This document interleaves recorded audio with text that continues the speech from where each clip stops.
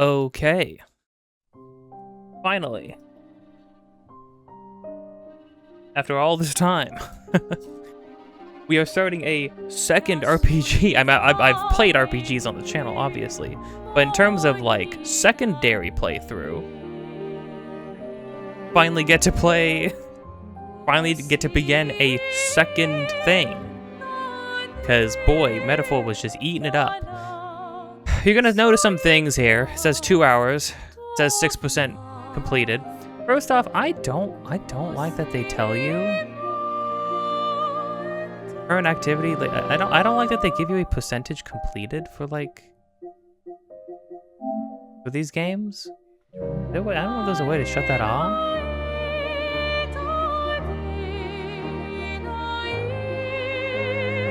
I don't know. Regardless, welcome. I'm finally starting Expedition 33. That's right. As of recording this, I completed Donkey Kong Bonanza. I'm making my way through last year's Game of the Years. Played through Bonanza. New challenger approaches. I've been very excited for this game. Got a little taste of it. So the reason I got a little taste of it was because my uncle wanted to start the beginning together, experience the intro together, and it's a very good intro. However, this will be my third time experiencing it because when the game initially came out, Obviously, I didn't have it yet, and I wasn't planning on playing it anytime soon. So I was like, oh, I'll watch a little bit of it. You know, I'll get the idea, get the vibe, get a feel for it. Boy, it hooks you in. So I watched somebody play the intro of it, and it's very good. It's very good, obviously. Dang, what a lineup. Honestly, nothing but bangers. Absolutely no weakness. I never played Astro's Playroom. I kind of just want to play the new Astro game though. What's that? Was that Sonic? Get the heck out of here, Sonic. I don't want to discover Sonic games. Ew. You know, with how much I rag on Sonic openly, at some point I'm going to have to do the most cursed legacy run ever. Do a freaking Sonic legacy run. The funniest thing I could do is include like everything. I'll include that like visual novel. I'll include the RPG. I've actually heard people defend the RPG, so maybe the RPG is good, but I don't know. Anyways, Expedition 33. I'm very excited for this. I'm very, very excited. I'm very curious about some things though. First off, I'm not a person who's going to sit here and like compare this game directly to Final Fantasy VII Rebirth or anything like that. I mean, unless there's like an apt comparison, you know what I mean? But I'm not. I don't care about one being better than the other. I want, if I can. This is very much. I anticipate this being very much a two cakes situation, where I get to consume two very tasty cakes and just be happy, and be happier than anybody who's like choosing sides in this. You know what I mean? I don't think this game being great should affect how much I like Rebirth. I don't think Rebirth being great should affect how much I like this game. I anticipate liking both games, but that's because I like RPGs. You know what I mean? Not blindly, not uncritically, but one thing I am curious about though, right? Because people were like singing this game's praises, but across the board, everybody was playing this game, right? Very rare that happens. A lot of like, it was very much like an Elden Ring situation where it's like, you see people who have never even touched a FromSoft game in their life sit down playing Elden Ring. You know what I mean? What I'm anticipating here is not that this game is not good, or I'm not saying I don't anticipate it being overrated. I'm sure it is exactly rated as it should be. However, I joked with a friend about this. I'm very much curious to see whether a lot of the praise this game gets was because people just don't play JRPGs. Like RPGs that are specifically in the Japanese style of RPGs, like classic Japanese style of RPGs.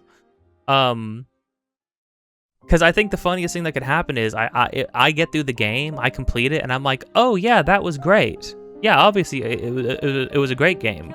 And then I look at how much everybody was praising it, and then I'm like, yeah, so I've played JRPGs before, so this game is, you know, it's more. You know what I mean? It's like, it's that. And it does it well. But like is this game gonna blow my mind? I think already there's a lot of things, like the setting and the setup, the concept of the game, the world design, the art direction, obviously.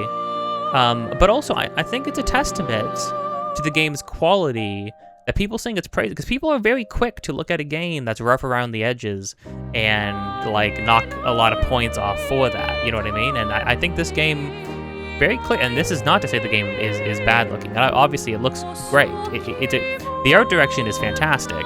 On a technical level, the game is very rough. I think the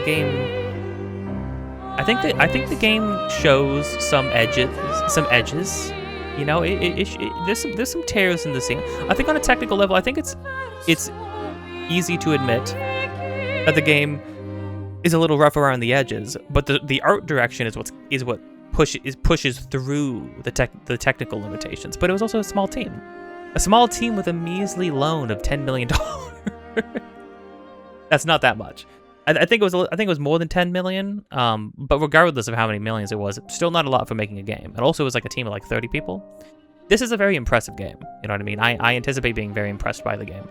I'm just wondering, being somebody who plays a lot of RPGs, who has played a lot of RPGs throughout my life, many different kinds of RPGs, I'm like, is this game going to speak to me like it did for other people. People were having like a religious experience, and I'm kind of wondering if I'm going to walk out of this game being like, yeah, that was a great RPG.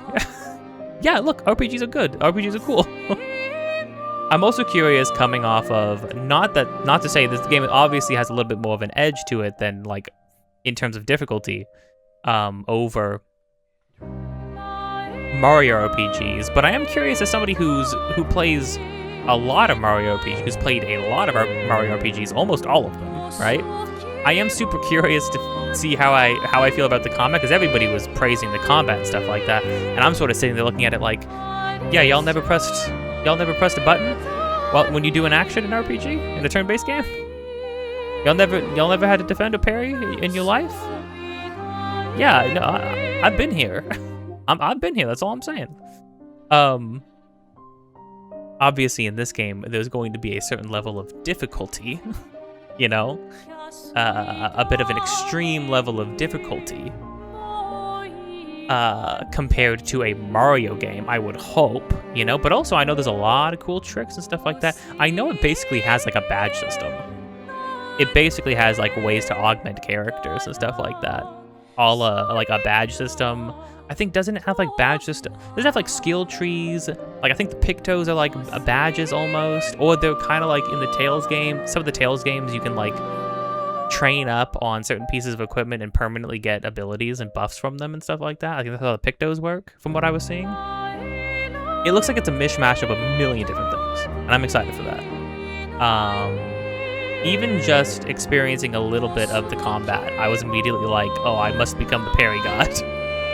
I'm parry pilled. I don't know if I think I might have mentioned this before, but before getting to Lies of P, I insisted on playing Bloodborne. A Bloodborne parry is different, right?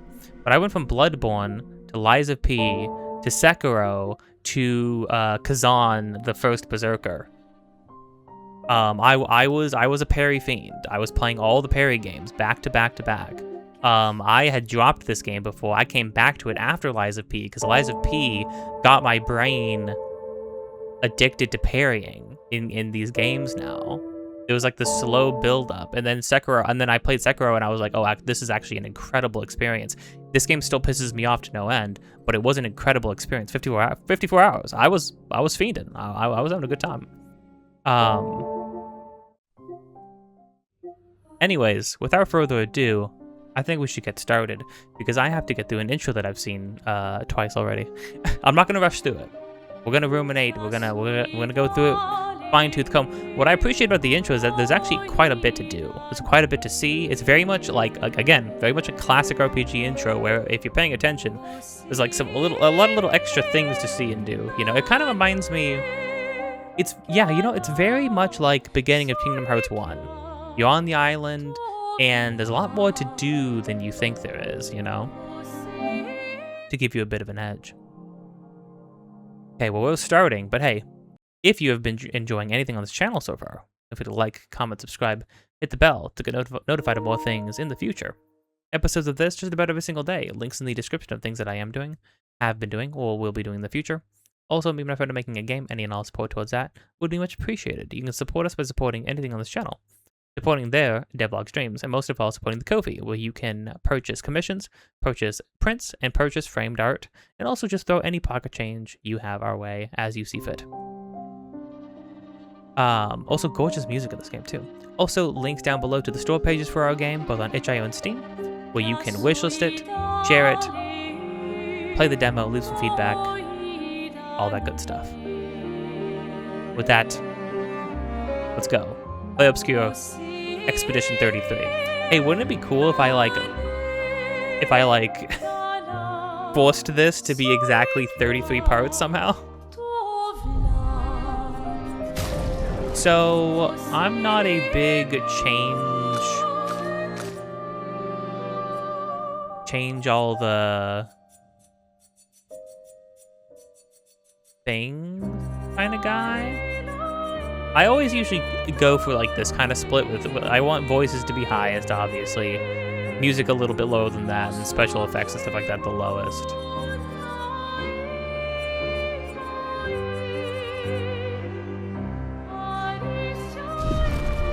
I did. One thing I did change was immediately changing the graphics mode to performance. Listen, game looks great.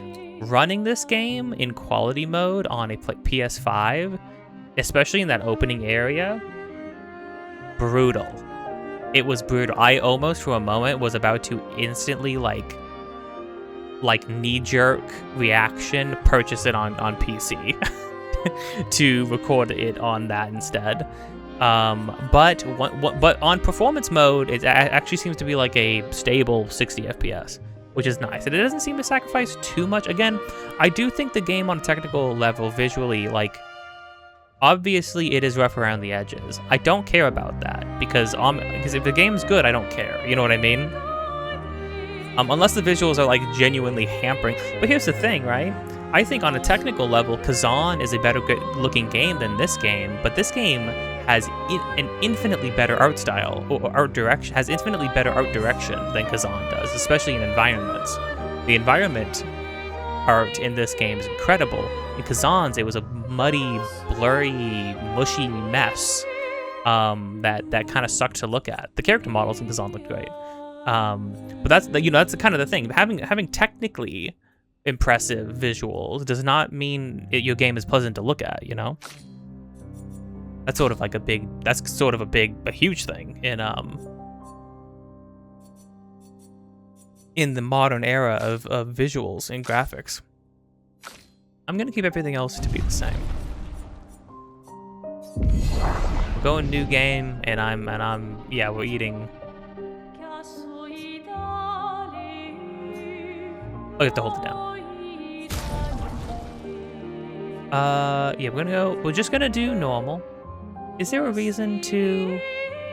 Dodges and parries is encouraged, but not mandatory. Hard difficulty, and recommended for players enjoy.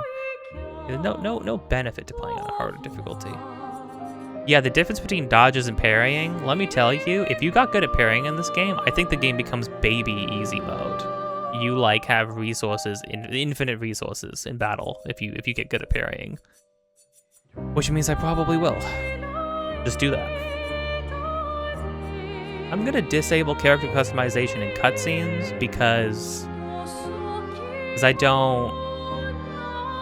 Listen, this is like a serious game, and if we're all running around in our like goofy old 1940s French swimsuits at some point, like we can't be doing that.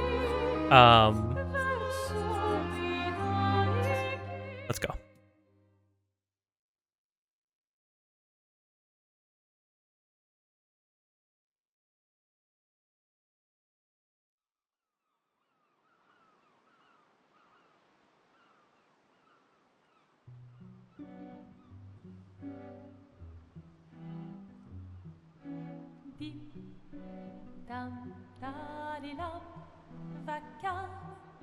S'en va dans l'oubli éternel.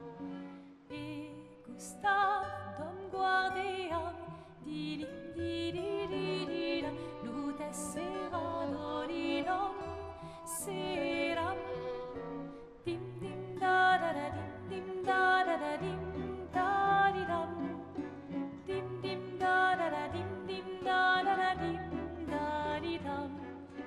Dans là sera ravi, les toits à sœur noire gris fera. Clair, obscur, trouble de rature, trouvera effet. Clair, obscur, bordé aux peintures, trouvera sans elle. Clair, obscur, trouble de rature. If you're gonna give someone flowers, you should probably do it before they wither and die. What, the flower? Or Sophie? Ooh, dark. Sophie would approve. Hey, you said it, not me. The others are waiting for you. You're supposed to be helping with the festival. With what? Putting up 3 tables? They'll manage. You underestimate Lumiere's enthusiasm for the expedition. There's at least 5 tables. Marvelous. Have you tried throwing with your other arm instead? If you could hit the paintress directly, that would actually be useful. You know, hobbies don't always have to be useful. I'm enjoying the uselessness of today and readying my usefulness for tomorrow. And soon, I'll get to do a lot more than throw rocks. That's what all the other expeditions said. Hey, you know they gave their lives to lay the trail for us, right? Yeah, I know. Sorry. Yeah.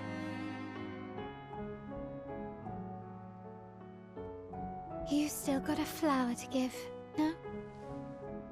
Yes. Just... I'm not sure how to start. After 4 years apart, what do I say to her on the day of her gamage? You're asking me. I don't know. Sun's about to set, so be direct. Hey, Soph, been a while. Could we...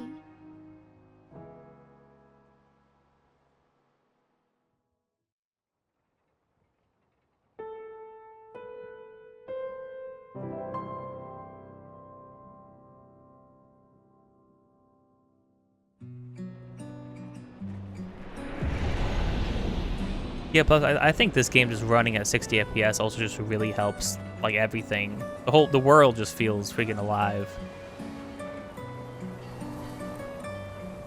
Yeah, what a freaking stunning, like, just opening vibe for it. I don't think the game's I don't think it's sacrifices too much running in performance either, to be fair. Unlike, you know, to be fair, like, because, like, Rebirth, again, I'm not gonna draw a bunch of comparisons all the time, right? But, like, for instance, the performance mode in Rebirth for the PS5, this is more of a PS5 thing here. Rebirth running in performance, it takes a hit. that game had to sacrifice some visuals. This game doesn't seem to sacrifice as much, and just to show you what I'm talking about, like, this might look totally different because obviously you're recording, you're watching on a different monitor, watching it on YouTube. There's a bunch of things that are going to change how this looks to you. But on my end, I mean, just the camera turning like this alone, the stutteriness, I think it's really just the camera turning that makes this feel just really bad in quality. When everything's still, it looks all right. But also, I don't feel like I'm getting many boosts to the visuals. If I disable motion blur, you know what? That's actually okay.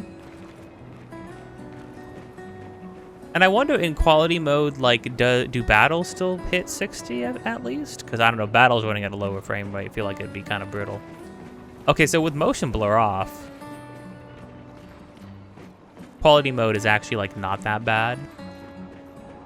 But I'm sorry, much like what I did with Rebirth, I'm a freaking... I am a...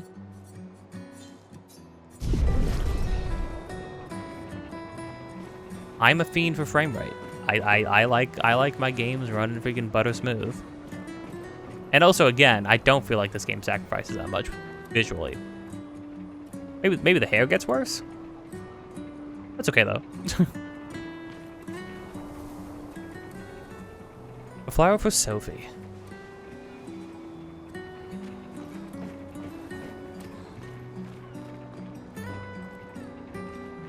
Really quick. Turning all of this back on.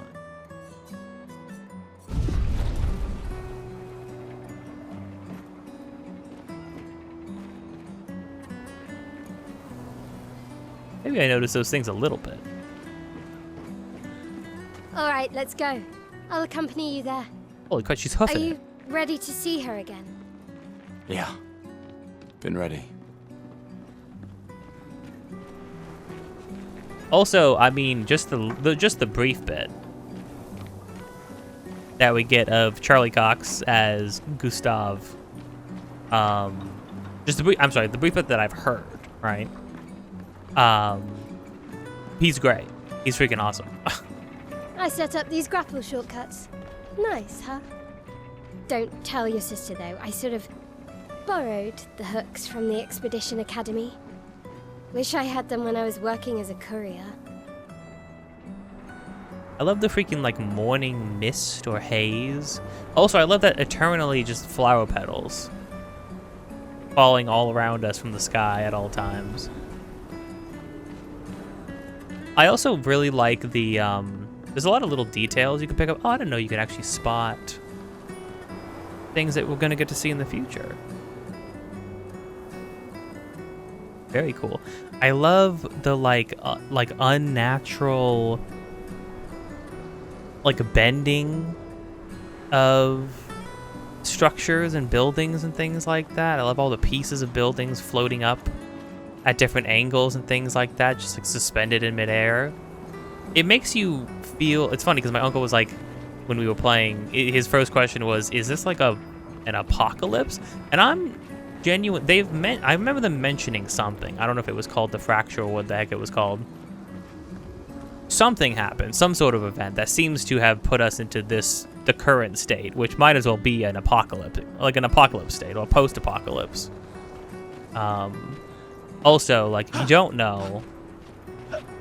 I'm not going, unfortunately, I know some things, or at the very least, I've been able to piece together a detail or two. Multiple things my friend just straight up told me. I have no idea why. I don't know why they did that. They just casually said, "Oh my gosh, so I just did this," and I was like, "Why did you say that out loud? You want me to play this game and then you spoil it? Why did you spoil it?" And they were like, "Well, no, obviously that was gonna happen," and I'm like, "No, not obviously. I'm not even going to allude to what it was, in case this is how you are going to experience this game for the first time as well." But I was like, I don't know, some things I'm like, listen, I understand from like a storytelling perspective, like, sure, some things probably seem obvious or not, but also I'm like, I don't know, I don't think the things that they mentioned, given what the story is about, and just given how stories usually work, the two things that I know, I'm like, I wouldn't have just assumed. Kind of seems like a kind of an important detail. Come on, Gustav, speed up a bit. Sophie will have already gamaged by the time you've arrived. My head.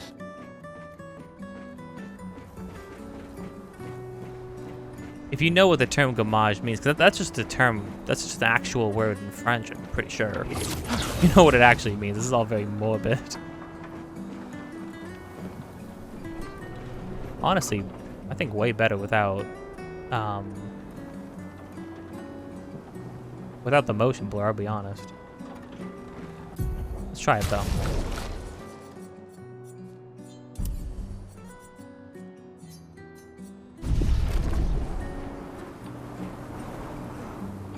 It's not bad motion blur, it's a little jarring. Can't believe Sophie already turned 33. She looks so much younger than you. Thanks. She's popular. I'm sure she already has a necklace full of flowers. I can imagine. Just like this little thing, right? I think the way they constructed these early opening areas, there's a lot of love and attention put into it, which is kind of like huge of them because, okay, maybe a little spoiler, right? We're not gonna be here very long. This is like this opening town. Yeah, big twist. We're not gonna be here like almost immediately. Obviously, we're going on an expedition. I feel like that's maybe not much of a spoiler. If you've seen any trailers for the game, you'd probably piece that together.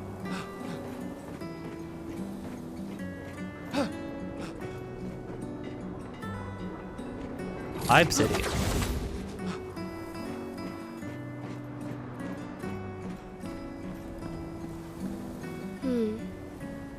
What? You look tense. I am tense. Yeah, yeah. I know what you need. A little jewel. Mail freaking wants to kick your ass all the time. No. Come on, it'll loosen you up. You can't go and see Sophie all somber and tense. And if you win, I'll give you something you can use with your Lumina converter. All right, you're on. Yes! Go through battle tutorial drilling it? No, because I've already actually done it. Freaking super cool intro to these fights and stuff. How do you play this game? No, I'm kidding. I shoot you with my gun, Mayal.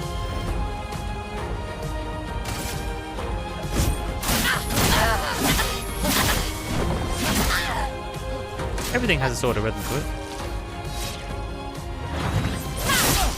Oh. No shame losing to a superior fighter. Screw you, Mayal. Screw you. You're not superior.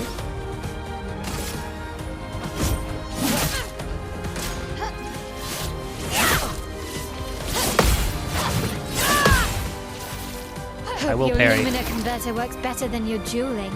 Hey. Hey.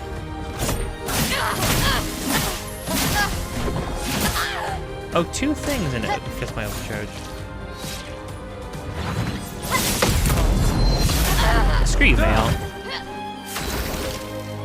Screw you, Mayal. I've played this game before now. For those who come after. Perish. Also, the slow-mo side shot with whatever move you use to beat the battle. Also, instead of saying it says we continue instead of continue. You won. Now, don't you feel better? I see your smile. Cool freaking stuff. All right. Now, let's go find Sophie. I saw her near the red and white tree. Yeah.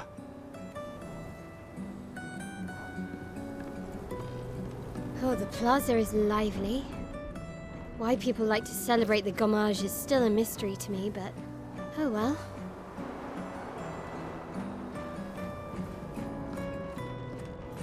well. One thing I am very happy. I was very happy to find out is the parrying feels good, feels great. One thing I was worried about when I initially saw this game was like, dang, if that parrying and dodging and stuff like that doesn't The red feel and good, white tree. I've always found it beautiful. combat's I don't not gonna really be good. understand.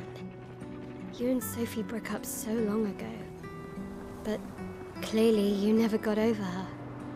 Why'd you wait until today to say something? It's a bit late, isn't it?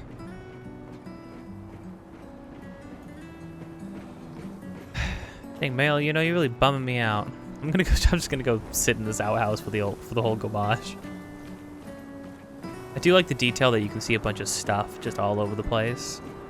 It's like all over the place, abandoned. Well, because you get the sort of vibe that like there's simply not enough people for most of this to matter anymore. For like certain things to be like kept up. Sophie's down there. Yeah, I know. Good luck. I'll be here for you if things don't go as planned. Thanks. Come on, she's down there. It's your moment.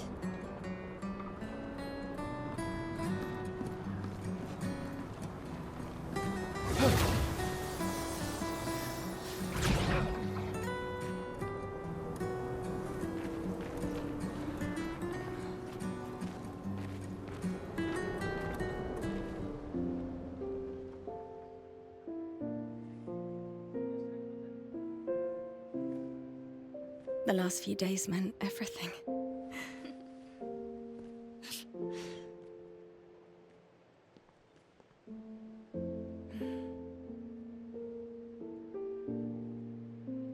Can we talk?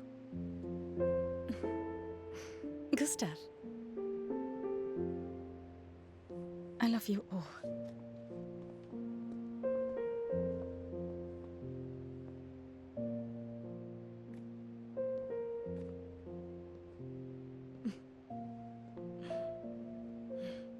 That's for your if there's room. There's always room. Now watch this Rose thing, like, shrink in real time. You know, And I'm it's you- sorry that... I You miss don't need too. to. Okay. You go. No, you. You know how I feel? I wish things had been... You know, I often think... Another path, you know, another future. Still can't finish your sentences, can you? Yep, that hasn't changed.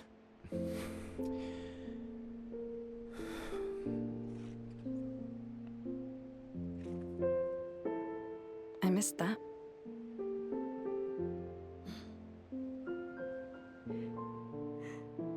I never faulted you for wanting to believe.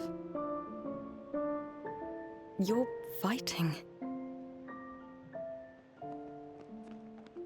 to change things. I understand, just...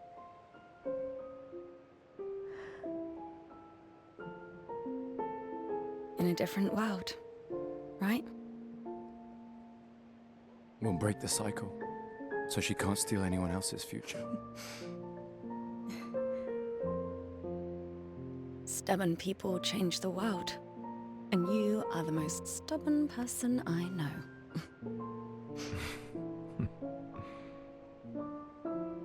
Thank you.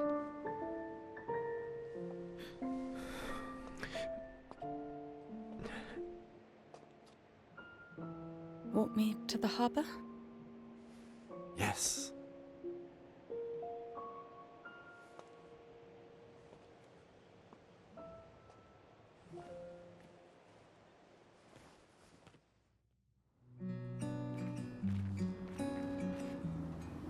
I think it coming back in, you playing as Sophie. I think you playing as Sophie for this whole part. Oh yeah, you can just switch party members on the fly, which is cool. But letting you play as Sophie, I think, does a lot in terms of endearing you to her as a character, like very quickly, and also endearing you to their relationship. We got this Arizona lemonade, so this like new Arizona lemonade flavor. Tastes like a car battery. I don't know what the heck. It does not taste like lemonade. It just said lemon. It said lemonade on it. This should be very easy.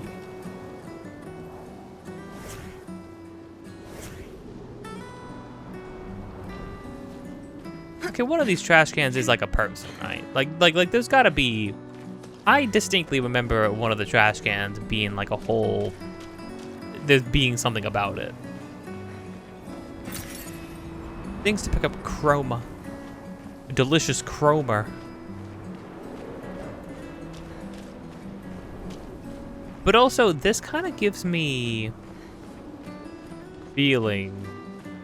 There's a couple things about letting you play as Sophie. The fact that she has like all these animations and things like that. And then there's like a couple of other details about playing as Sophie in the beginning of the game that leads me to wonder some things.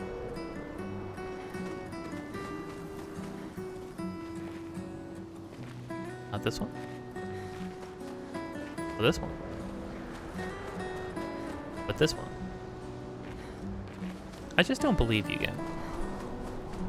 Come on, Sophie. Mad jumps. Mad jump, Sophie. Heck yeah. No, I'm sorry. Very serious, very serious. Oh, hi, Sophie. So Gustav really did come, huh? Yeah, he did. I knew he would.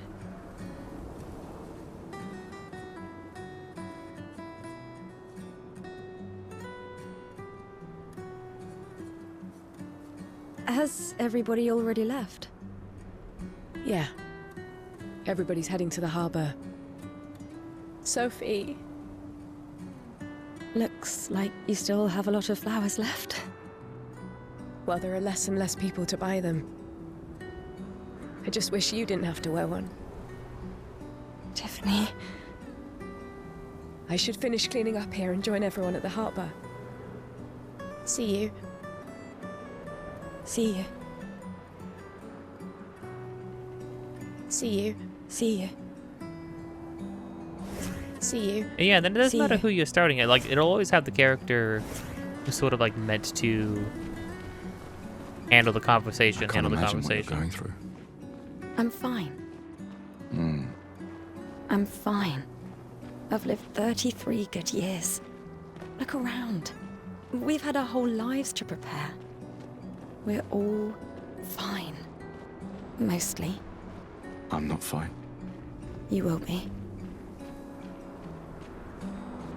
Ugh, kind of just devastating freaking stuff.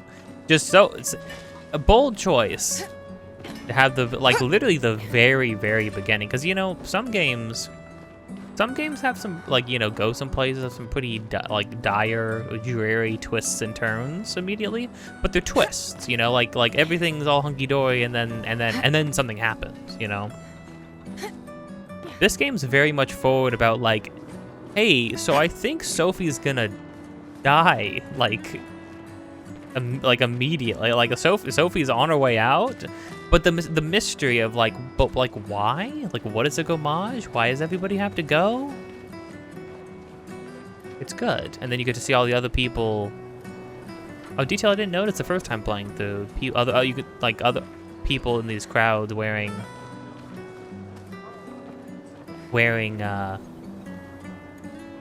their leis and stuff.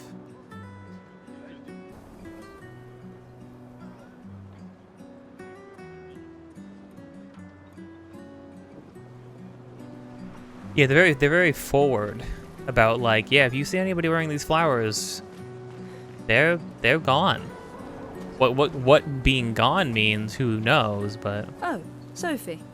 I think they also, it's a cool thing that like a lot of the dialogue is geared towards world building, but it feels sort of natural. I think it's a lot more natural than like a lot of games, especially like RPGs, where there's a lot of information about the world to convey. When they've got like weird, complicated, or just like weird ideas circling around. Marie. Your flowers. I didn't know about. I thought you were younger. And yet you didn't have children. I'm not having this conversation with you again. Not today. Do you care so little about the future of Lumiere? How can you be so selfish? Yeah, well, I'm meeting this lady for the first time. I was like, are you out of your mind with this right now? I'm not selfish enough to bring others into our doomed world. I know we are not many to think like this now. And it destroyed my relationship with the person I loved the most.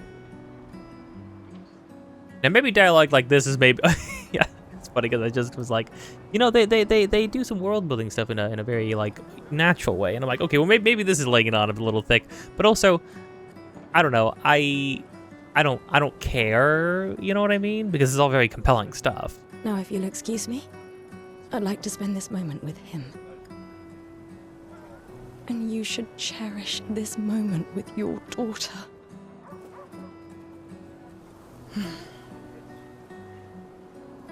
Sorry. See you at the harbour. Good luck, Mary.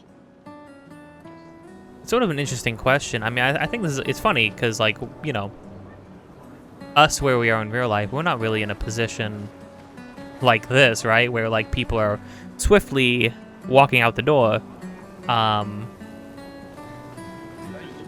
in a like, weird, freaky fantasy post-apocalypse, right?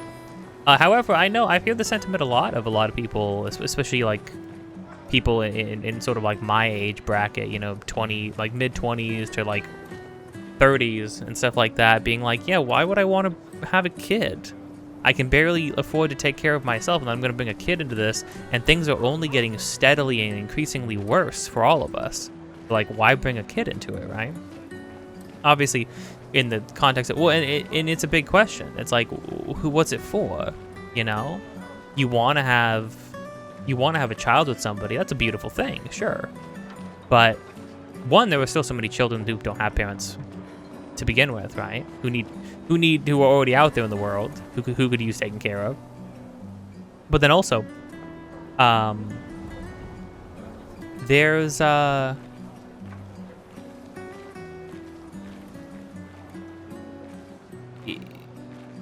you know, is it just for you? Is it just for like some self-fulfillment and stuff like that? Like having a child and raising them properly, it's a beautiful thing, but like, is it just for you to feel good about it, you know? And then in the case of this world, right, it's like, this woman, we're both 34, you know? Look at how young her daughter is. And she's going to be gone today. And she knew and she knew this was coming, right? She knew that she would not be there to fully raise her child. Her child would become an orphan. And then it's like, you knew that and decided to have a child. And obviously people feel very torn about that. What this reveals, I think this is a really good character moment, right? Because what it reveals is two drastically different views, not only between Sophie and other people in her position, but between Sophie and Gustav immediately. Which is that Sophie is very much the realist, you know what I mean? He's made peace with the fact that she's going to die, and in making peace with that, she's like, I'm not going to selfishly make decisions that will hurt future people. You know, I'm not going to create a future person to be hurt by the very nature of me choosing to make them exist. Because they're not gonna get to choose that life. They're not gonna get to choose to be in this world or not. I'm going to force that upon them, and then I'm going to leave early, you know? As opposed to, clearly, because she said what happened with all the little character animations are nice. Oh, I do that, Gustav. Except I don't have a robot arm, so I just do it to stretch muscles normally, but... Clearly, I mean, Gustav is like, oh, I'm part of the expedition. We're going to go get the freaking paintress. We're going to go freaking get, like, save the day, right? He's the optimist. He's the the world can't change, and you know, realizing, oh, the relationship between these two are clearly still like madly in love with each other, but their relationship fell apart because Gustav's operating under the assumption that the world will improve, and because the world's going to improve, we can keep living how we normally would. We can keep having relationships how we would. We can keep creating families like we would, because the world is going to get better. It's just a matter of time. It's going to get better. And Sophie's like, but it could also just not. And that's a very, you know, honestly, kind of feel that exact sentiment in the real world, right? Where it's like, I want to believe that no, things can get better. Things can still get better. Things can still improve. But also, they could just not. You know what I mean? Come on, Sophie. Come on, Sophie. Yeah. And it's like, you know, it is in a way selfishness to assume that by the time you have a kid and your kid is older, you know, things will be better for them. I mean, even in the next 10 years, you know, in the state of the world currently, the next 10 years could be a massive decline.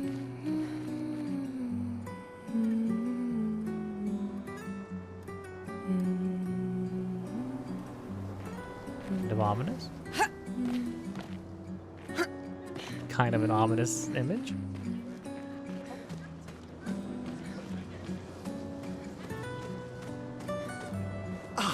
The scintillating Sophie. You're as gorgeous as always. Cyril, you flatterer. Need some help with your writing again? Beautiful and perceptive, per usual. I suppose the difference is sort of like Gustav wants to live for tomorrow, and Sophie very much said, I'm just going to live for today. I know how much time I have left. I have a literal clock ticking down that I can see at all times, right? It's like, I'm just going to look I'm gonna live my life in this moment alone, and so they couldn't make that work between the idea. They're in two different places in their lives. See, I'm preparing the headline for tomorrow, and who could write it better than someone who celebrates her special day today? True. So, what will the article be about? Actually, You don't know. oh, well, You really are lazy. help me again, Sophie, please. My boss will kill me. Sure. Let me think of a headline.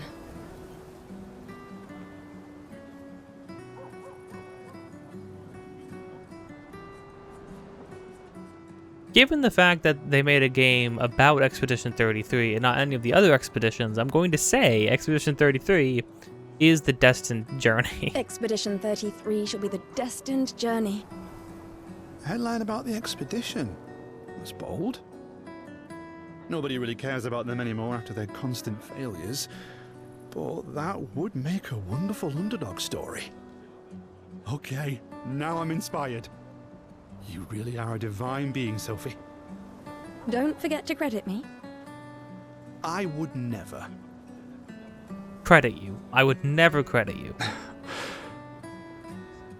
Thank you for all these times. It's always been a pleasure, my friend. Take care of yourself. Yeah.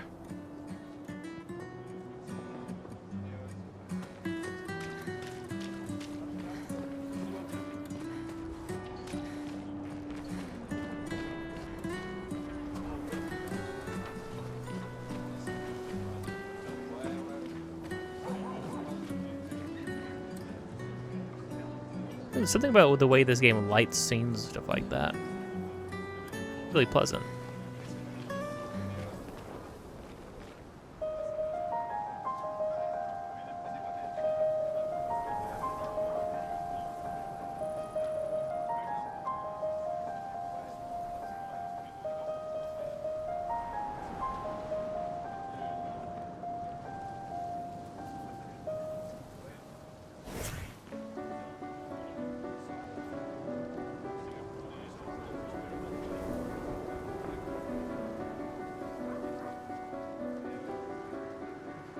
Oh, isn't this one of the battle themes? Dun, dun, dun, dun, dun, dun, dun, dun, dun, dun, dun, dun. Yeah, I think that one of the battle themes are one of the like actions. Oh, so it's a different. I didn't know this. I didn't know it changed depending on who's freaking piloting. That's cool. I like that. That's a nice little touch.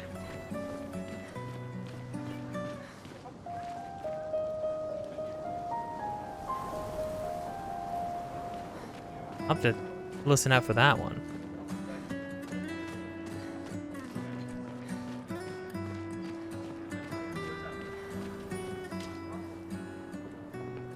People who are about to gamage leave the furniture, so that the others may use them. Give me that stuff. We can use that.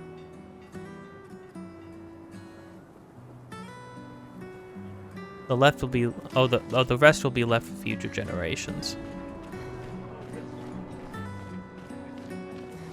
You know, playing at the beginning of stream, playing the Cave Story soundtrack left me sort of thinking to myself, I really got to find an excuse to play Cave Story. It's so good. And I haven't played it in a long time. I don't need an excuse, but I have plenty of other things that I kind of want to play through, right? Hey, you! You seem like a woman with exquisite taste. I just finished my sculpture of the legendary Esquier. Incredible.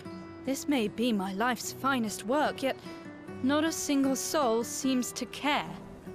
How could I make it better? So I mentioned adding color because I was like, telling somebody like, how can I improve on this current piece that's my life's work? It's right there, it exists. How could I improve upon it? Oh, maybe sculpt something completely different. Maybe go make a completely different statue. But also, dropping this Esquier and then also talking about something menacing like a Nevron and being like, what Perhaps do you either could of paint those? it. Add some color. Paint it? Brilliant. I knew you were the right person to ask. Thank you for your insight. You're most welcome. I shall get to work tomorrow. I see you're wearing flowers. What's your name? Sophie. Sophie. As a thank you, I shall chisel your name onto the statue. Oh, you don't have to. But I will.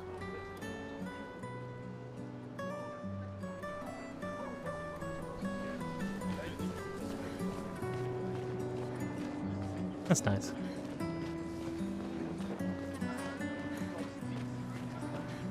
Hello, children. My gestural costume is the best. And then whatever heck a gestural is. Hey, madame, do you think the gestrals really exist? Of course they do. That's what I think too. The others laugh, but I know they're real.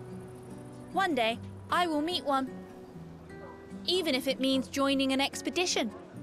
I'll raise a gestural army and we'll crush the paintress. And me and my little brother will live with the gestrals and they'll be our new family. We're tired of the orphanage. If the legends are true, they really like to fight. And that's why I'm training every day by beating up my little brother. That's... yeah. You would make a great gestural. Thanks.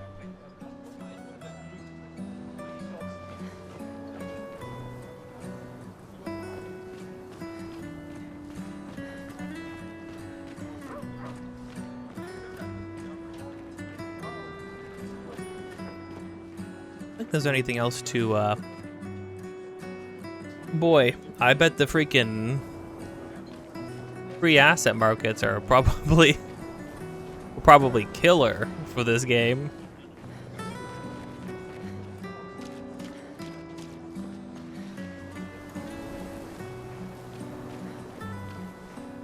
They had to fill these environments with some stuff. Ooh, nice guitar though. Hello? What is this?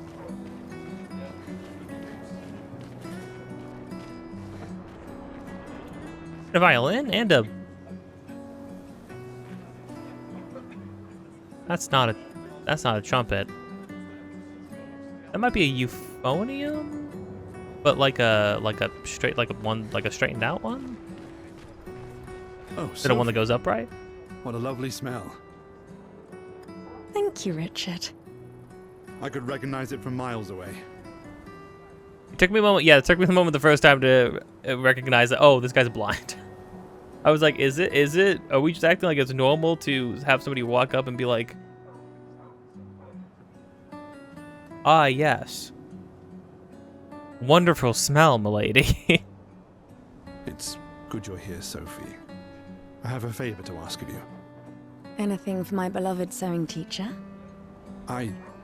We are of the same cohort. Today is my gommage. And my son and I had a fight last night. He said he wants to join the expedition. He wants to waste the last year of his life. I didn't want that for him. I used to think it was a bad choice. Today I no longer do. I know I made a mistake. I tried to impose my views on him when he is much braver than I will ever be. So I sewed a special uniform for him. That's my last gift. Could you bring it to him? Of course. I'll bring it to Jules. He won't join the Gamage ceremony, but he will be at the Expedition Festival tonight for sure. Oh, but you...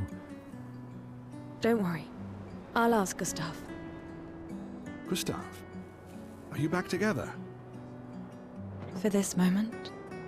Maybe. I'm glad. He's a good person. Yes. He is. Thanks to both of you. And see you. See you.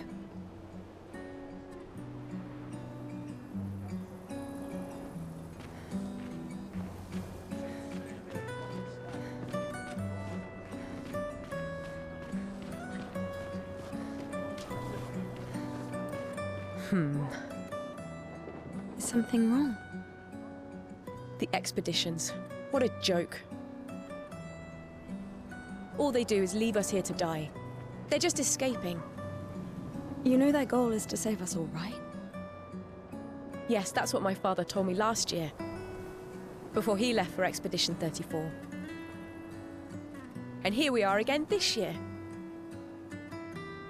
We could have spent one more year together instead of wasting it away. Your father fought to offer you a better future. I have no future. I know it and I've accepted it. We're doomed. You never know. This expedition might be different. There are some special people in this one. Yeah, right. Gustav, why don't you show her some of your fighting skills to prove her wrong? Well, I thought we were going to fight her, but no, we're going to fight the dummy. Also, okay, well, one thing I like about the battles is it takes place, like, pretty much where you are sometimes, which is cool. Yeah, so basically we need to be able to one-shot this thing, which means we need to generate points. Yeah, so I think the cool thing about this game is that every single character seems to be like very uniquely put together. They all have they all have like their entirely own unique kits, which is very cool.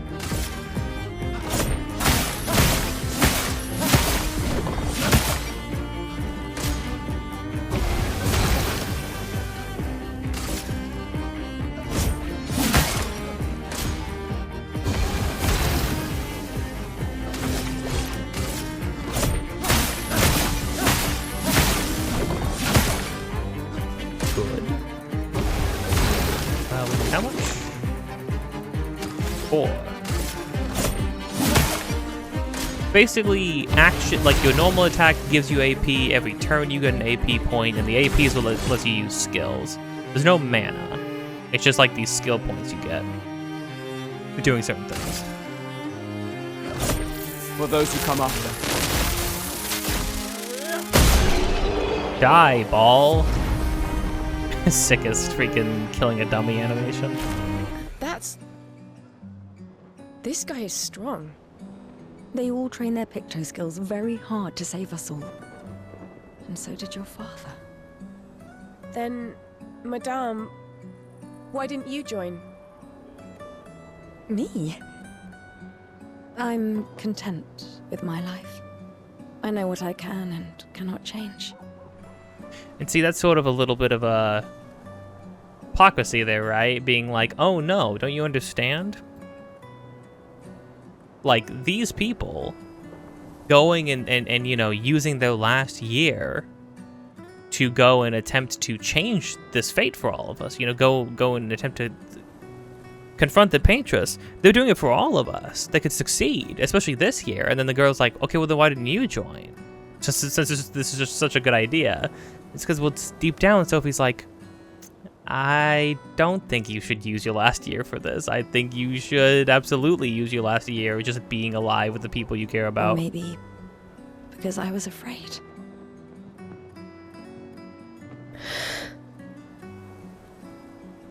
Do you think I should join the expedition?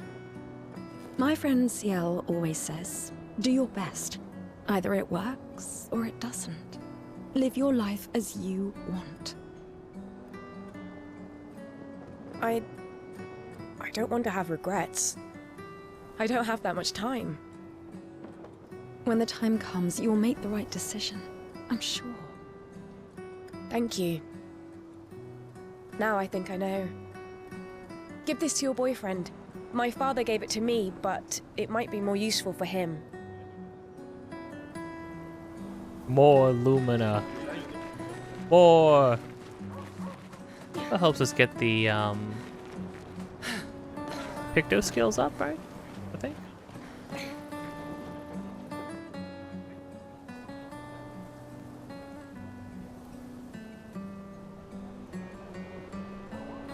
Yeah, I mean, well, what a shot, right? You can literally see the number.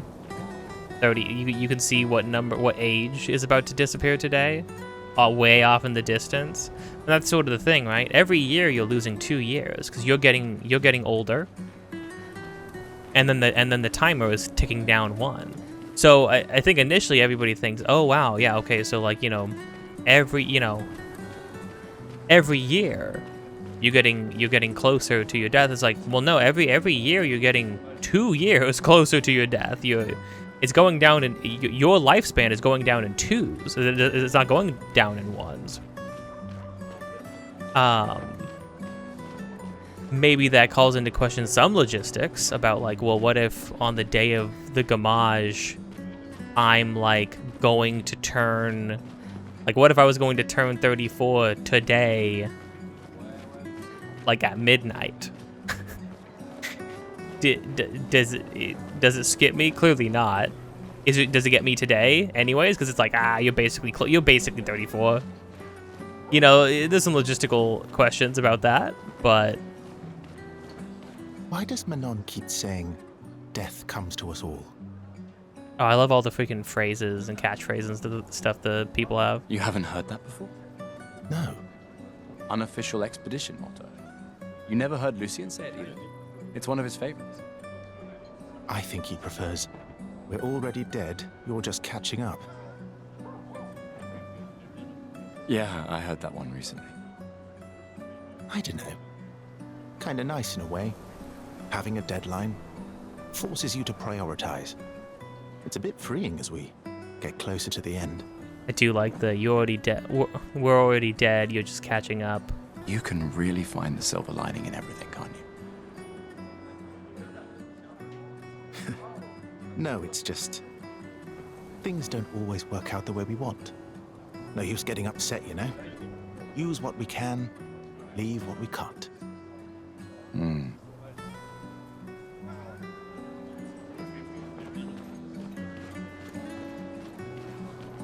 I don't know. I don't know.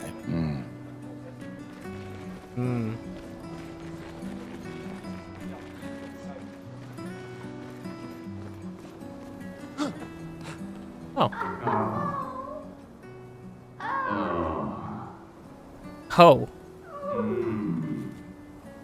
Life enjoyer. Not everyone attends the Living Wake or goes to the harbour for the Gamage. Some prefer more intimate goodbyes. Yeah, sure. Right. No, that makes sense. No, I think, yeah. Dude. You know what? I think what the lighting and like atmosphere of this game gives me, it's giving those pre-rendered trailers for BioShock Infinite. That's kind of what this reminds me of. This kind of vibe. When BioShock Infinite had a very different vibe. What's this? There's a part of this song, weird cut there, I know, but there's a part of the song where it goes dun dun dun dun dun dun, and it sounds like freaking 679 by Fetty Wap. And I can't, every time it goes dun dun dun dun dun dun dun, I keep thinking, I wonder when she'll be mine. I've thought that every single time that part of the song is played. People buying flowers for their loved ones before they Gamage.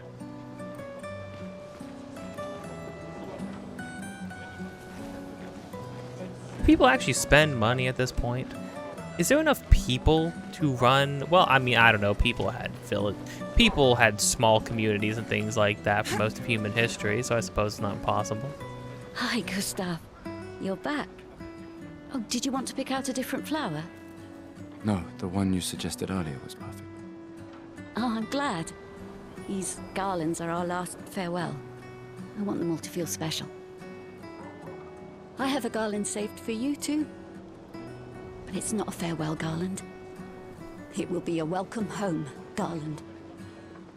Good luck, my friend. Thanks, Ophelie. Yeah, it's sort of like a double loss, right? Because it's like, you gotta say goodbye to all the people who are going to Gamage, And then you have to say goodbye to all the people who are going to go on the expedition and never be seen or heard from again, because none of the expeditions have ever come back. This is going to be the 33rd one.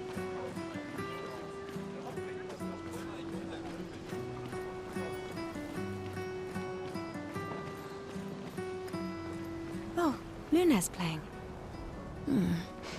You two would make a cute couple. If you say so. Or maybe something already happened, huh? Huh. Girl already doesn't have shoes on. I thought this was more of a when the adventure gets going kind of thing.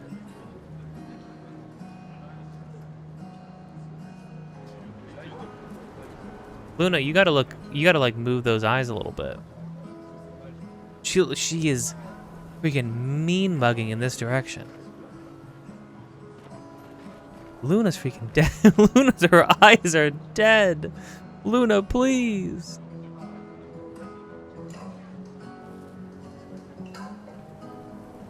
They should have had her eyes, I think, maybe animate a little bit.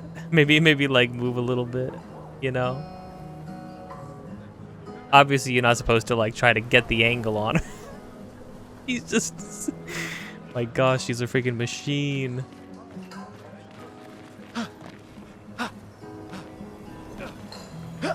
It's very pleasant, though. Also cool that she plays guitar. Don't mind me, people. You can't stop me. I'm part of the expedition. I'll freaking cast Thundaga on you and blow your head off.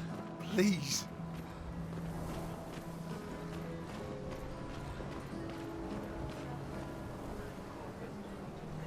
I don't like the shot of it's just a trash can. I don't believe you now. Is the issue that I'm having, you know?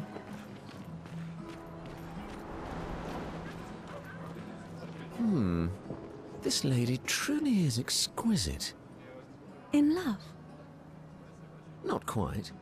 I am only in love with her art. My inspiration has been quite lacking recently. Nobody buys paintings anymore. Just because she is called the paintress doesn't mean painting is evil. Well, we don't know that yet. Your canvas seems quite empty. I need inspiration. But you, I can see you're in love. With this fine gentleman, I suppose. We broke up. That is of no consequence in the matters of love. But it is this passion I so fiercely desire in my painting. I know. How about showing me a dance of love and sorrow? I am also the official painter of the opera.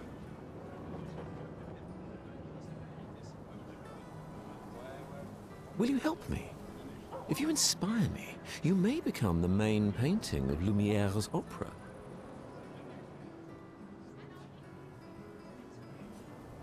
Fantastic. You may start. Here, gorgeous lady, take this paintbrush and show me your wrath. Okay, I guess. Yeah, then we're gonna freaking... Come on, dodge your ladies. We're facing moves. off against Sophie.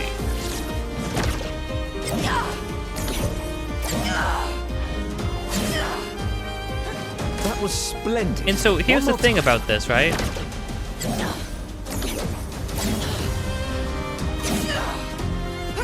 Sublime. One last time.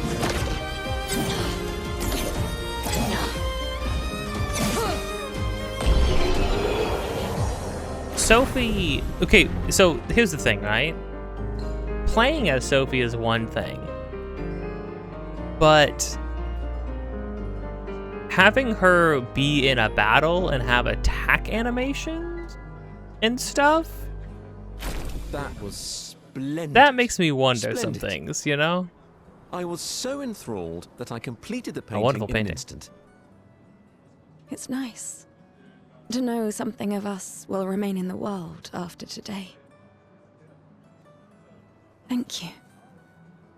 It is I who should thank you. It was a moving dance. I will propose it for the new opera painting we have to do this year. I feel it wasn't that impressive, but okay. Love will always be impressive. Also, take this as a gesture of appreciation. I see your not boyfriend is an expeditioner. It may prove useful. Why would the general populace have that kind of thing? Why would the general populace have Lumina? Questions. But no answers. Oh. You really think you're doing something, eh? Out there? Maxime, you're drunk. None of you ever come back. You go and you take our resources and you waste it all on a fucked up hero adrenaline fantasy. And still, she kills us. I mean, what resources, though, that are we taking that are so important to have here? You should go home. Where's your daughter? Where do you think? Mourning her mother on the anniversary of her death. Of all their deaths. Then maybe you should be with her. I can't look at her. She's just another reminder that nothing we do matters. Nothing. We hope and we persevere, and still they die. They all die and we can't stop it. We can't save them. We bring another generation into this world just so they can watch us die before they're even old enough to understand why. That's why we're going. We can save them. With our Lumina tech. The Paintress... The Paintress? What? What's a scrawny shit like you gonna do to the Paintress, eh? We're already dead. You're just catching up. Maxime. Forget it. Bon voyage. Forget it. Yeah, I think a lot of the interactions you have, I think they tried to make each one meaningful for like a different reason, you know? Because it's not all just like wistful goodbyes and positive energy, you know? There's living in a world like this would probably really get to you. And like the thing is, that guy's like, he's not handling it well, and he's handling it poorly, especially since he has a daughter out there, obviously. But at the same time, it's like, no, I mean, but you can understand his frustration and sort of just the fear taking over, right?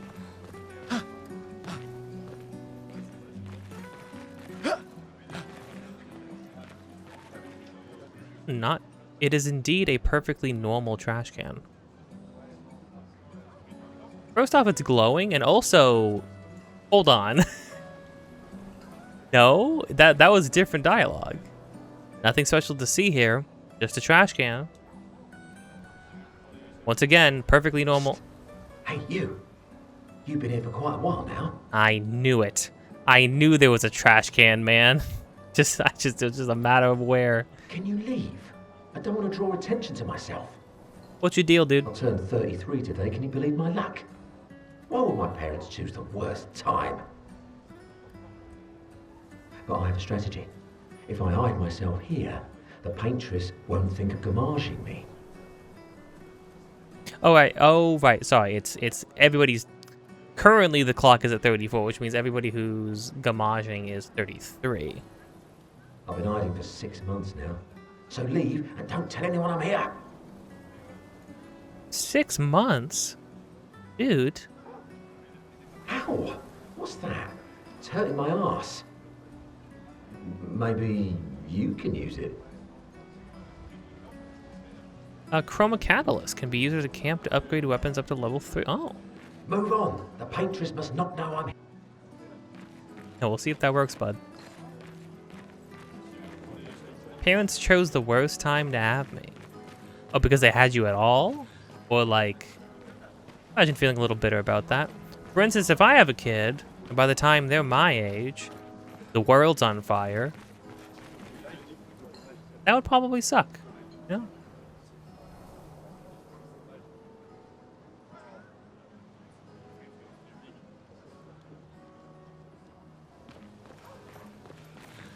I'm gonna have to tell my uncle about that. Very funny. Oh, snap. Chroma. Oh, snap. You see that attack? Speedrunning now. Oh, both their parents are going? Jeez.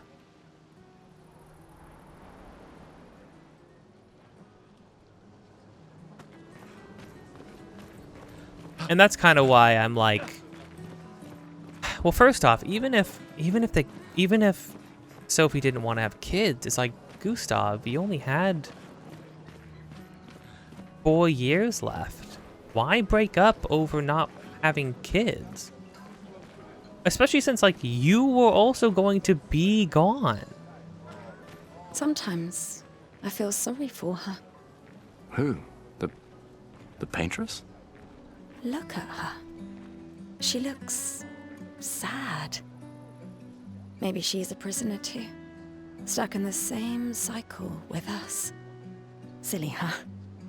Only you could choose empathy at a moment like this. It's one of the few choices I can make. I couldn't do it. It's okay. You don't have to. That's a really good little bit of dialogue. Also, can we just say freaking the voice acting is immaculate already? Like really, really good stuff. But yeah, just that little sentiment about like Paintress doesn't even look happy. She looks like she's as miserable as the rest of us. It's an interesting sentiment.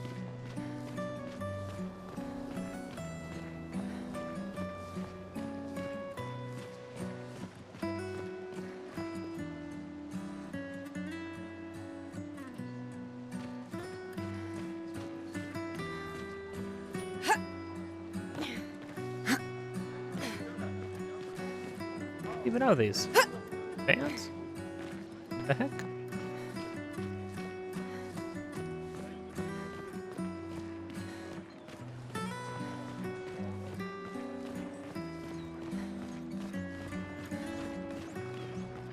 The Paintress is going to punish you, you blasphemers.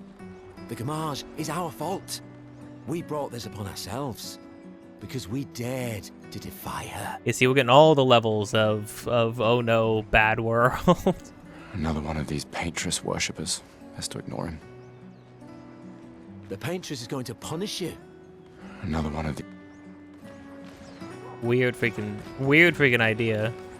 You'd have to be crazy to use pictos on your own body. Why? Aren't you enjoying the show? Nah, the show's great, but etching chroma onto your skin, oh, that's brutal. And just for a dance. I'll stick to painting pictos on my machines. I'm not cuckoo enough to put them on my body. Could be useful though. The expeditions rely on them quite heavily.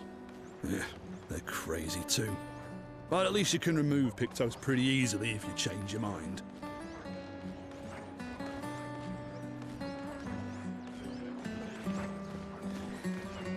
Hint, hint, nudge, nudge. Using a recoat, I think.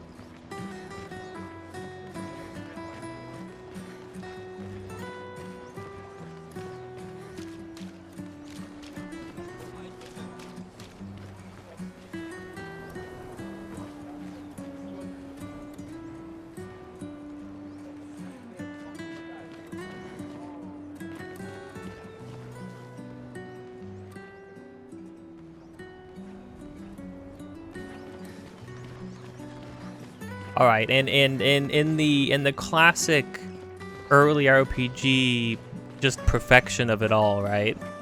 Just something weird and random and strange that you can do that can maybe just kick your butt. A weird mime is standing here. Hello. Hello? We should leave. Nope, sorry, Sophie. Gustav, help! Just actually attacked. Actually attacked by like a real threat. This guy will freaking screw you up too. Sick freaking idea. mime putting up a force wall like that. Really cool visual too. Alright, actual fight.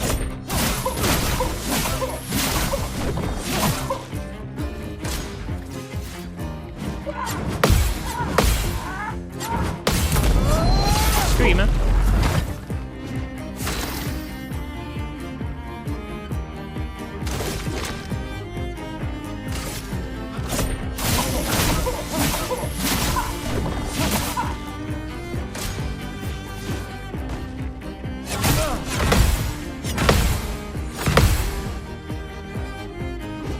So you only perform a counter if you fully parry, is sort of the thing. Overcharge. For those who come up.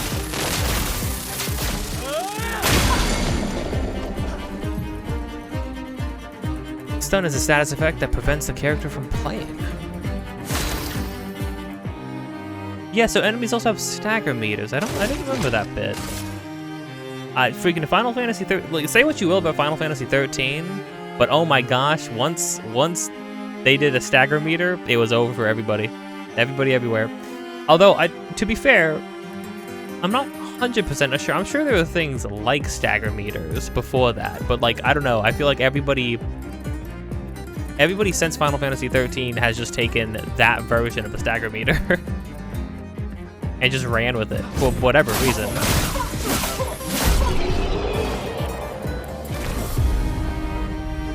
Very cool. We continue. That was close. Thanks, Gustav. Random scary thing to happen on the day of... I mean, Zoe's out the door anyways, but like, imagine getting murked by a mime. Did someone build this? There's something on its body.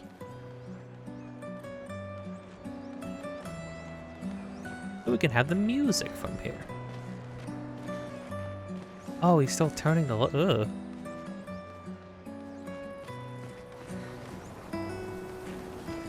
Yeah, I don't like that. Like how Gustav doesn't even have anything to say about it. Gustav's like, yep, sorry dear, all in a day's work. Miel. Miel is here. Oh, hi, Sophie. Oh, Mael. I didn't expect to see you here.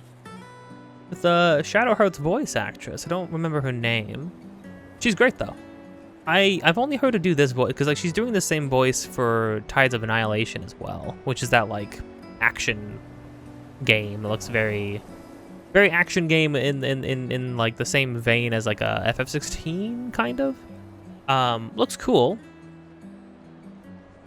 Looks like it's gonna be a miracle to run on anything, but I'm volunteering to help guide children who are losing their parents to the orphanage. Those who weren't registered for foster families. Dang. How kind of you. I guess I can relate. Take care during the expedition. Gustav told me a lot of wonderful things about you.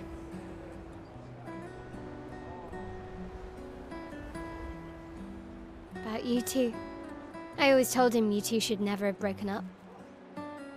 Okay, so Mael must have come sometime after the breakup, I guess. Look at these orphans.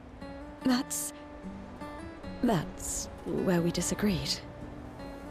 But I have hope that you and Gustav will change things, so no one has to go through this impossible choice again.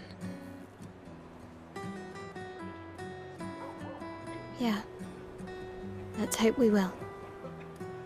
See you. In the next life. Yeah. See you. In the next life.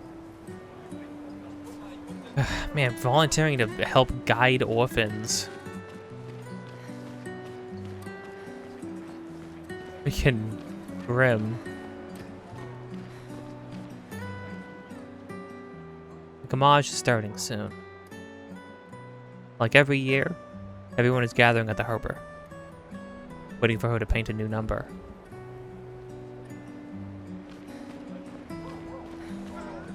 Now, what would have been crazy for this game is if it started and, like, let's say Gustav was, like,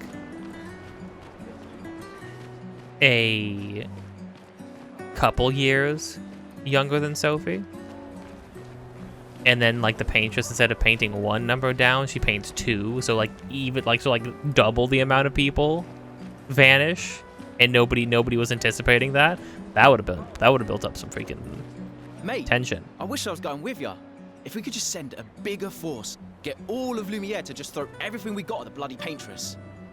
But my brother would kill me. His number's up soon and I'm guardian for his kid. Uncle Victor. Suits you. But Maëlle, quite the ballsy one, eh? No looking back for her. Bet she can't wait to get out of here. Not much hesitation on her part. Nah, hesitation was never her style.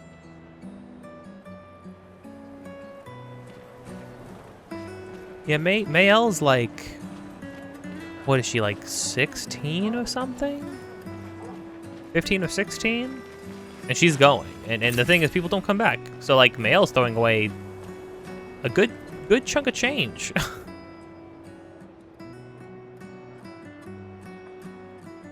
Oh.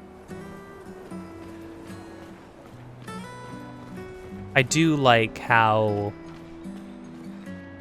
the magical sort of like effect that sort of washed through the city. It looks like hardened paint, right? Like working its way through everything.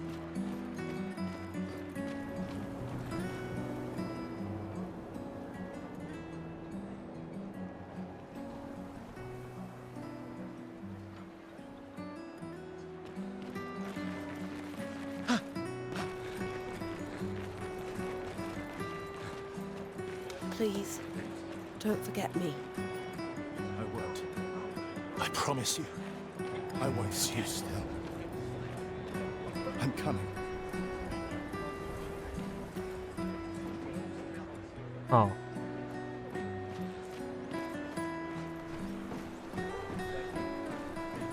I've always loved the harbor.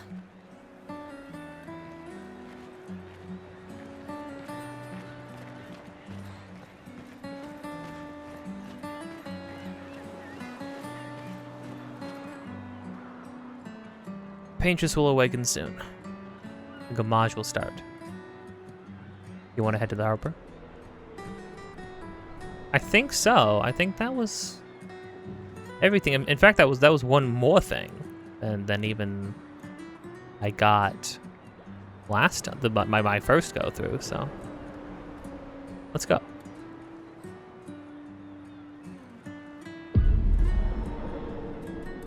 And then this sequence is some straight up like Yuna I see your apprentices. giving the souls away. Gustav! Final Fantasy X. What? Here, Sophie asked us to bring you your coat. We sewed up the sleeves so you don't have to keep rolling it up. You guys know how to sew? Sophie helped us. Turns out it's not that hard. You really should have done this ages ago. You did this? Gentlemen, that was supposed to be between us, yeah? I wanted to do something for you. Soph. Thanks, guys. This is great. Thank you. See you at the festival? Don't leave without saying goodbye. Yeah, of course not.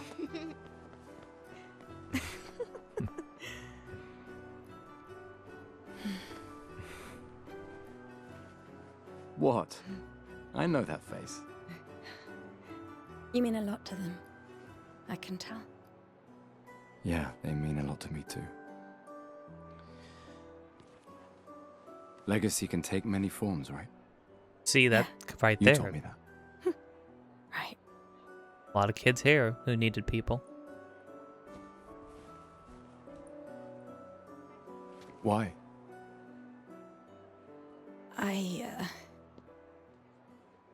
I wanted to see you wearing it. Oh, you like uniforms now? Really quick, I need to see if it's possible to pause. Nope. Okay. Noted. Good to know. Oh, hold on. I can do the system thing to pause if I want to. Oh, This too is. Oh yeah, this is what legacy. Gustav plays on the piano. In a way, it's yours too.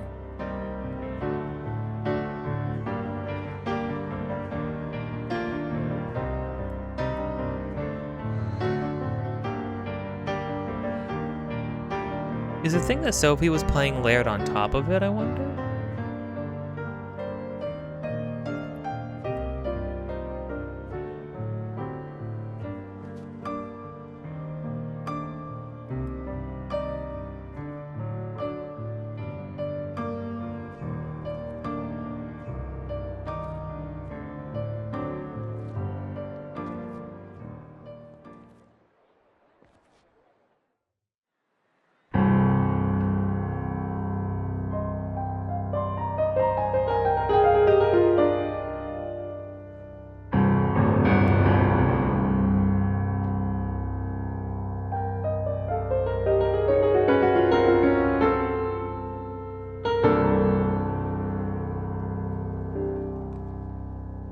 Esti tornere marina,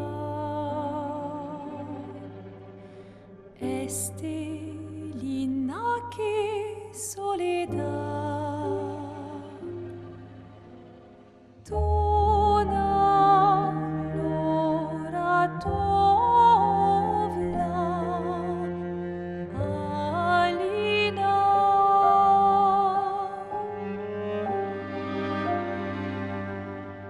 Sta surano taki le noir tonari fuego verso alina ai.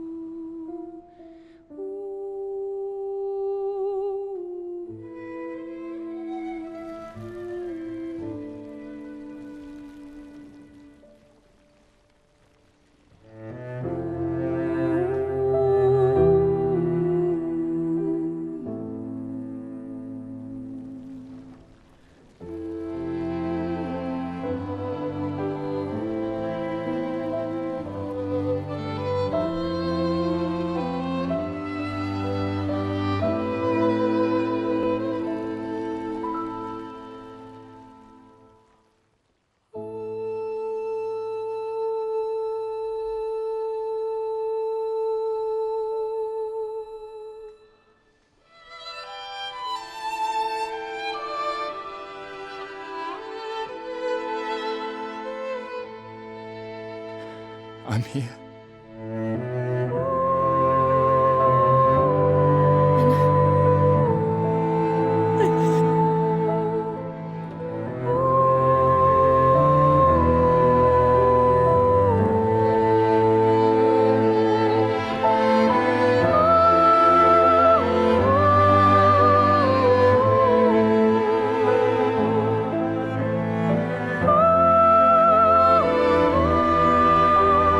Oh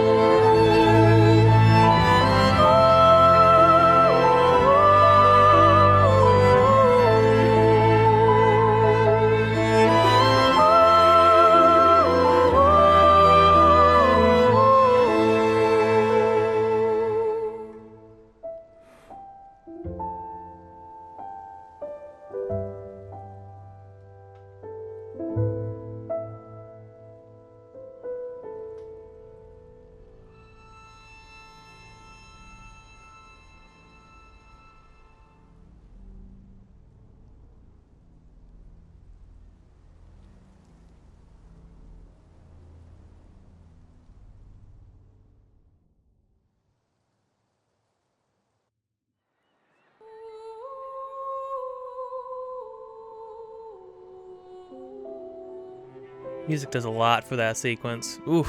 Jeez, I've seen that multiple times at this point, and it's still actually it devastates me.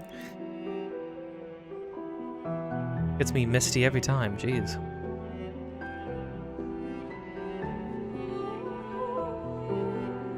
Really, really great opener. Honestly, really immaculate opener.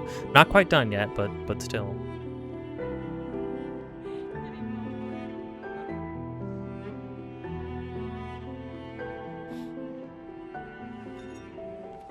The facial animations in particular are really There good you are.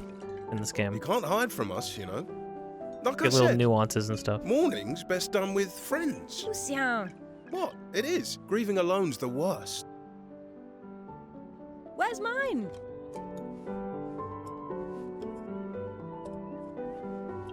Santé, les amis. Santé. Yeah, no, I could use a drink.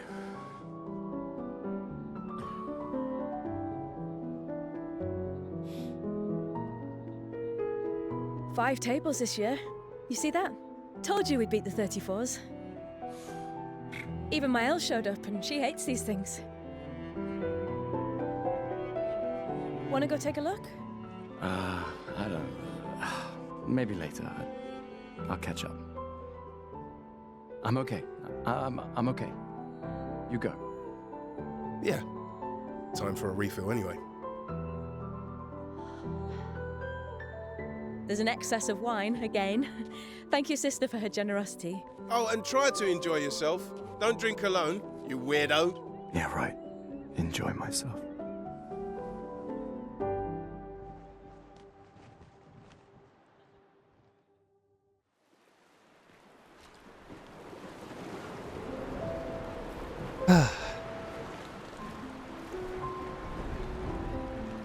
Also looks good at night. I should check on Maya. She's probably alone, as usual. We can vibe city.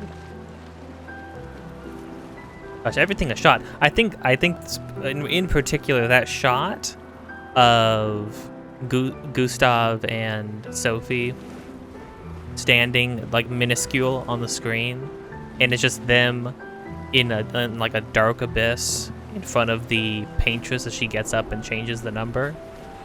Also, just the paintress, the fact that it's dead silent, paintress standing up. I think in general, just the fact that the scene, other than the music playing, and my apprentices. Other than the music that's playing, right? Like in universe, it's a quiet death. It is not. It's not loud. It's not dramatic. It's not. It's not this momentous event happening, right? There's no magic. There's no storm. There's no anything. It's just everybody quietly goes all at once, you know? It makes it's genuinely a haunting sequence. Hey, Gustav. Looks a bit rough. So we need to get some Sure tokens. it works. We get tokens by doing some things.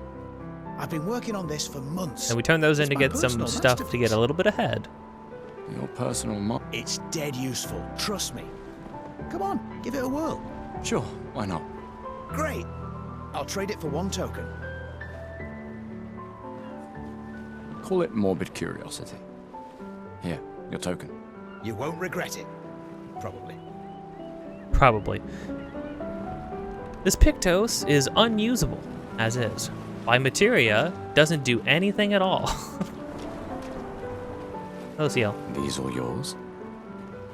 You gonna lecture me on drinking? I wouldn't dare. Just calculating how much it'll hurt to catch up. You can start now. Here, let's have a toast. I'm very curious about CL. To Sophie, who was always unapologetically Sophie. My fierce and loving friend. To Soph. Seriously though, this is gonna hurt tomorrow. Tomorrow comes, but it ain't here yet. I'm not crossing the sea sober. Sober's better than deathly hungover. No, not for that.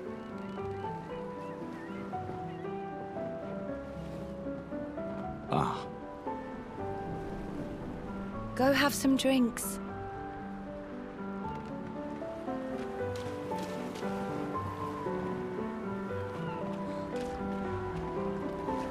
Hey, Amandine. Having fun? Oh, hey, handsome. Perfect timing. I'm styling everyone before we ship out. Gotta look sharp when we hit the paintress, eh? Certainly important. Can you style me up too? On it. Just bring me a token first. Shoot. I know where you get all the tokens. Gustav, come drink with me. Clearly you get to meet, like, what seems to be everybody in the expedition. I'm pacing myself tonight. Ah, you're so boring. It's our last night. Who knows when we'll be back? I like that you say when and not if. What can I say? I'm an optimist. Or an idiot. Depends on who you ask. I think this is Ben Starr. I thought that the first time I heard him speak too. I was like, especially that last line, this last line right here. I'm like, I can feel Ben Starr seeping out in a very different voice than usual. The woman who voices Mael and then Ben Starr, two people who are immediately getting like typecasted to do their like the one voice that they do now, and I'm like, no, these two have potential. I know that they got more going on. Come, let's play. They have some great cards. voices, but I know they can do more. No way. Everyone knows you cheat. Ah, it's just what sore losers say. Come now. You're going to be a little cautious mouse with the paintress too. Cautious is good. Keeps you alive.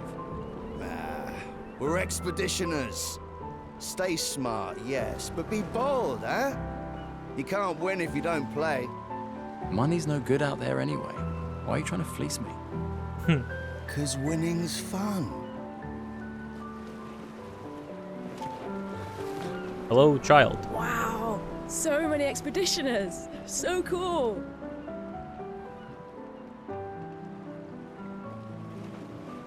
That's... You made that overnight? Dad. Damn. Now I feel stupid for fighting with him. Oh, Dad. You take it. What? I'm not sure I'll ever use it. Maybe I'll go blind like my father, or maybe another expedition will succeed. I want to support the expedition now. Take it. It may be useful to you. It's okay. I don't need the uniform to know my dad's with me. Thanks. So it's just the same thing we got, just red. Character's weapon, character's pictos, character's skills, character's alumina, character's wardrobe. Can we go? Yeah. I don't think they'll let us do the thing yet. Passive effects that you can activate once you have mastered the corresponding pictos.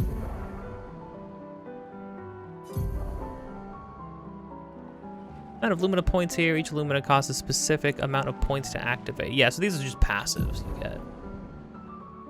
Filtering and sorting Lumina. The sort of I'll do it when we.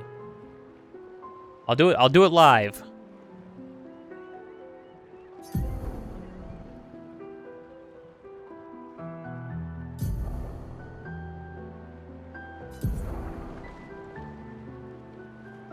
After winning 4 battles with the Pictos equipped, it will be mastered. Okay, so very easy to grind getting Pictos. The one thing that we have can't actually use though. Hold on. Bum.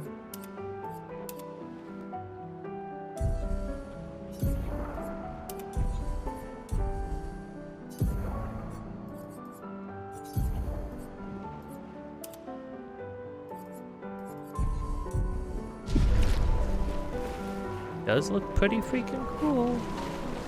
Maybe you'll win and I won't need it back. Or maybe I'll reclaim it off your dead bodies during my expedition. Harmony. Kinda grim. Commander? Gustav? Saw you with Sophie.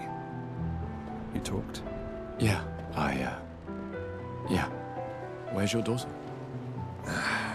Leona's upset. Doesn't want to see me. Shit. It's okay. She doesn't need to understand, as long as she gets to live. Yeah. I'm counting on you. No pressure. Oh no. Lots of pressure. You and Lune and your Lumina tech, that's our edge. Yeah, so the Lumina tech that they keep mentioning is the new thing that nobody's had up till now. Thanks, but that's not. Everyone has a role. Lucien, Tristan, Catherine, and you. You made us into a... We have a really good team, thanks to you. That's our edge. Tomorrow comes, my friend. Doesn't it always? Huh. Which means, you know, everybody's putting their best... We all think like, oh, this is us putting our best foot forward, you know? Go have some drinks. We're really gonna do it this time. Think there's other survivors out there?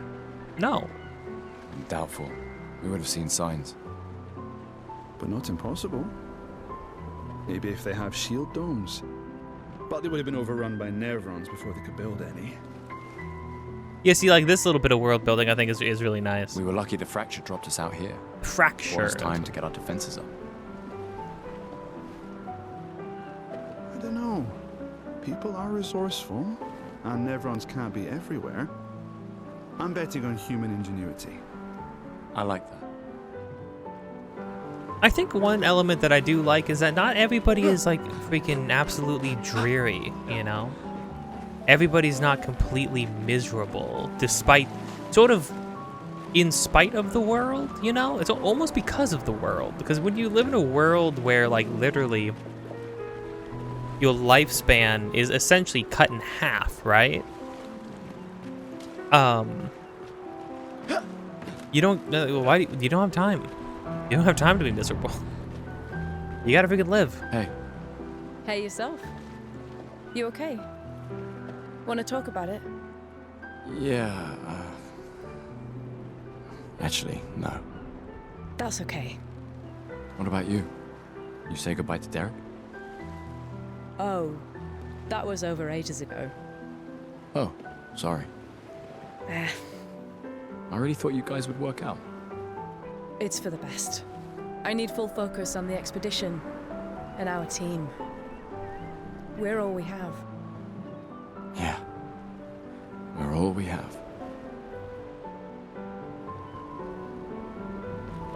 Glass of wine? Or a hug? Keep your sweat to yourself. Bring Gustav a glass of wine! Who exactly are you talking to? They cut servers from the budget years ago. The ultimate indignity. A farewell party where we serve ourselves. There's a metaphor in there somewhere. I'm betting you've got another bottle stashed in your coat somewhere. You gonna share? You wound me. But yes, in fact, I do have a bottle. Always be prepared. Or was it always bring backup? Same difference. Right. And I am prepared. Prepared to live. And prepared to die. You're such an idiot. Hey. We've got your Lumina converter, yeah? I believe. I'm ready for my Lumina.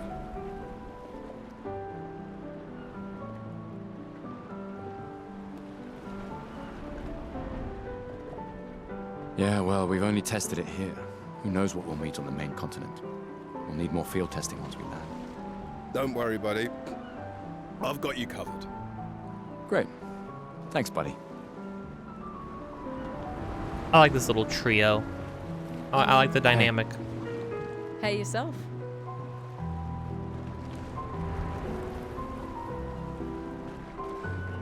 Hello, Luna. I can't believe you're Put some shoes on. Tristan dragged me here. Huh.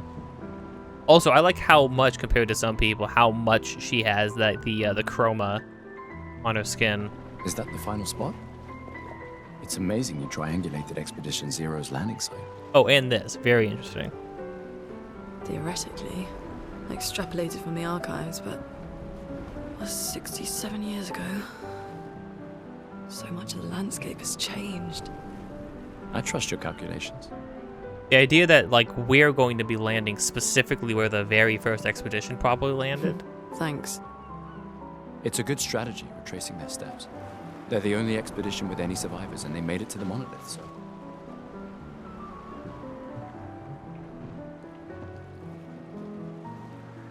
Tracing their steps. Only expedition with any survivors made it to the monolith. How do they know they had survivors? Maybe... Oh, like survivors that, like, came back and told the tale? Assuming the records are correct, my calculations are correct, that they left clear markers, that the road conditions haven't changed, that... You need a drink. Go away, Gustav. You need a drink. Go away, Gustav.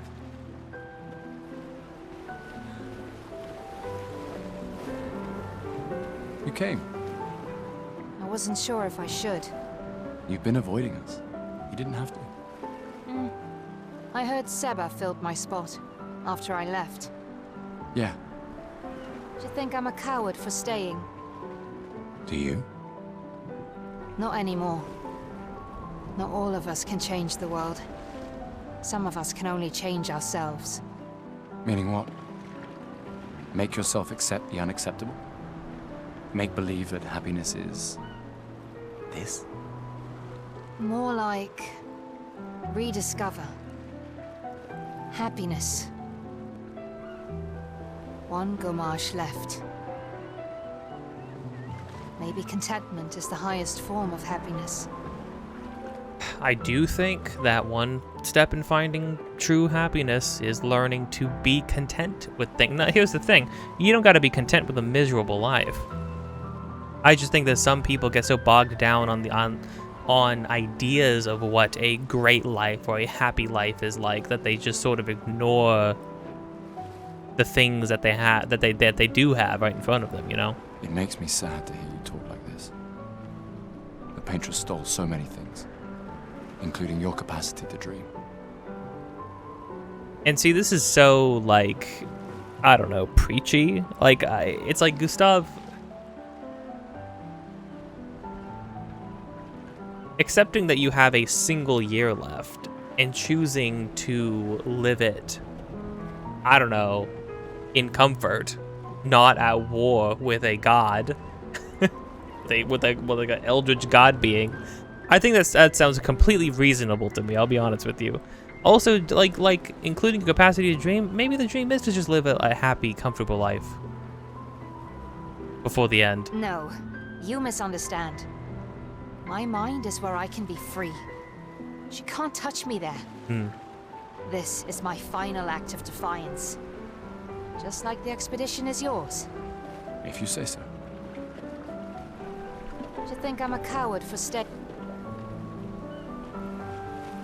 I just finished calibrating the Lumina converter. We can launch test runs as soon as we land. Perfect. Hey, does Lune seem preoccupied to you? She's been distant lately. Oh, this is the guy who dragged her out. Well, it's Lune. This feels different. I haven't noticed anything, but you know her better. Have you talked to her? No, she doesn't like people prying. I've known her since we were 6. She hates personal questions. Ah, right. You were both apprenticed to her parents. Yeah. Let's just say they ran a tight ship. I can imagine.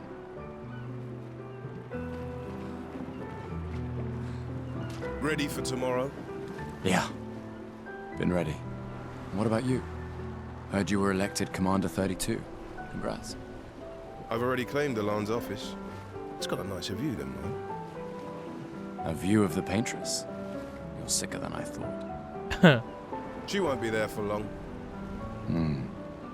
If we fail, though. When one falls, we continue.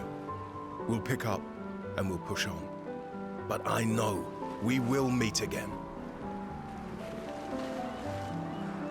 Gustav, we got something for you.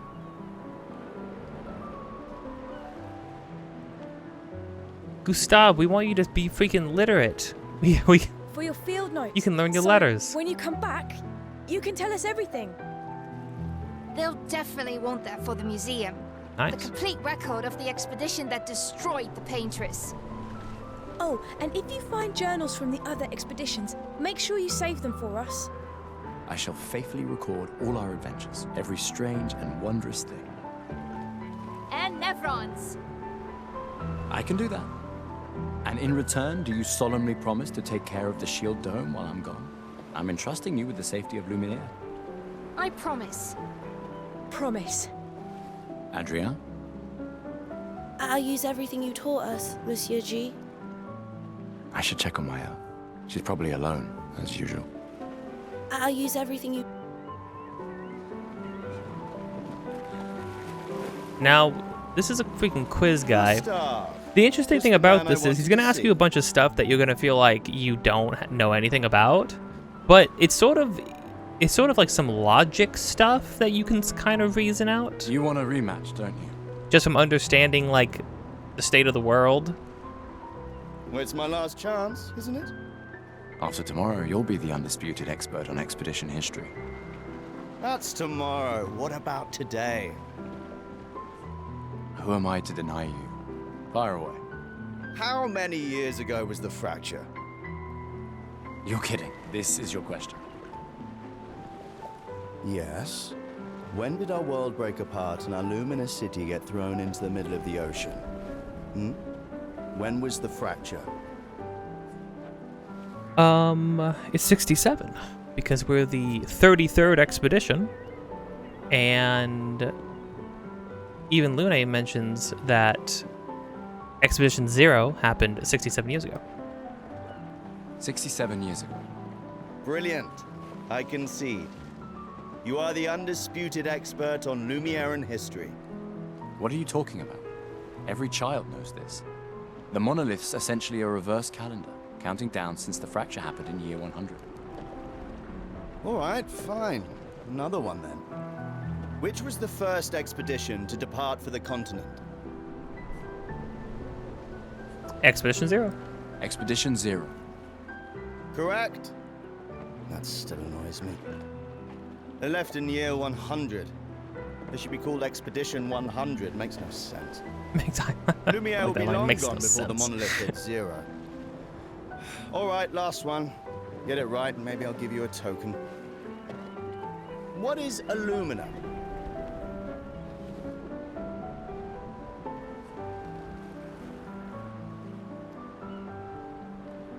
Although these ones are like, yeah, you could sort of... the one of these feels a lot more thought out than the others. Abilities you internalize by using a Pictos in battle after enough times. Well done, well done. Not really. I mean, I created the Lumina converter, so... I hereby officially end our feud. With your departure, Lumiere loses a brilliant light. And a good friend. You big softy. All right, here's a token. Go and spend it on something. Hooray! One more token.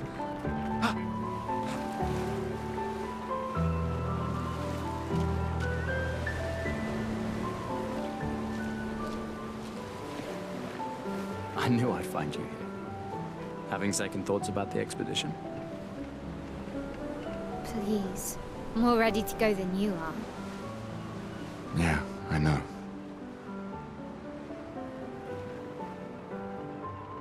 Look, I know we've been over this, but as your guardian, I need to say this one more time. The rest of us only have a year left, but you've got 9 good years before your Gamage. You don't need to leave yet.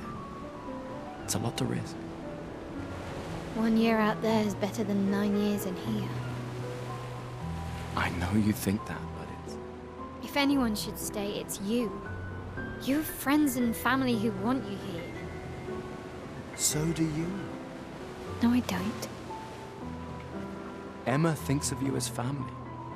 Lumiere's not my home. Not the way it is for you. Besides, this way I can keep an eye on you forever. Right. Because she needs eyes everywhere. Shush. You're lucky you have a sister who cares. Doubly lucky, since now I have two. All right, enough chit-chat. Come on, old man, let's have a duel. Huh. Old man? You're pretty much the oldest man in Louvier now, no? Come on. This time, I'm not messing around. I'm gonna shoot you with an arm cannon. I'm gonna shoot you with a gun, Mael. I'm gonna shoot you in the head with a gun.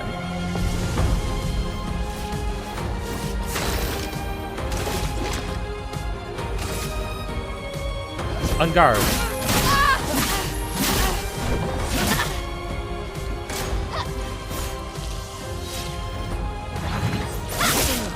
Oh, I messed up. No shame losing to a superior fighter. I'll kill you.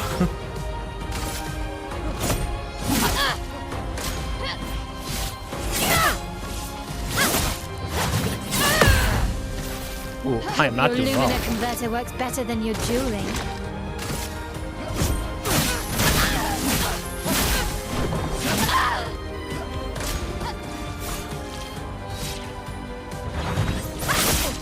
Man, I am not getting any of these parries. Holy crud, I should be, maybe I should just be dodging. Maybe I should concede. Never give up. Never surrender.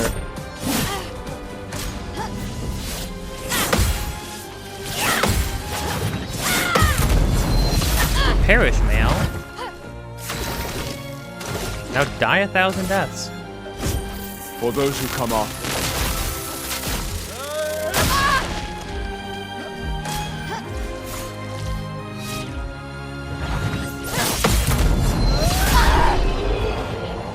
Sick. Being able to end fights with slow motion counter like that, ooh, it does feel good. I gotta say. Not bad for the oldest man in Lumiere, eh? Congratulations, you beat a teenager. Take this token as your well-deserved prize. And I'd do it again. Now, something that could be a little confusing. Gustav's sister, Emma, shows up. Straight up Sophie. It's straight up Sophie. Ah, Emma's here. Your sister's going to be looking for you. Our beloved chief counselor. Yeah, I should go talk to her. Don't get too drunk tonight, okay? My darling sister has arrived. She'll kill me if I don't say goodbye.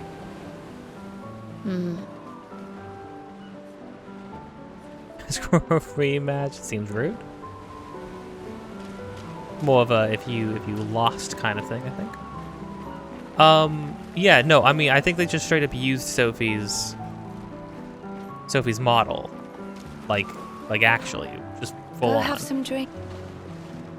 Which is totally okay. I think it's totally okay to do asset reuse. I'm just sort of like, well, because we would just spend a bunch of time with Sophie, and then she walks in, and it's like, well, that's just Sophie right there, and I don't know what the implication for like Gustav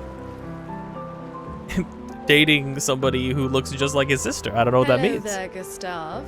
Perhaps one of these artifacts may prove useful to your mission.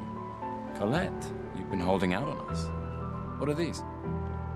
Actually, can I just get that like whole hunk of ham over there? Relics from before the fracture, passed down through the generations. The council deemed them trinkets, but I think otherwise. That's kind of you to share. I may not be able to join the expedition, but I'd still like to help. One token is all I ask. Ah, I should have known. Yes, I'm curious. Take good care of it. Godspeed. An old key for an old door. I guess you could just straight up skip some of this stuff. That seems, I don't know, like getting a mysterious key with some Dark Souls Ready stuff. for your new haircut? All right, let's see what you've got. I don't like this haircut, so I will be changing it back.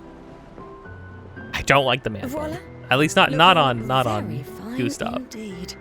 You'll die with a gorgeous head of hair. I'll die because this is a sin. It's just no, because it's so night and day. Like, yeah, no, it's just better. It's just better for his head shape. I will be hearing nothing to the contrary. The Chief Counselor honors us with her presence. What? Still mad I'm going? This is the definition of a fool's quest. My brother's not usually a fool. I've heard you say otherwise. You and I both know the political complexities that necessitate the expedition. It's vital for morale, but it's a bloodless guillotine is what it is. Brutal for the person who helps arrange these things to say that. You should put that in your speech. Very motivating. They might just find a guillotine for you too. Oh, get it? We are French. There are so many things you can contribute to here in Lumiere that'll have a real impact. Em, you're doing great work, really. Getting things ready for the last generation. You've got it well in hand here. Let me do my part, out there, and win us a chance to live.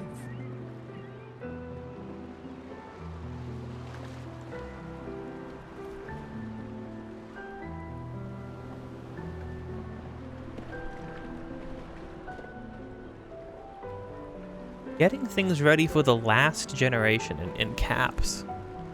What does that mean? Like the last group of people who will be here in a functioning society, or? We're never going to see each other again. I mean, you're so busy anyway. I barely see you. Just take care of Maëlle, okay? Can't believe you're letting her go with you. I like how freaking punchy everybody is. Like, everybody's so sarcastic and stuff like that, but it's like, I mean, look at the world they're in, right? Again, it's like, it just sort of fits. Me? You're her guardian too. You stop her. Huh. We're her guardians, not her jailers. She really wants off this island. Don't you have a speech to give? You mean the one you so kindly wrote for me? Just suggestions. I thought it might help you understand. I do. Understand? I just... Anyway. Yeah, time for my speech. You know, I also like the detail that CL is getting absolutely blitzed. And in one little brief bit of dialogue, you learned that CL and Sophie were like good friends, right? So CL getting absolutely blitzed before the expedition sort of like makes even more sense, you know? Conclude the festival and Expedition 33 will depart. Here it comes, the end of everything that once was.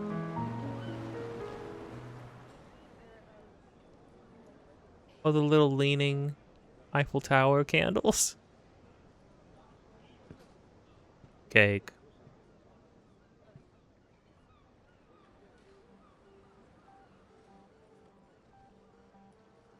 Expeditioners. The Sword of Lumiere. We honor your dedication. We do not take for granted that you dedicate your final year of life to keeping hope alive for all of Lumiere. Some of you are leaving to change the world. Others to discover the secrets of our universe. Some to protect loved ones. Others to find meaning in our all too short lives. As you sail into the unknown, know that Lumiere stands with you. When you battle the Paintress, know that Lumiere fights with you. Let the stones of her monolith crumble. Let her body lie at the end of the world. Unable to paint another death, let the stars no longer be hidden by her oppressive silhouette. Let the world once again watch the sun rise without the shadow of her cursed figure. May the wind of renewal take you to the ends of the earth.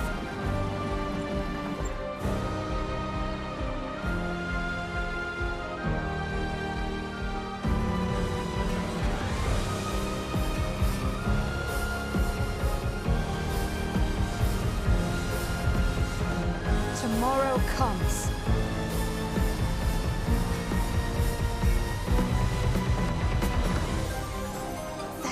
you. Expedition 33.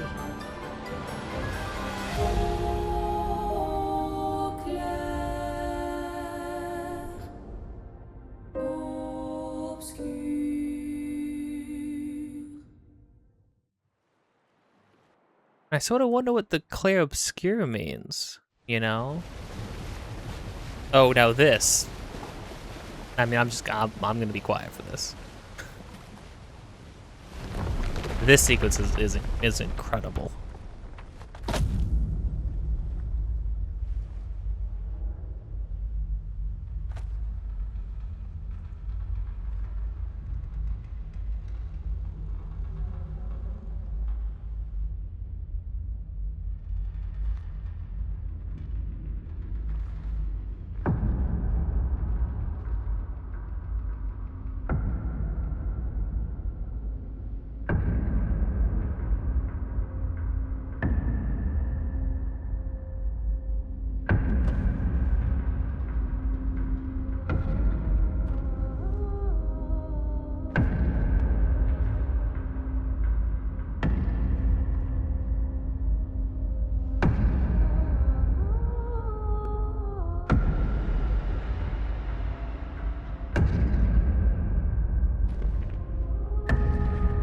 Get ready.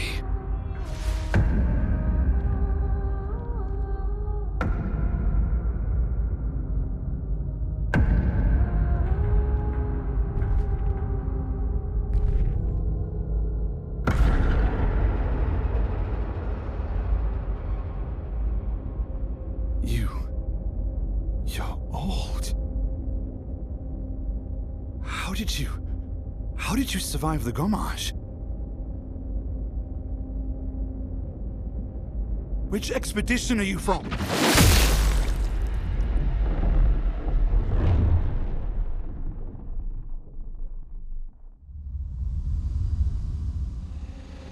Fall back!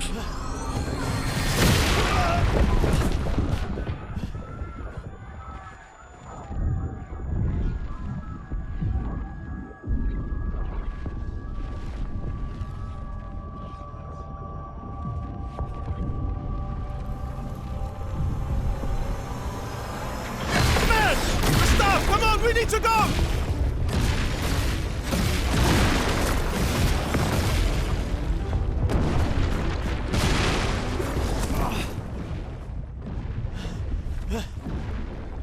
He's not following.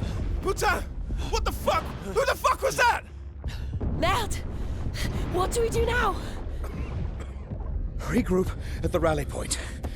The Indigo Tree.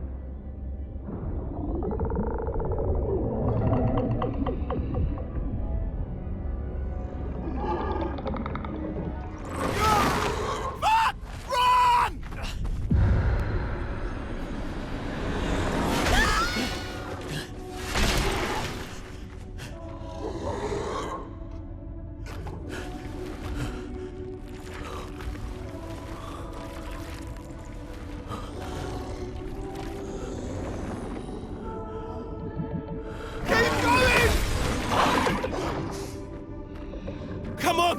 Move! Fucking snap out!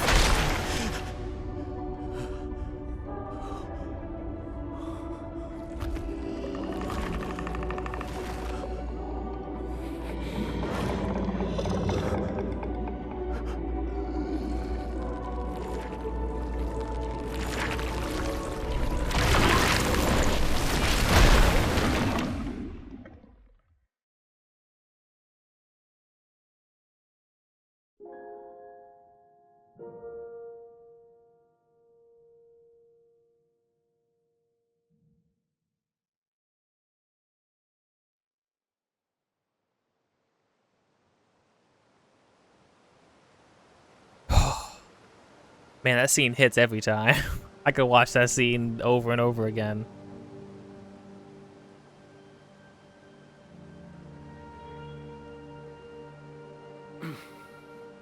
A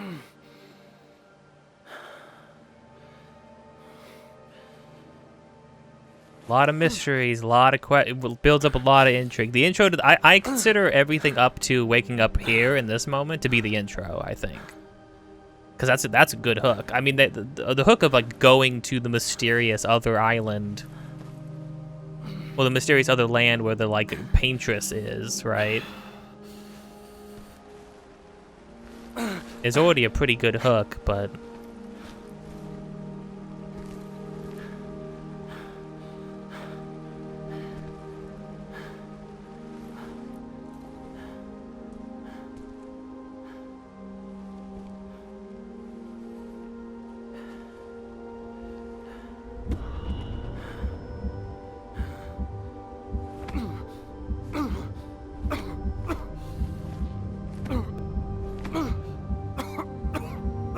I don't know if this is panic attack or if something happened to him.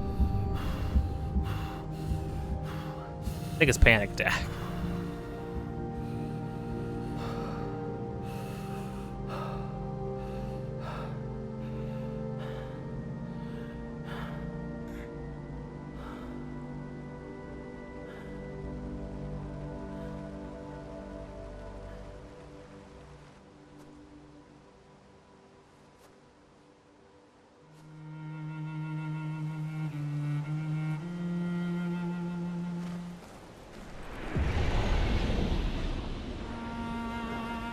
Then you get some freaking gorgeous environments and gorgeous music. But no, I mean, I think it's like,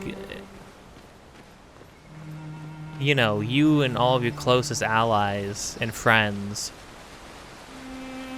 prepare all this time to go and actually do it this time. All the talk of like, we're the ones who are going to do it. We're the ones who are going to do it. We're going to succeed where everybody else failed, right? We're going to succeed where every other expedition failed.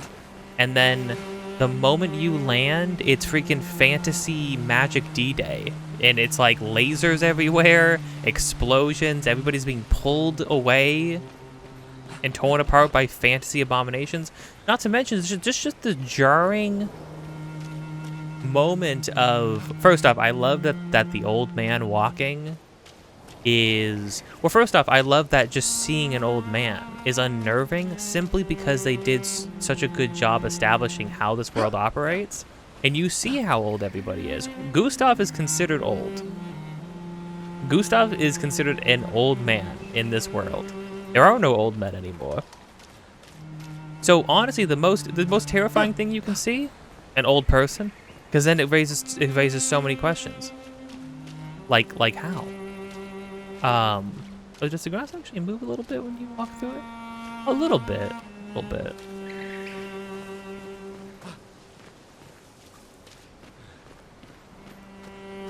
Oh.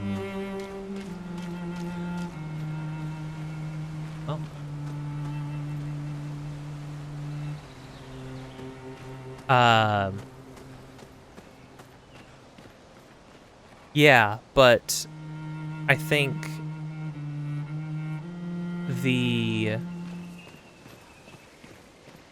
how disheartening, how devastating that would be for people in these people's position, right?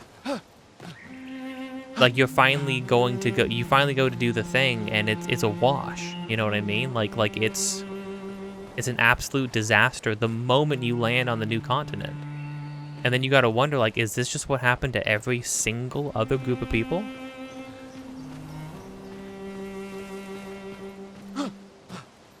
Is this what happened to everybody who came here?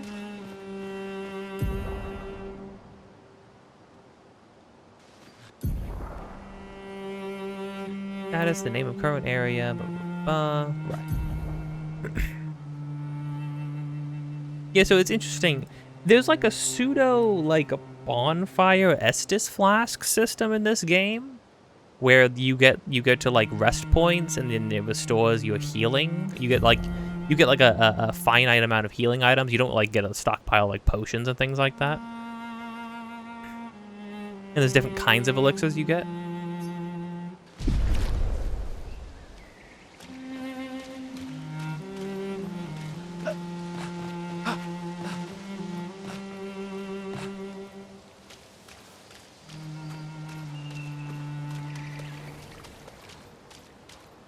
But yeah, I think that intro does such a good job at like building interest and intrigue. I mean, building immense intrigue. Or like, what's going on? Why is it going on? You find an old man, and the first thing he does is he beheads your leader. He beheaded the captain. The fact that we got all these people had names, we had conversations with all of them,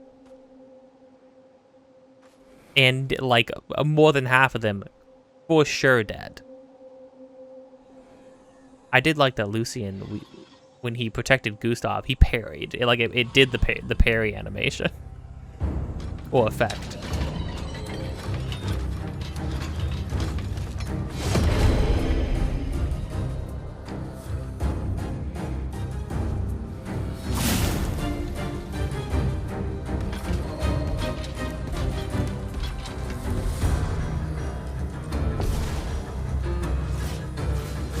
Such a sick transition. Gustav has a gun. Gustav has a gun. He uses 1 AP, but then you get like free like crit damage basically, which is cool.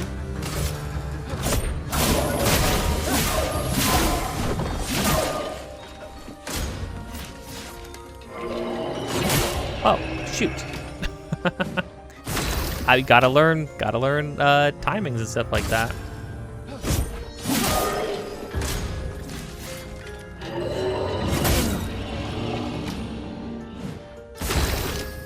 My feelings.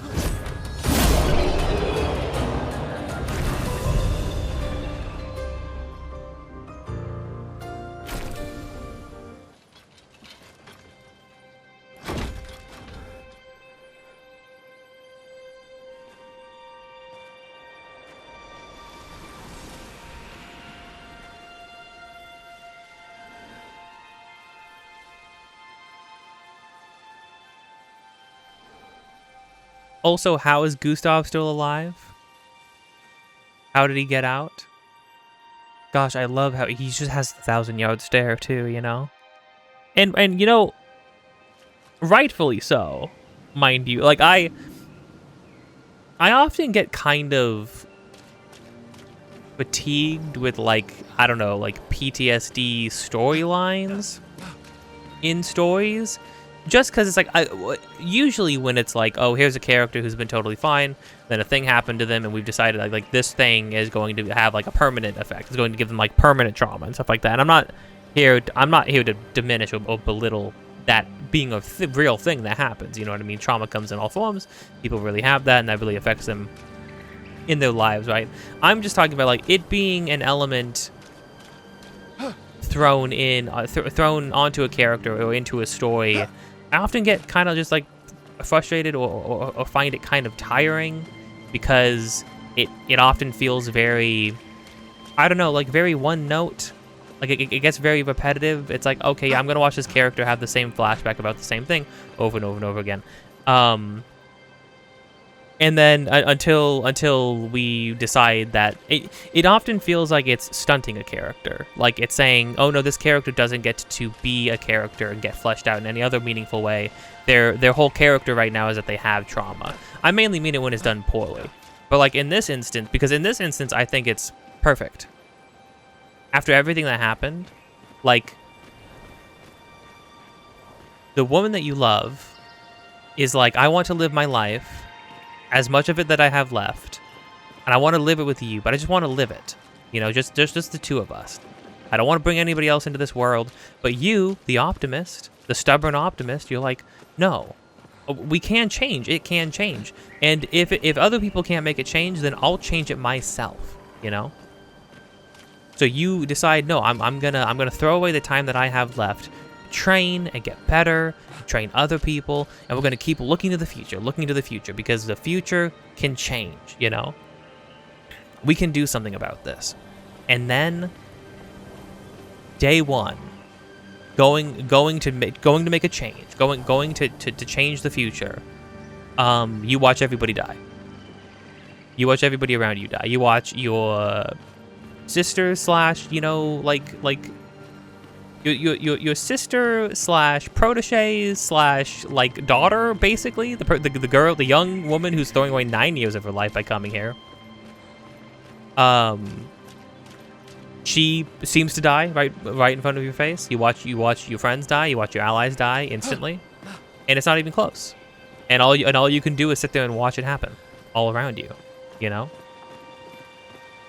It's truly a like it's truly the like where a bunch of like young soldiers in training, and then oh no, like here's what war actually looks like. You know?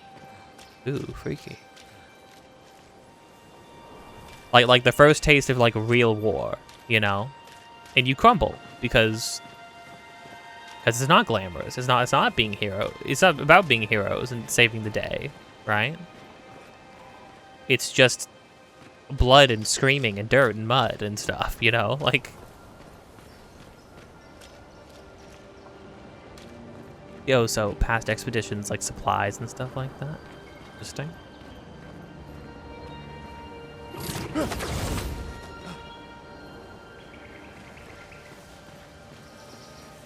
I didn't notice this just a bench? Just a whole freaking bench? I think what I really love about the little bits that I have seen too. Well, first off, I like how they establish immediately, like, no, you should not feel safe. You should not feel like anybody is safe. Of course, here's the thing. We can still expect our main characters to make it through to the end of the game, right? Like, obviously, because like, what, are you going to keep a rotating cast of characters? They could. Would be bold. There were plenty of people in our expedition to have a rotating cast of characters. But that wouldn't be a very satisfying thing for an RPG, because then, I don't know. The cool thing about RPGs is that you get to build up a character, you know? You get to build up characters and make them stronger and tailor them to your own playstyle, and you get to see them grow, you know? If you're constantly rotating characters out of your party, then it's like, well, I'm not forming that connection with them on a mechanical level. Sort of like the mechanics was just kind of like going out the window a little bit. But what I like too is that they establish like this horrendous haunting images and this haunting like war scene, right? And then you wake up and you're in this like gorgeous, lush, beautiful landscape. You can hear birds, running water. There's flowers, there's life.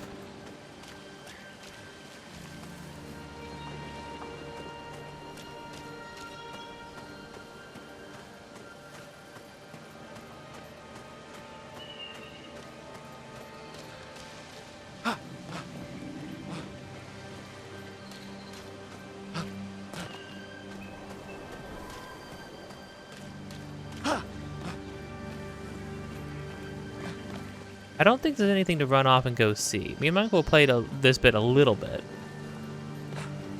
And you can go pretty deep in the woods a little bit, but I don't think there's anything to get there.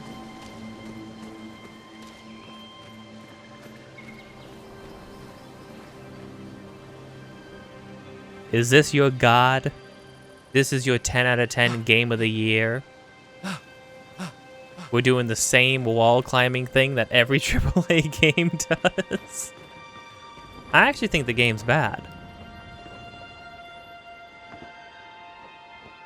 And then this. Not just our group, right? This is dozens and dozens of people from who knows how many groups.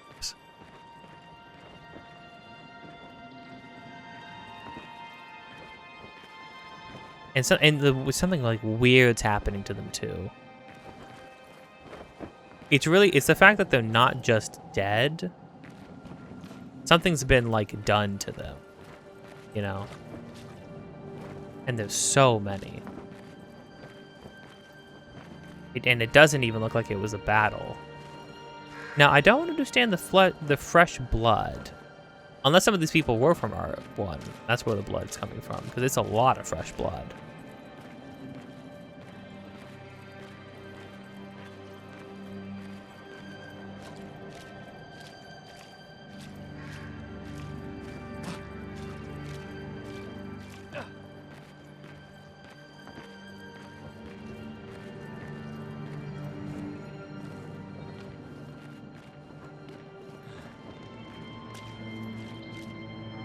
I mean, cry me through the freaking throat.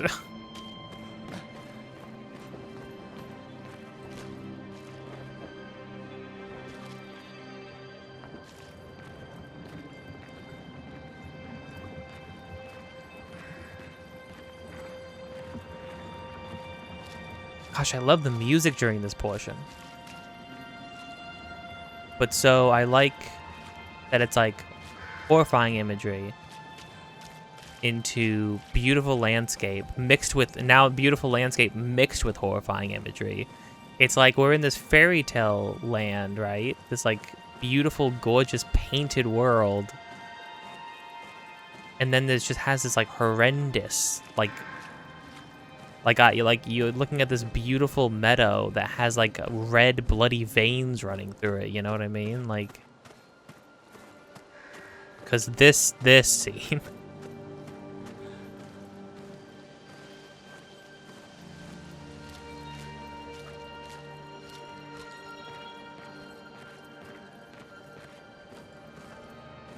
Cause like it's one thing to realize that everybody who's come before you and your own people have come and died.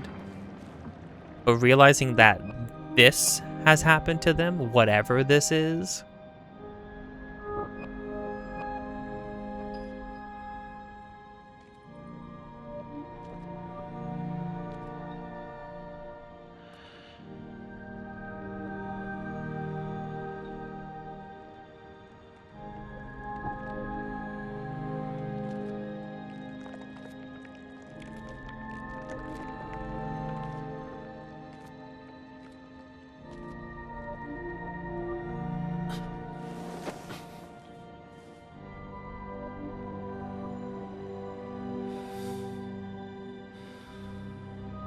And one of our friends, too.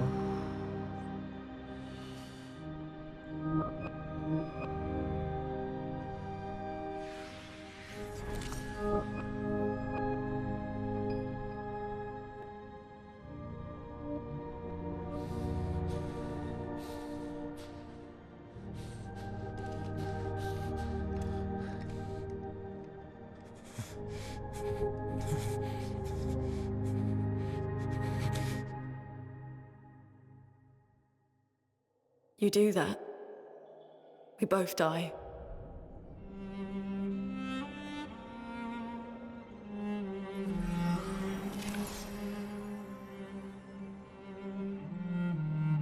Hey.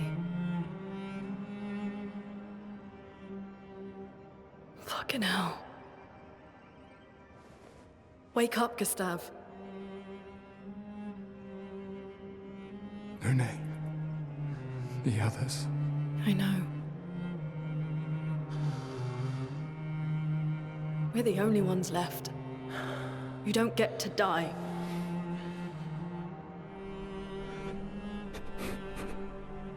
It's just a matter of time before we're already dead. Look around, look. This is not a foregone conclusion. When one falls, we continue. Get up. We need to find a safer place. There are Nevrons around. Lucien. This is not the place.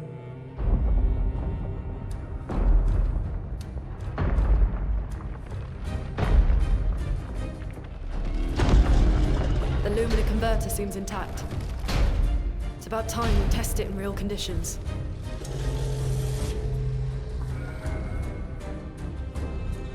Putain.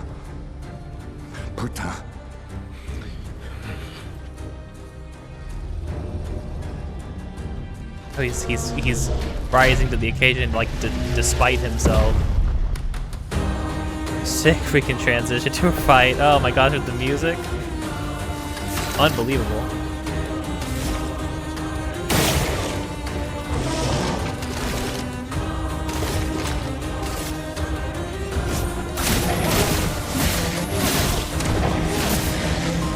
Let us stay there. Yeah, so she's got... So this is a lot to lay on somebody. Gustav is easy. You know, Gustav is easy. Gustav got gun. You shoot enemy in the head with the gun. Good damage. maybe use skill. Use stab attack. Charge arm. When arm charged, zap people. It's like, oh, okay, Gustav. And then Lune's like, I am the Avatar. Master of all 5 elements? Question mark? And then, like, it's freaking, you gotta use spells to get stains, and then you can convert the stains to empower other spells, and it's this huge balancing act of, like, using one thing into another thing into another thing. It's just a lot. I can only imagine when she starts getting more abilities. It's cool, though. I mean, it's definitely cool. Like I say, like, so they like cycle between the different elements to get the most out of her skills. Lune's starting skill is Ice Lance and Immolation. Ice Lance is an ice skill that generates 1 ice stain and 1 light stain. Use Ice Lance to generate stains. I think light stains can be used for anything. Yeah, I think light stains are used for anything. If you don't have if you use an ability, but you don't have a stain that is meant to be consumed to boost the ability, because it gets consumed automatically, then it uses a light stain. It's like light stains are like a wild card for if you don't have any other stains. Ice shut. Portier is weak to ice and took 50% more damage from ice lance. Most enemies have elemental affinities. They take more, they take less, they take no, they absorb, and then they get to attack you 50 times, right? Because it's just like metaphor, right? Find enemies affinities.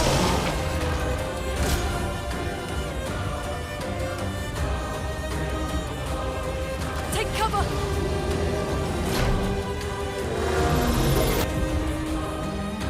Some enemies can attack the whole expedition at once.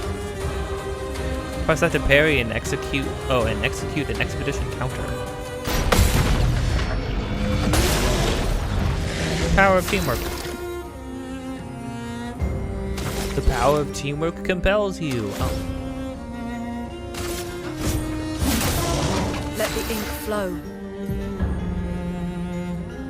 Has 1 ice stain, 1 light stain. Immolation will consume Lune's ice stain to deal increased damage. It's funny, your fire spell is boosted by an ice stain. Light stains will be consumed if no corresponding element stains are available. Yeah, a big balancing act with her. Feel the burn. But she's your mage. I like how her disposition is very different than Gustav's. She's very much like,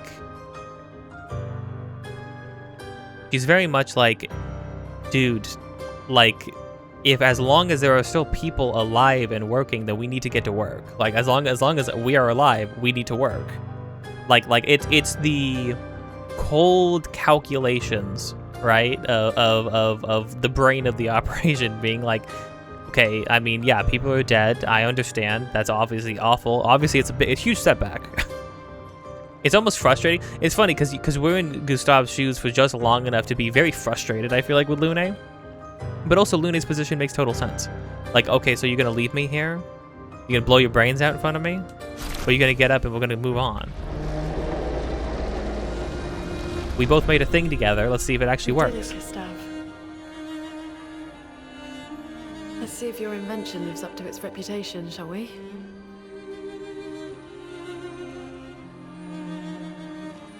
And Gustav is his heart is not in it. It really works. We're not dead yet. Yeah. Come on. There might be other survivors at the indigo tree.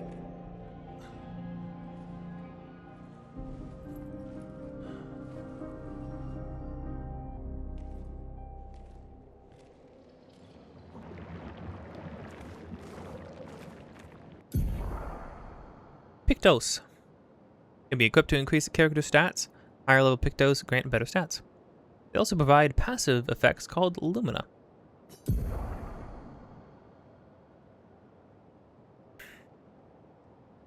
Each character can learn Luminas associated with the Pictos. Luminas can be equipped in the Lumina menu. Using Lumina points can trigger their effects without equipping the corresponding Pictos. Yeah, so it's like, here's a piece of equipment, basically. And then using the equipment enough gives you a boost.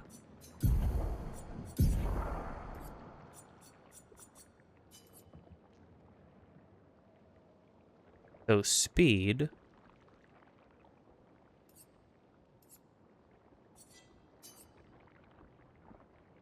And then the ability is gain 1 AP on a perfect dodge once per turn.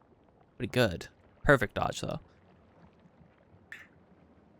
So the thing about parry is perfect dodge timing, but a dodge, it doesn't have to be perfect. Sort of the thing.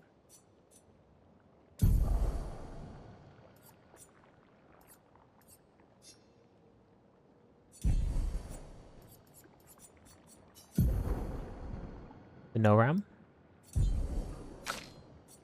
Can you also? No, because he's... Yeah, okay.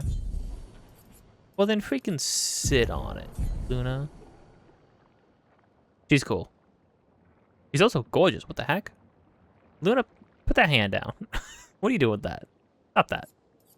Don't be weird, Luna. Luna, can't you just let me freaking kill myself? Luna, can't I just shoot myself in the head? Please.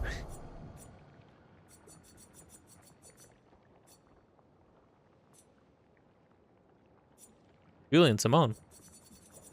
Should you be telling me people's names attached to these journals?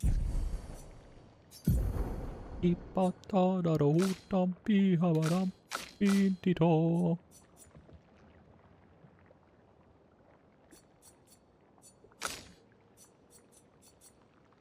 be consumed to give an additional Lumina point to a character.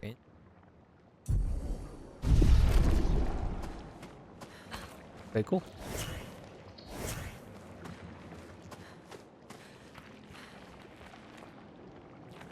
Yeah, it's one thing to see people be dead, but then it's the like, also just immediately being like, oh yeah, one of Gustav's like close friends, yeah, dead, just dead, spear in the stomach, yeah, of course, yeah, obviously. What'd you think? What'd you think was gonna happen? Well, okay, so this is as far, well, so I've watched like random bits and pieces of like a little bit further ahead, but I never watched anything that gave me spoilers. I only know spoilers because of picking things up randomly. Unfortunately, oh, hi Luna, what, oh, okay, never mind. Stared into my eyes for a moment. It's one thing that my friend said, like, mentions that something happened, right? But then I was able to piece up more pieces to, like, more details about that together because I saw just, like, a title of a video of somebody playing it, and I was, like, immediately like, okay, cool, I know what happened. Great, awesome. Which kind of sucks. But it is what it is. However, I think we're going to... We are gonna take our break now. And I'll finally get to see what's further ahead. Be back in like 5 to 10 minutes.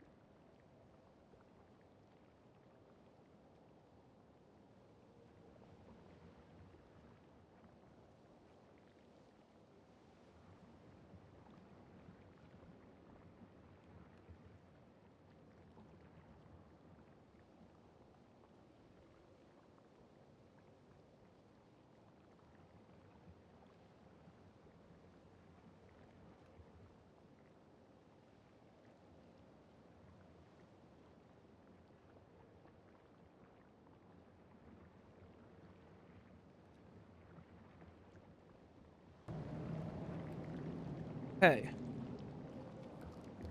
Sizable break. Had to respond to some people, do some things. Like just a little tiny, goofy little spark effect for that. It's fun.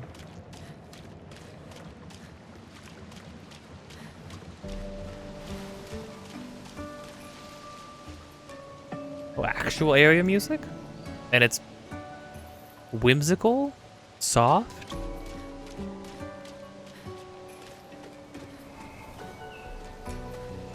This doesn't affect battles.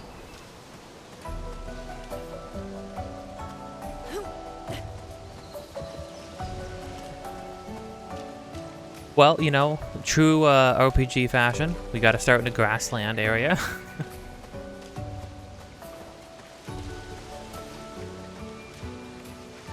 I don't know how much I should be scouring for like secrets and stuff, or if it's gonna be like very obvious when there's secrets and things. Nice looking water. Not as good as Super Mario Sunshine, but still, you know, very, very nice looking water. Oh, holy crud, wait, Luna, she just floats? Sick.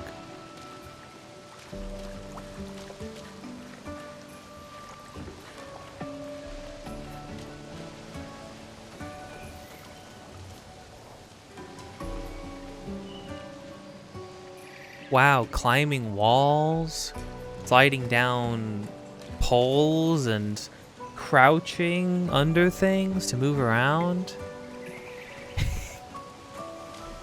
How charming and unique. I'm being a pisser. I just think it's funny that games do this just universally now. Like they do things like this, and I don't know why. Because like Rebirth has like all the wall climbing things and stuff too, and I'm like, well, this stuff just slow and weird. Maybe it's hiding loading stuff. Could be. It makes sense. Expedition flag. During your journey, you will find expedition flags set up by previous expeditions. Expedition flags allow you to heal, recharge your items. These are the bonfires I was talking about. Recharge your items, learn new skills, and allocate your character's attributes.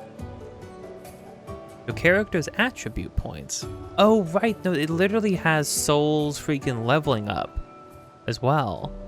Characters gain 1 skill point and 3 attribute points per level.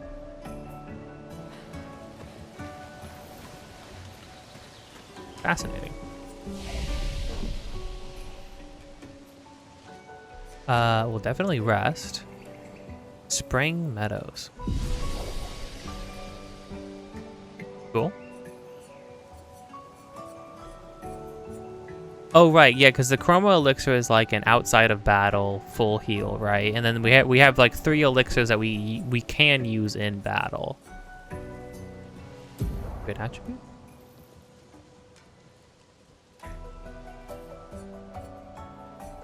Health and attack power. Just attack power, but more?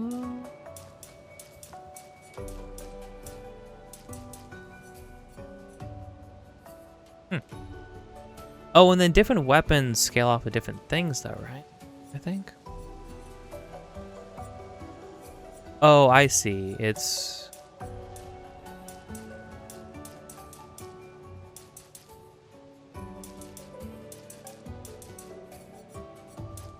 interesting to level up like this. Make it the character play more often. Increases the character's chance of dealing critical hits. Critical hits deal 30% more. Luck increases your speed as well. Okay. Defenses and critical, right? Okay, but different things are gonna...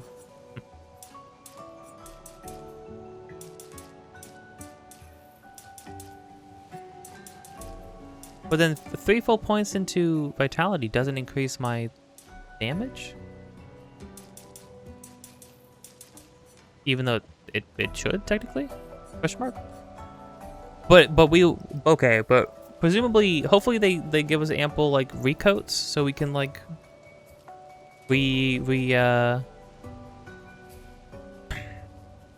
We do points when we want. This is a very pleasant song, by the way. Okay, well, Gustav, like the lady said, if you don't,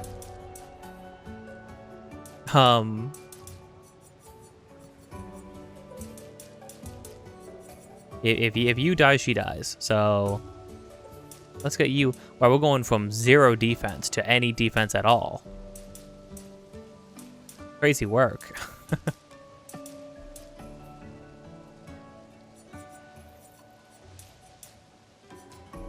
Yeah. Yeah.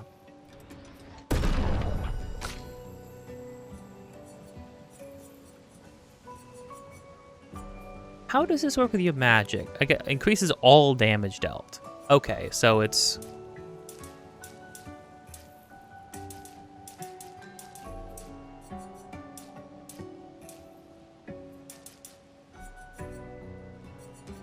Okay, but your weapon just... well, but I can't see... Okay, so I guess I'm just supposed to be like... Okay, your weapon's scaling this way. So... Even though I can't see it going up? In the way that it's saying?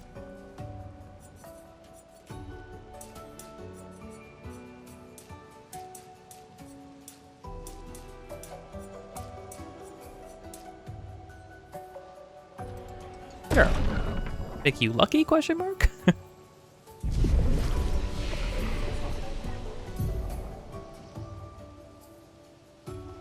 Weak codes for skill points as well? Dang. Yeah, then they have skill trees too, which is like, wow. Heals the target ally by 30 to 50%. Ooh, percent healing, okay. Dispels status effects. Cool. Cost 0 AP. Oh, when you consume 2 leaves. I would need there to be leaves.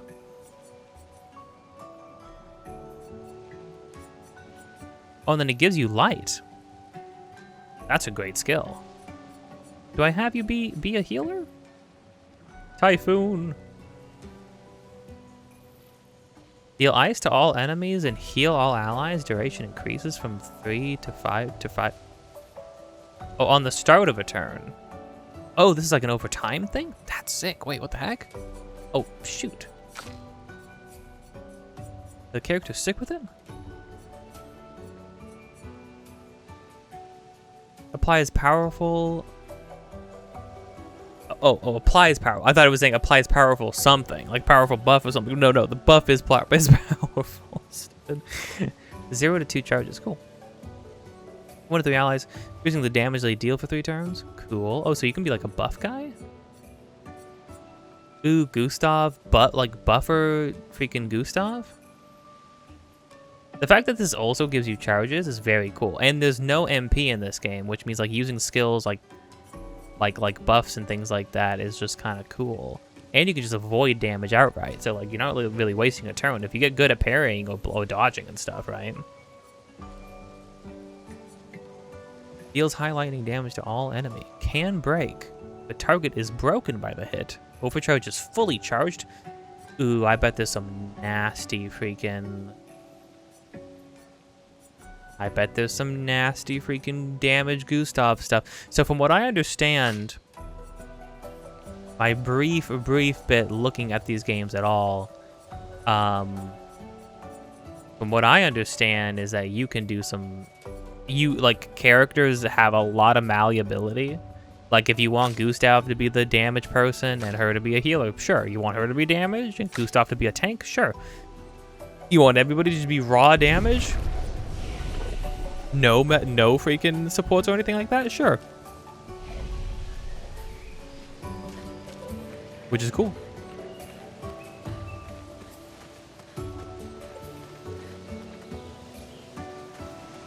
Lead the way, Luna.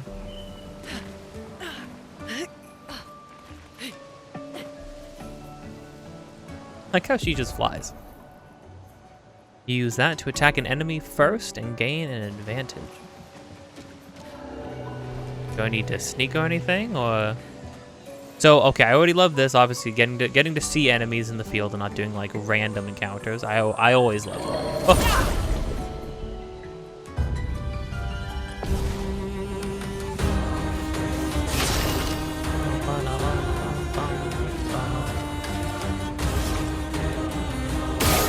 I like that, like, this isn't like a select thing. You actually get to like aim and shoot. It's a little touch, but like it's cool.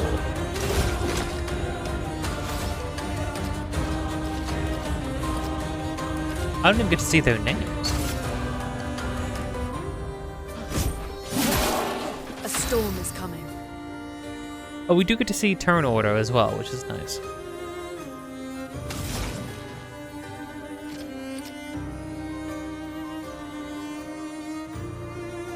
These guys also weak dice? Ice, shatter. They sure are.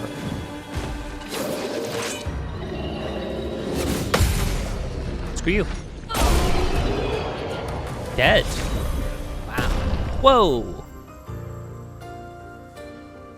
Leveled right up. Got a sword?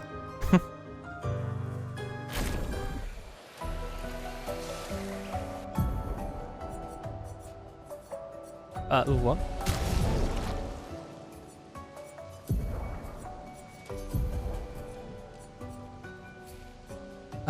With agility. So this is element sword. Okay. But this is just an astronomically better sword.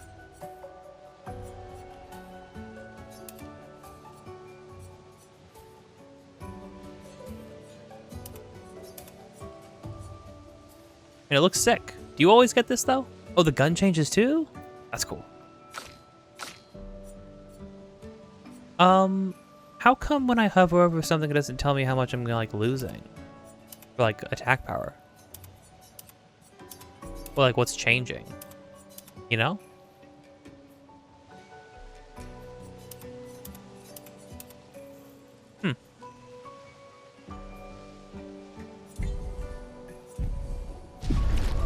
Well, now I feel like I need to immediately turn around.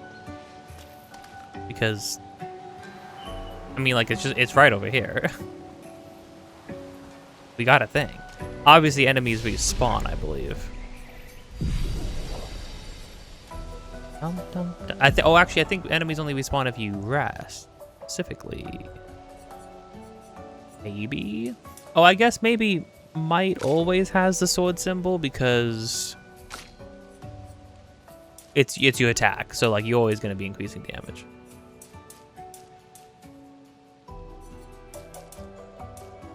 But then your weapons also individually.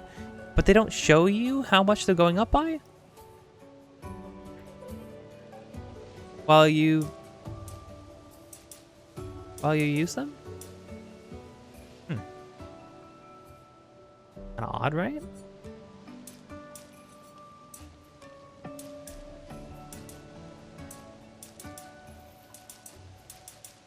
My defense also goes up this way.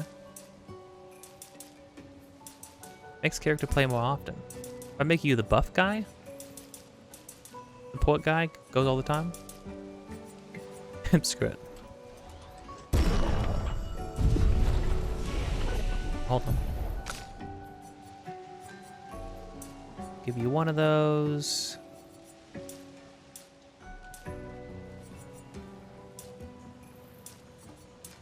Give you a little bit of defense. So just you have some defense, I guess. Don't know how valuable these points are gonna be. Yeah.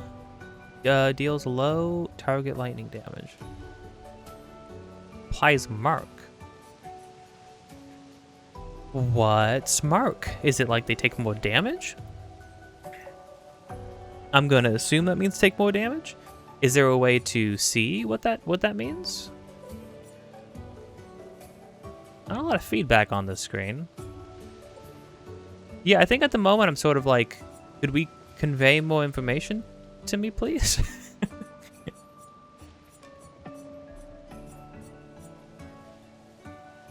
Recovers 50% HP, health, and dispel status on yourself.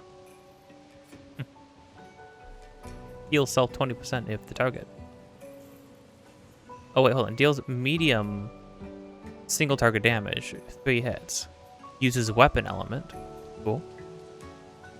Heals self by 20% if the target. Oh, like Like you can use it on yourself?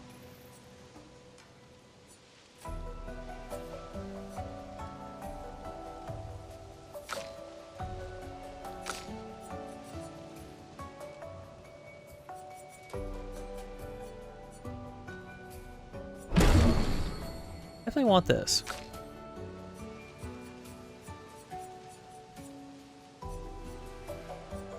I feel like I need to get, yeah, I feel like I need to get you Earth Rising.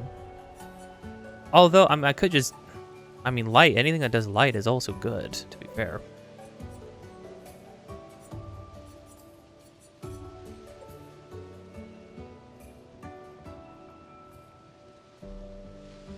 Critical hits trigger an additional hit.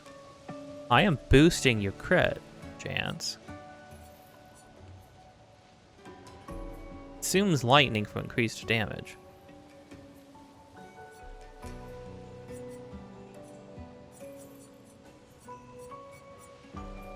This seems too cool. No.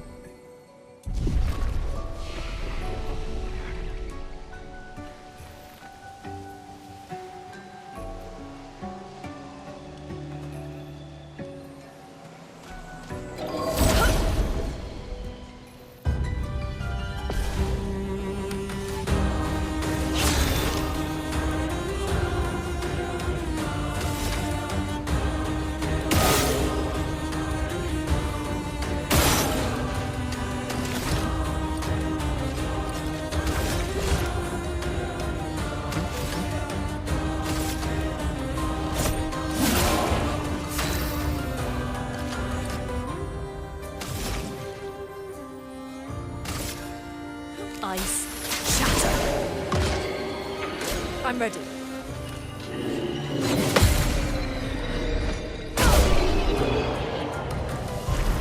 Dang, Luna just seems like she's kind of juiced, you know? Just seems pretty strong. We can use that.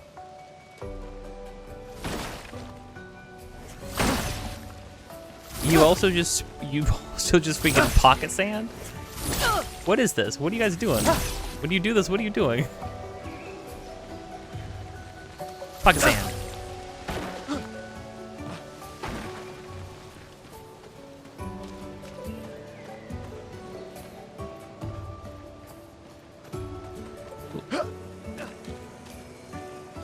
Oh. This will be useful. You sound okay, Gustav. All things considered, you sound chill. Are you done being riddled with PTSD?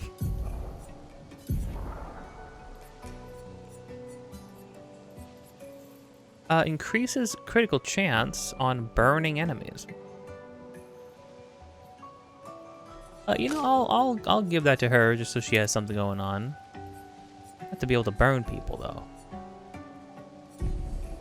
Kind of the issue. That seems like something that would be eventually useful on her for sure. Maybe you just do like a massive crit build on her? It's all the time? Bang. Be some kind of chrono trigger?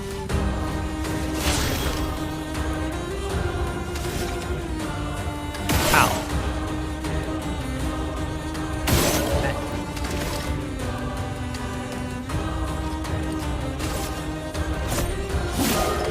Let the ink flow.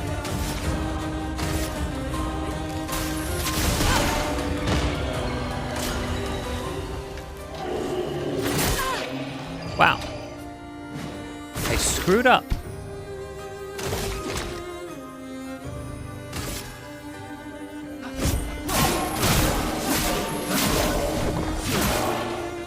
Let the ink flow. They just attack you, right? Nice.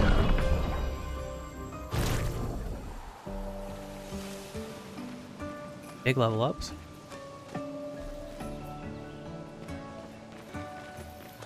This game kind of, it's vibey in a way that feels like, I don't know, like Xbox 360 era, PS3 era RPG, you know?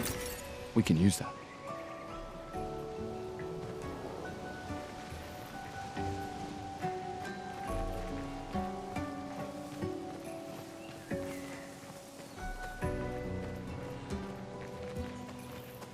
Is that a house? Looks abandoned.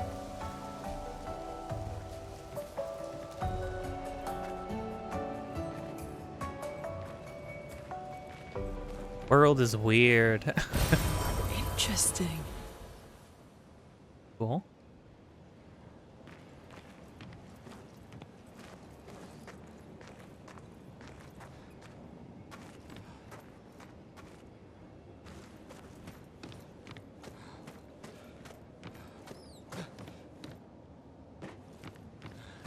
The indigo tree is not too far from here. If anyone else made it, they'll regroup there. Yeah.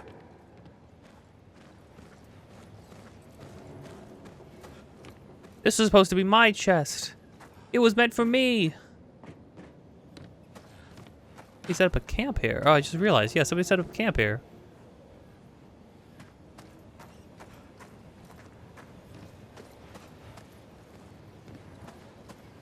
This is a sick environment for, like, the first area. Cool. My eyes. Ugh. Bloom.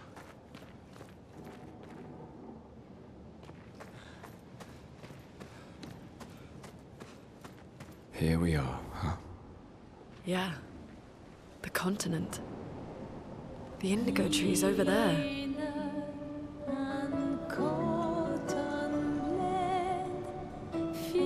Changing the music again already?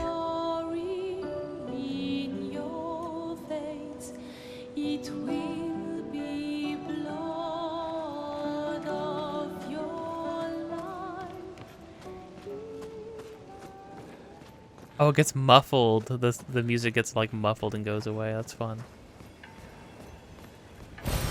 This will be useful. Can't destroy barrels and stuff. No matter, we can actually hear the. Oh yeah, the old man walking out. It sounded like a ticking, you know, like of a clock. Pretty sick. Nice.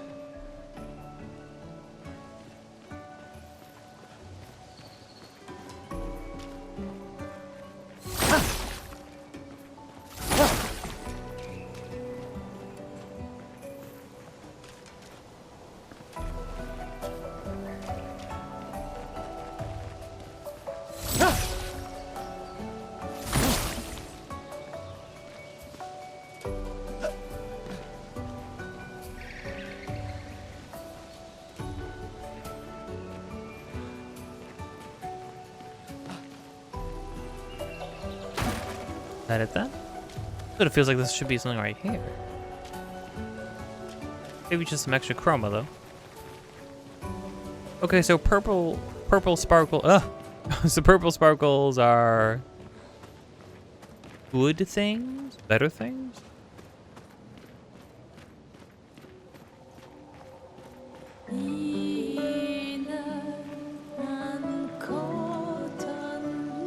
Everything points to the monolith, yeah.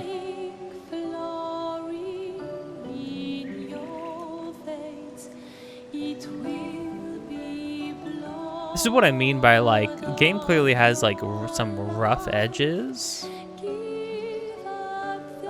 Which is gonna come with, like, I don't know, the size and scope of the game compared to, like, budget and team size. But, like, the art direction, it's a gorgeous game. Like...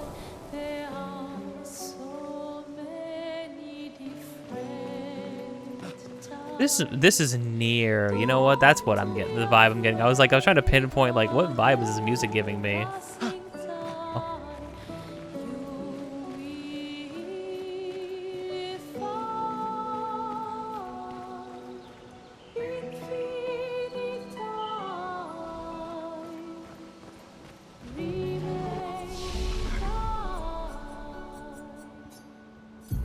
Okay, attributes.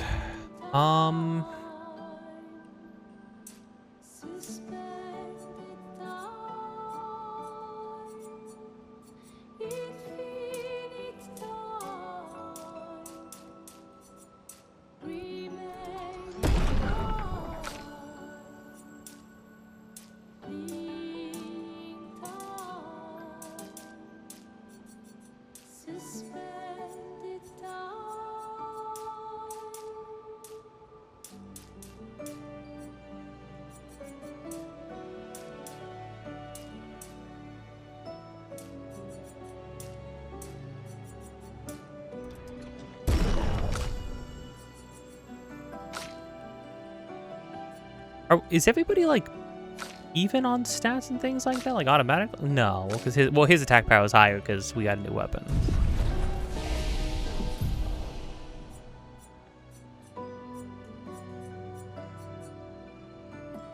Save, or we can just keep going. I mean, at the moment, I sort of feel like we just need more abilities, and it kind of feels like it's telling you, like, hey, here are some basic abilities to start with.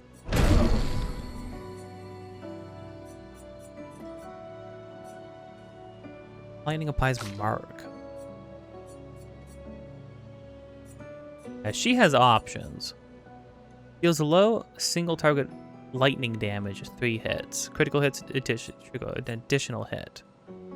Consumes fire to generate a light. I see. This creates lightning and creates light. So going lightning, you get a bunch of stains that can be just used for anything. Yeah, I feel like I just want to be rounded at the moment. Again, just to have options.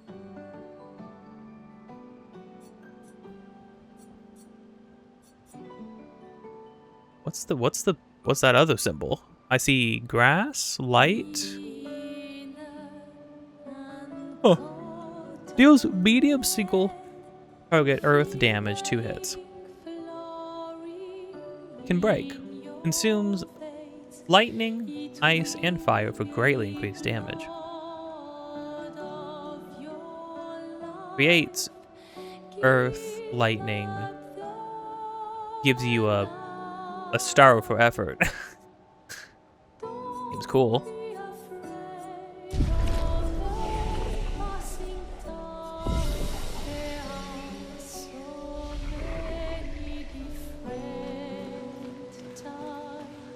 When I did watch somebody play this opening area a little bit, all they did was dump luck into Luna, and then she was getting like one-tapped by everything. Granted, they might have been playing on the harder difficulty. Harder difficulty seems like, because like what? What did it say? It said, yeah, hard difficulty with highly demanding combat. Enemies deal greater damage, and mastering dodges and parries is required. Recommended for players who enjoy difficult games with real-time mechanics. I mean, that sounds cool on paper. But I'm also like, I'm gonna get used to it. Interesting.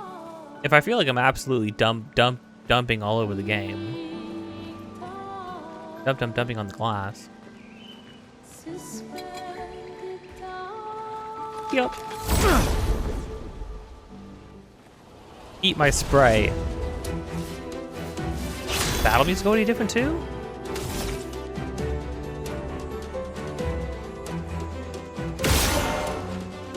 Hey, what? Yo, what?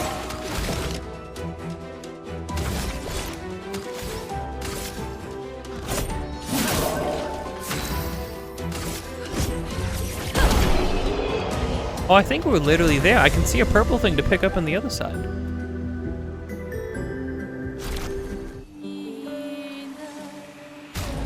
Cool. So we... yeah.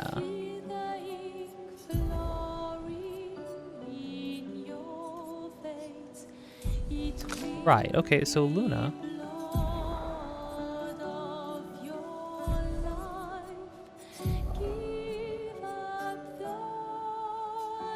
so you have this.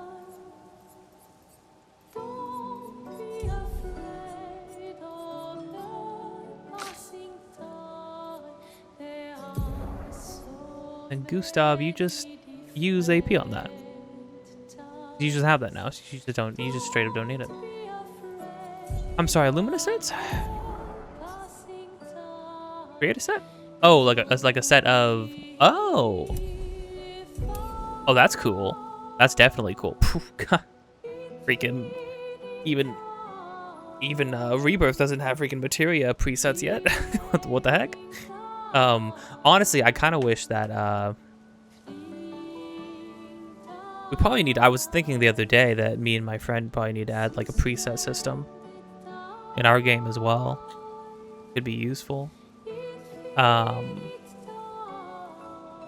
If people have like a situational like loadout, they could like loadout they think of to just have that.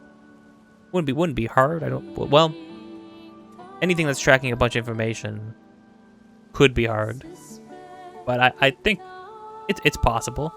I don't like the shine of Luna's eyes staring at me in the darkness. I don't like that at all.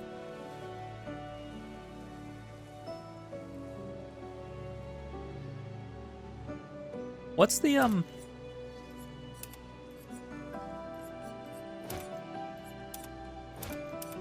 So when it's red, that's how I know I have it. Okay. I think one critique I kind of have of the game, very lightly, is just like the way it conveys information sometimes.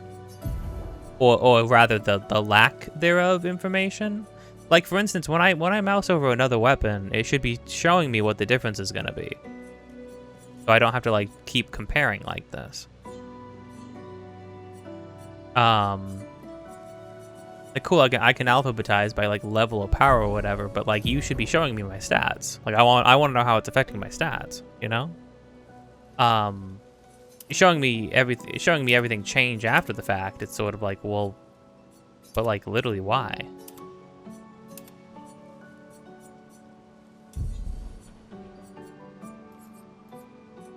I also keep losing track of where my cursor actually is.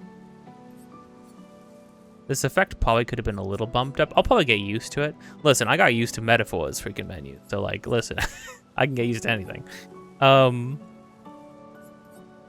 then like on this screen, like, I don't know, there should be like a stamp or something. Something a little bit more indication. Well, like the fact that the number is always glowing blue. When it's off, the number should be like transparent, or the number should be like grayed out or something. And then when it's on, it should be like glowing, you know? It's just little things to just help with like readability and whatnot, I think. Got a wardrobe? Oh, it's just what you got.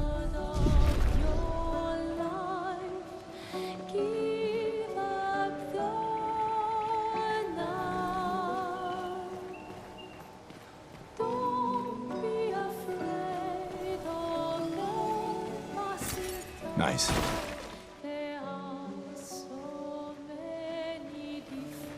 Fly up there. Do it in. Well, then I swear I saw a purple shiny thing in the background of that battle. Maybe I'm losing my mind? It's possible.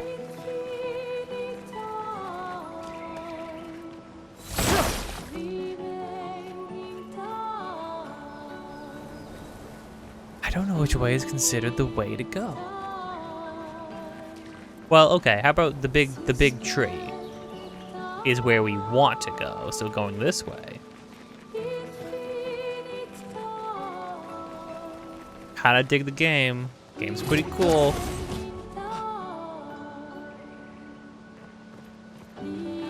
My uncle had messaged me earlier and said that he was getting his butt kicked by another mime.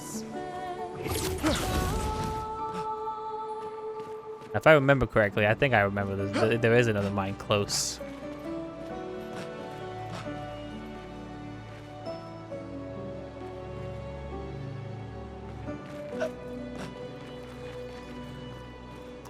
Oh shoot, you know what? Luna lost her like best friend. Or like childhood friend, I just realized. He was the guy who got dragged away when we were all hiding behind the rocks at the beginning.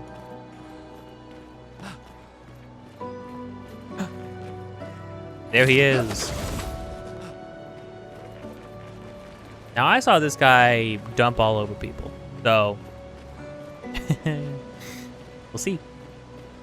Maybe I should try dodging. Hello, mime. Bang. Oh, I didn't like him moving towards me. I thought I was gonna like talk to him or something.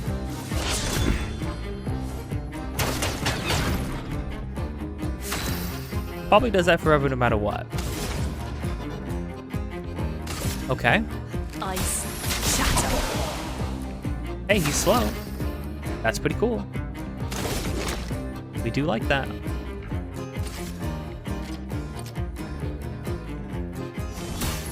Let me help. Cool. The buff that amplifies... Okay, cool. Okay, now they're telling me things. Buff that amplifies characters' damage by 25%. Let the ink flow.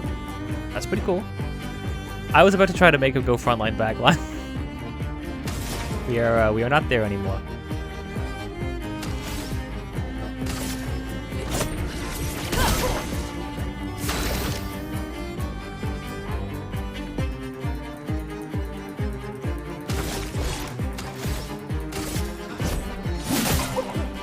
Get ready.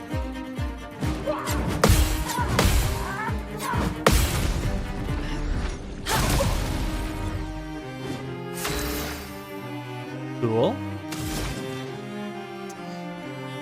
Okay, let's think. Consumes ice to increase damage. Flow fire applies 3 burn. Applies 2 more burns. Applies 3 burn, 1 hit. Consumes fire to increase damage. Critical hits.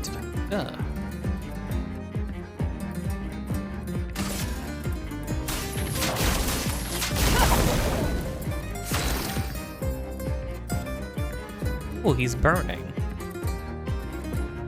Great.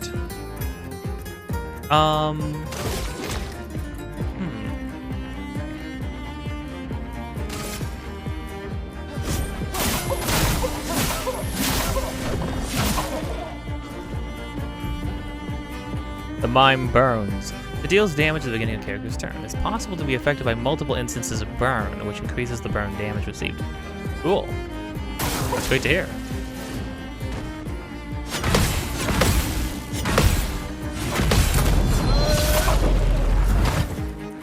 Let the ink flow. Okay. See, look how much AP you get when you just parry things. I'm greeting hard, though. I could actually get AP at least once a turn by dodging, to be fair. We haven't been hit by this guy yet. I don't know how much damage. Why do I feel like he would actually just one-shot us? I was like, we do have items. Okay, so how does this work? Heals somebody, revives somebody, gives AP to somebody. Fascinating. Oh, you get 2 small energy tints. Interesting. I'm assuming that that's a turn in order to do that stuff, I would imagine. Okay, we have a light. We have a fire.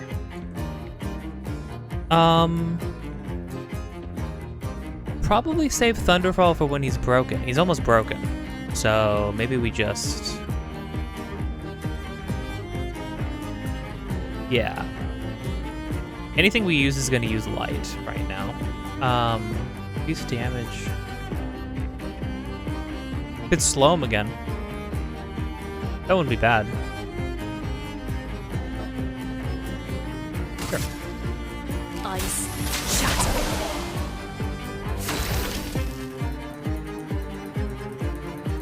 I think we break him. I think we can break him and stun him with overcharge. Yeah. Or do we greed, apply powerful again? No, apply powerful again now. Gives us... Break him with the counterattack. Try to break him with the counterattack, right? I think so. I think so.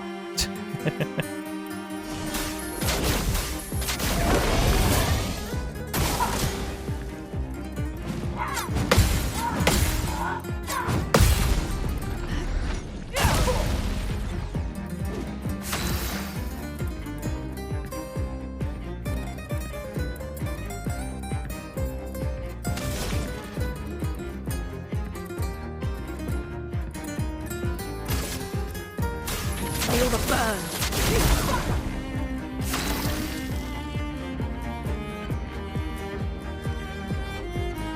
Do we... Gosh, Gustav's gauntlet. Oh, look at it glow. Oh, that's sick. I didn't realize that.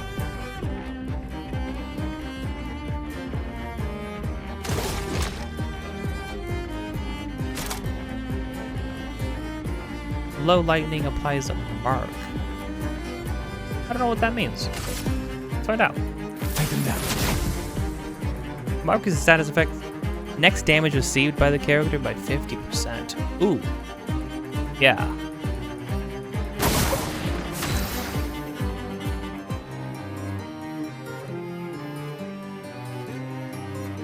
You aim too? Oh, you can do freaking weak point fireball stuff too? Huh. That's great.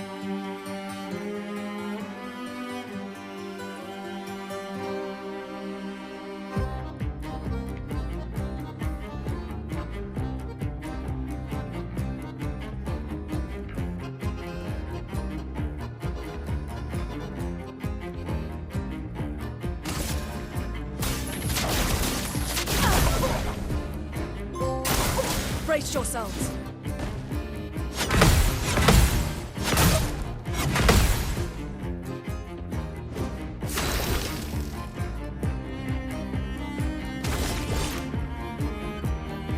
It didn't do a lot of damage, but yeah, I think I just got to do this. For those who come after.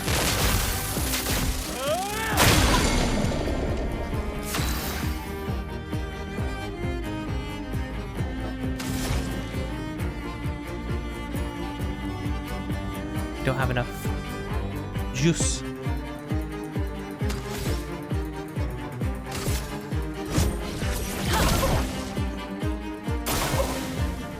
Ooh, oh wow, Burn's crazy. Burn's actually kind of nuts when you don't,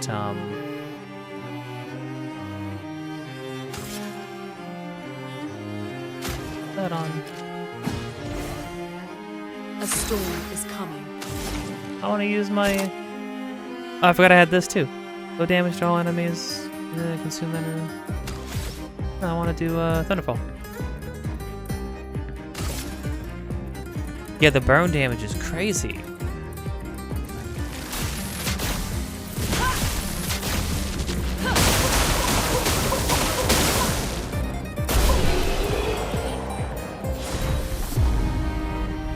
Sick.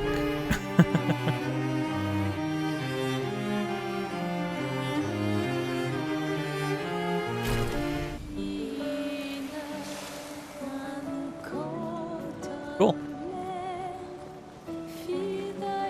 That's pretty cool. We had options. I didn't realize our other abilities were on like a second page or something. They very much want to have like a minimal, but like in, like I don't know, like set in UI system. They don't want you to feel like you're scrolling through a bunch of menus and stuff. They want to like make it dynamic, which I can respect.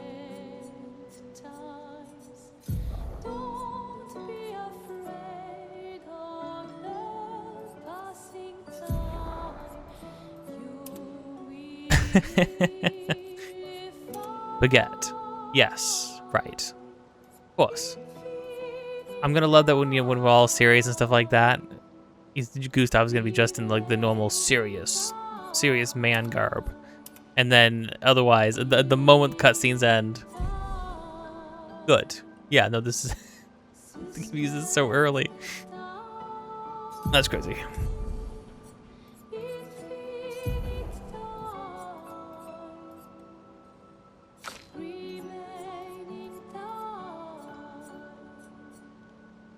You got Dodger. Also gives you speed and crit, right? Interesting.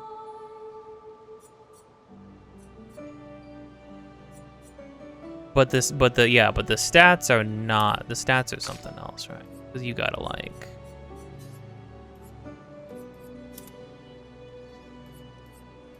Yeah.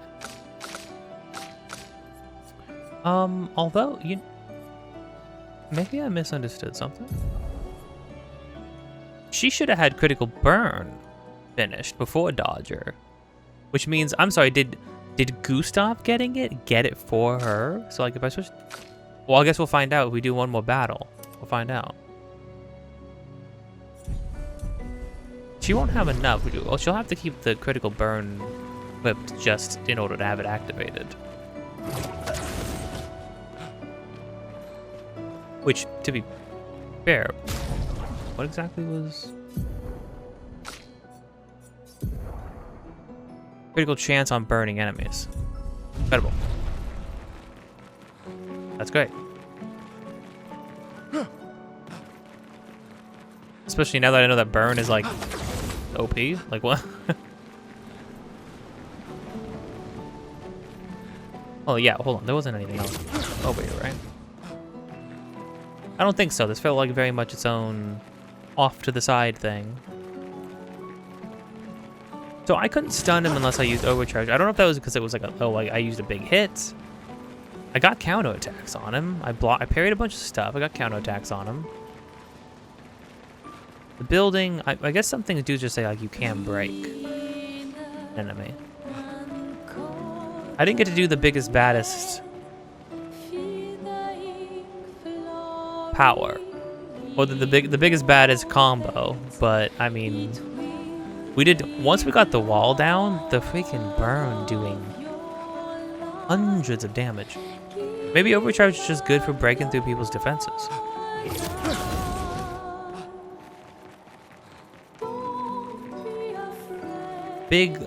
Gustav's good for like setting people up though, right? Like here's a buff, here's a mark on an enemy.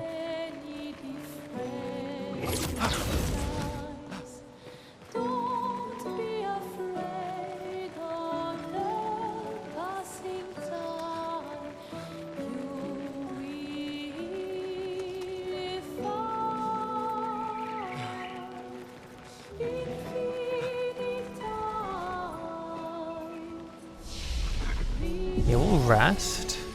I mean, I got hit. Okay, now granted, that hammer attack probably would have dumped all over me if I had gotten hit more than once. That's for sure, because like it did like a fifth of my HP. So yeah, that guy probably would have killed me. Probably would have killed me. Pretty handedly. On guard. Oh, there's the purple. Oh, because when we fight all the other enemy, when we fought the other guy, we fought them in this little spot too. So they repurpose the actual in-world areas. That's I like that. That is cool.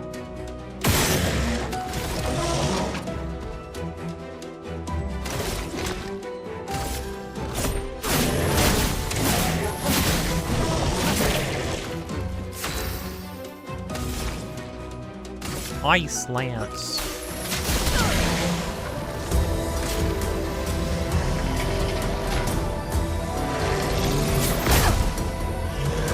Ow. Ooh, this song though? Hello?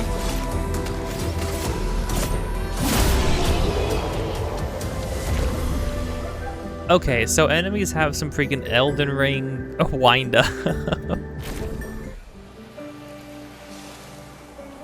So it just says Lumina learned period, right? So if I go to Gustav and go to Lumina's.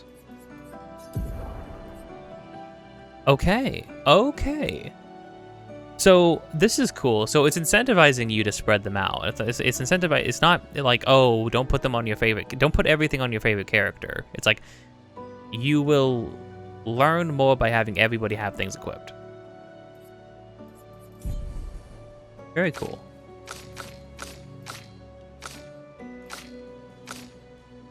Okay. I'm gonna keep it on her because neither character has enough freaking juice. Interesting. I'm gonna heal this. That was a enemy's hurt. Might I say? Might I add? Ow.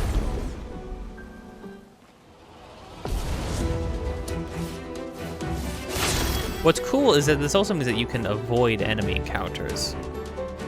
Dang, Gustav, you're so cool. I know that apparently you can break the game, like, super quickly, very early on by going, like, on the map somewhere like that you're not supposed to be yet and just avoiding enemy fights because you can just avoid enemy fights.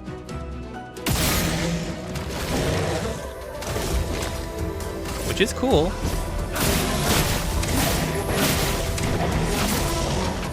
A storm is coming.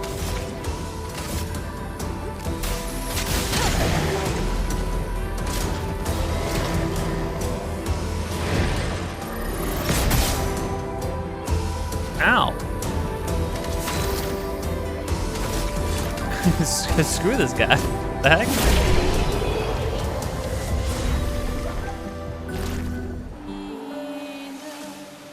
Oh, he's giving us stuff to boost weapons. Oh, if we get a lot of that kind of stuff, we can just boost weapons freely. Give Lumina points to characters, yeah. Like I really want to hold off on using that kind of thing on characters, though. What's up with this?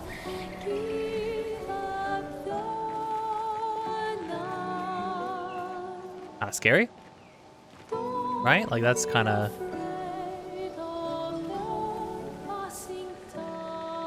What if I fell to my death? You won't let me fall to my death. Bad game. You won't let me fall to my death.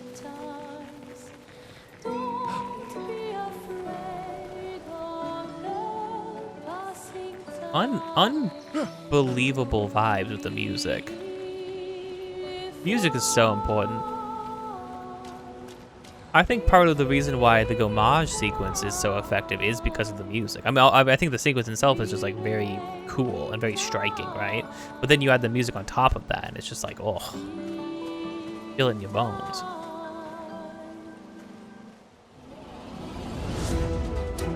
Oh snap! It's snap, crackle, and pop. What the heck are these things? Lune, watch out! Danger! Wow. Oh. Wow. Flying enemies evade most damage when attacks with skills. Shooting is more effective against these enemies. Try to shoot the Volester. The what? I thought it was the Molester. And I was like, whoa.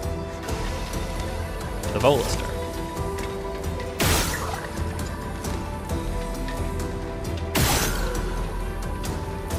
Can I just shoot him over? Ow, ow, ow. I guess so. Oh. I mean, game, I don't know if that was intentional, but I landed it. You know? We got a recoat as normal loot. That's great. Unless that's just because of this was a special thing. Regardless. Okay, you know what? So here's the thing, right? A thought that I had immediately, right? The blood is fresh. But these are like past expeditions, right? Like the flag that we went to, the first flag we went to was Expedition 1. So I gotta know. Is this some like weird time dilation thing? Where like on this continent, everybody, all the expeditions are arriving within like minutes of each other, within seconds of each other? Is that old man on the beach, is he constantly on a daily basis having to go out and clean up the next expedition? Is that why he knew to go there? I mean, he could know to go there because, you know, the Gommage, you know, it's literally a yearly thing, but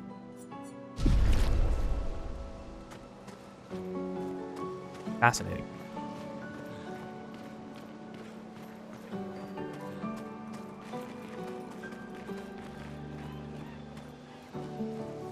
Oh, hey there, man. This guy gonna screw me up, huh? Yeah, this guy gonna screw me up. We'll see about that. Chromatic Lancier. Oh, he has a health bar. Oh, this song. Wow.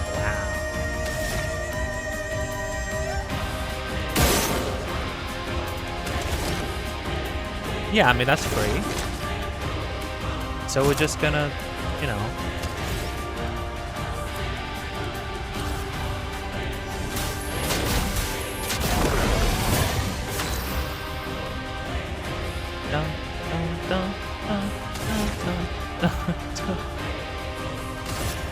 ice move.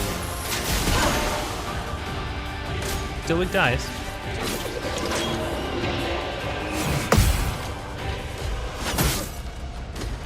Oh. Yeah. Yeah, for sure. Oh, okay. Let's finish this.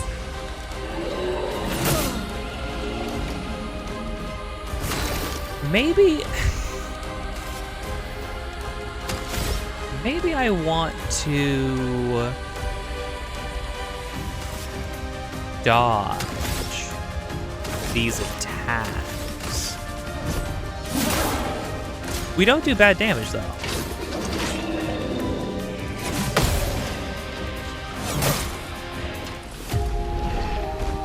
Okay.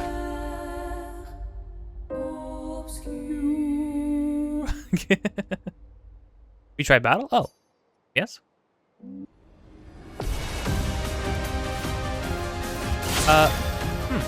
You don't get booted back to your... This song pops off, let me tell you.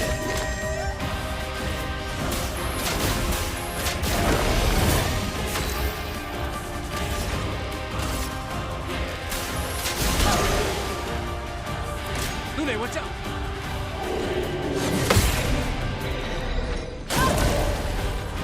Well, that's just a oneer.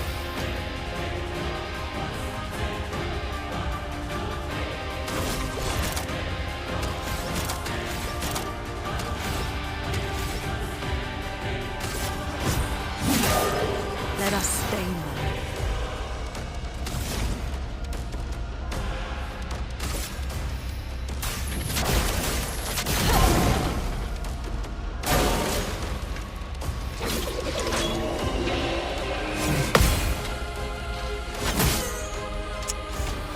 Shoot.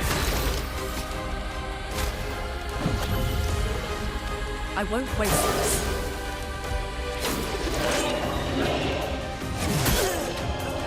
Wow. That is a weird attack, I tell you.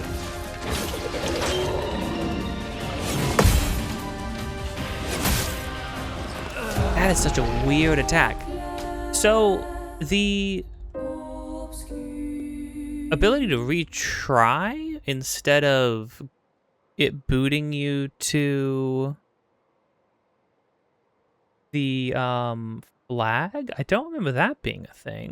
One moment. Yeah, okay, so this is something that they did add post launch. Interesting. Is this good? I mean, I can't really think of any reasons why making me run. So here's the thing, right? Like, is there any reason why making me start back at the flag, run past enemies or whatever? I could get into other encounters and die earlier, or come here with like less resources, I suppose. Technically speaking, that's maybe an aspect if there's like a sizable run back.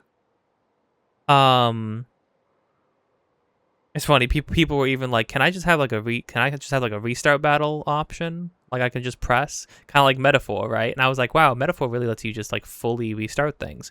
But I couldn't really think of a reason why that was a bad thing then either. It does kind of just feel like quality of life, because sometimes in these games, sometimes in RPGs, you mess up or something happens and you're like, "Oh shoot, I think the fight's currently in this state unwinnable." So it's like, well, just let me restart it, right? Because otherwise you are just wasting time.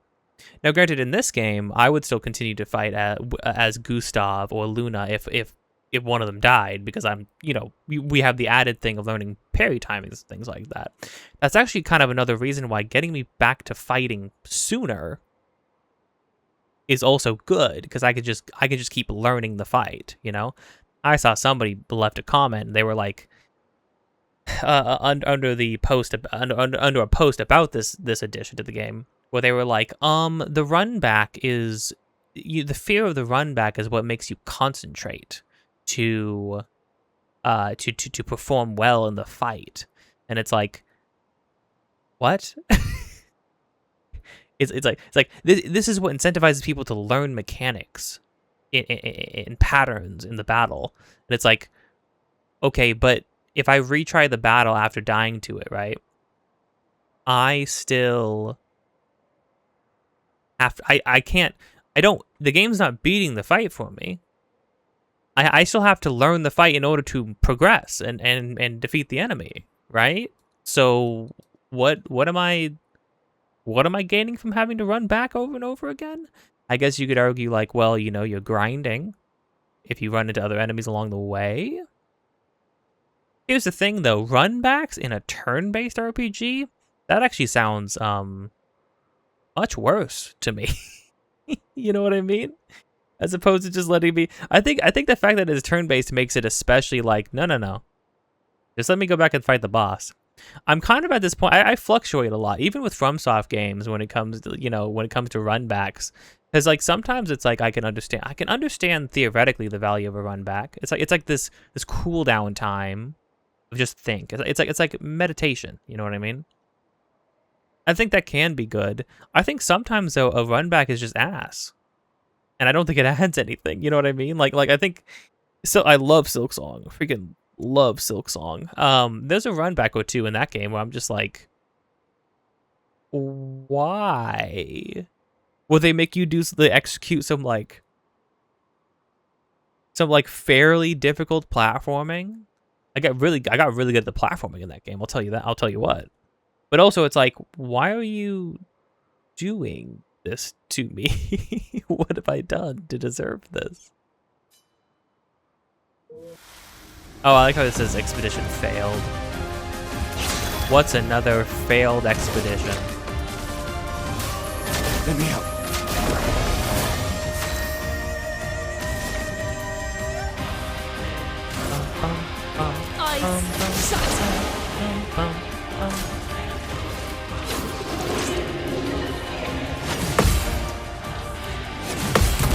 There we go. Hadn't pulled that off yet.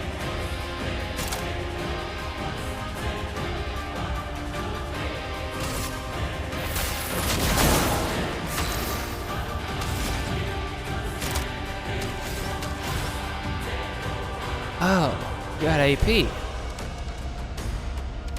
Oh, actually. Kind of forgot about that. Fire kick.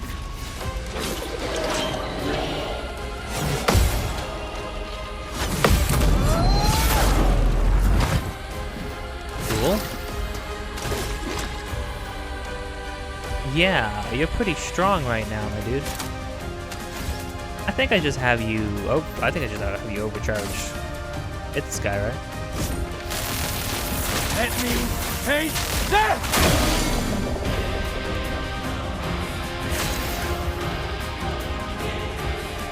Oh, he was stunned, and then he immediately. Oh, and then he got rid of the stun immediately.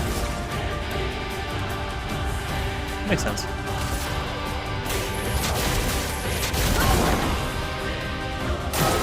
I'll do it.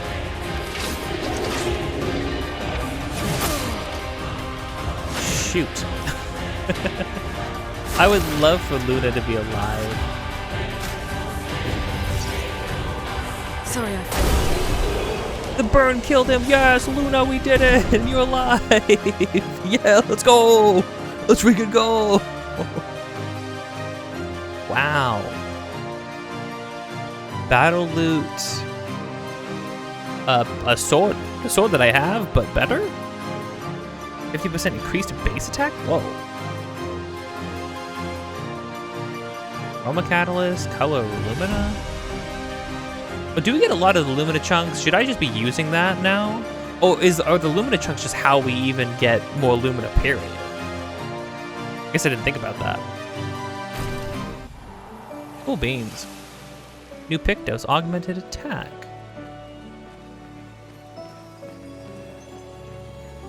Oh no, my sword leveled up?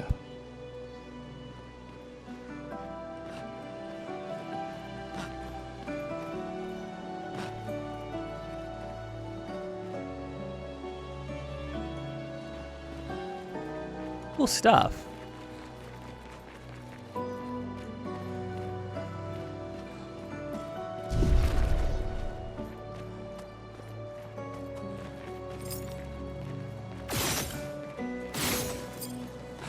Oh, I didn't know we could just freaking point and shoot too.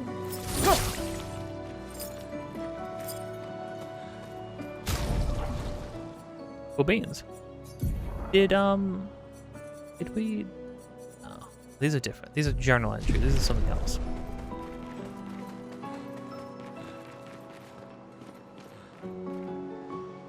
Oh, I didn't even realize this is a thing.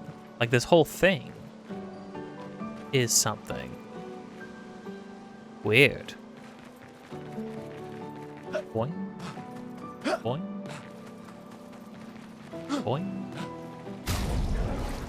No, I can't really think of a reason why just restarting a battle, especially in a game like this, turn-based game about learning parries and parry timings and things like that. I think the run back would just get on my nerves. I think it was cooler to just be in a fight. Here's the thing, right? I respect the heck out of friction in games. I really do.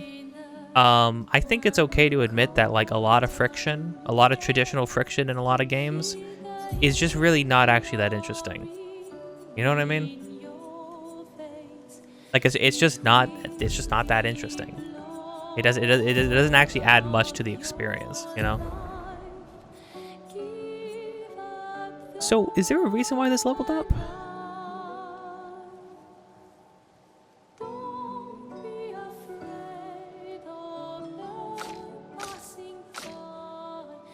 Don't know if there's a reason this leveled up. You know? Well, it did. And then we got this specifically from the sword? 50% increased base attack damage.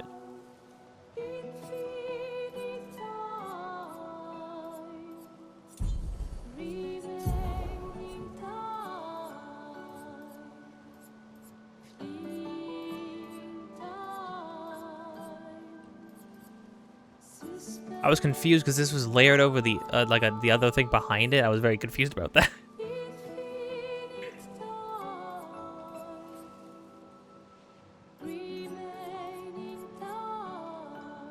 Defense and speed.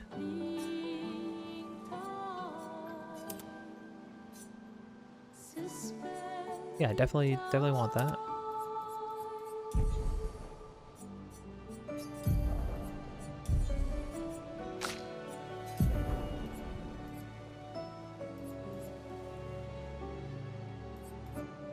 Pretty crazy one.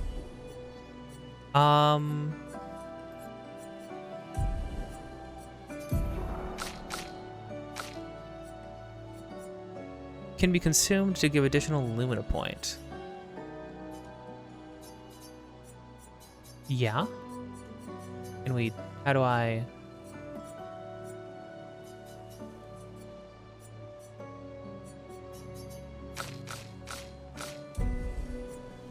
Do I go to the? Oh wait, no, she got another Lumina point. We both did. Okay, so maybe gradually over time, but then clearly we're getting so many of those other things, right? So clearly, like, that's another way to do it. I think.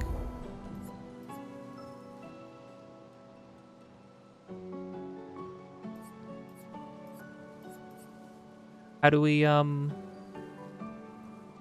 the Lumina point? I went to my inventory, but then it didn't seem like I could move and party. Oh, I just go solo Gustav? Crazy.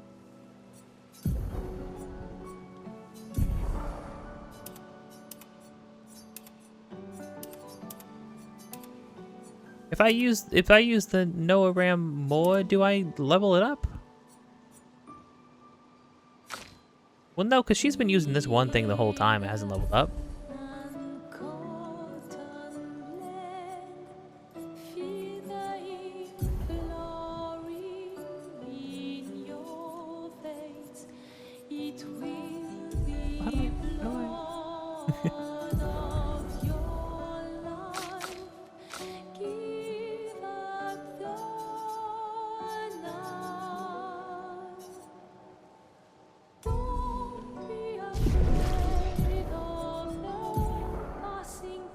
Battle wheel.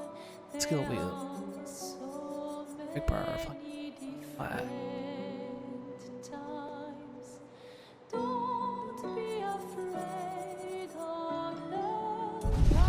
I guess I'll wait for now. I don't know. I have a bunch of things. Blue trees. Something's disrupting the chroma around here. Be careful.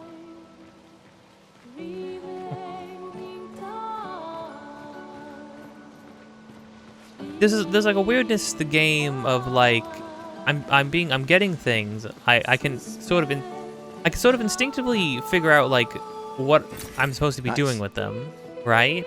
But then the game like won't let me. Well, I'll get something and I'm like, what does this even mean? Like it's giving me a term and I can't find it. There's no way to find that information until you just kind of like use it. I do think it's weird you have to use an ability before the game tells you what the heck the status effect is. Because then it's like, well, hold on. What if I get an ability because it sounds cool? I see what the status effect is. I'm like, oh, wait, no, I don't care about that at all. I mean, I guess they would just say, well, just reallocate. Get that point back, right? And it's like, yeah, I guess. Power.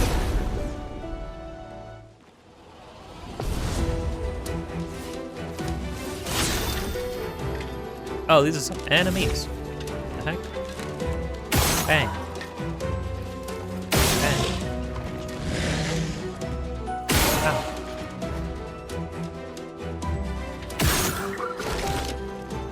Shot with a gun.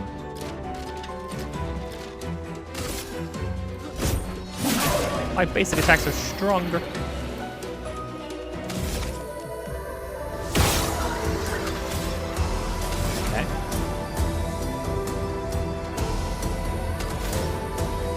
It's 4 for an ice lance? Just attack them. Brace yourselves. Ow. My freaking bones. The bones in my tight body. A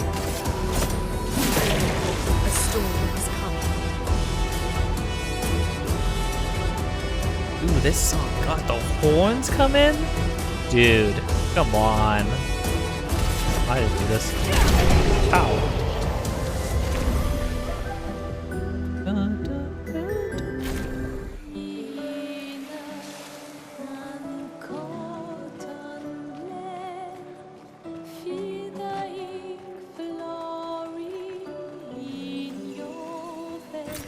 We can use that.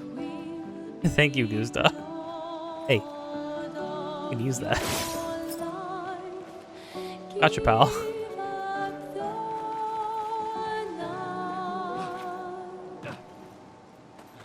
He's just trying to cope.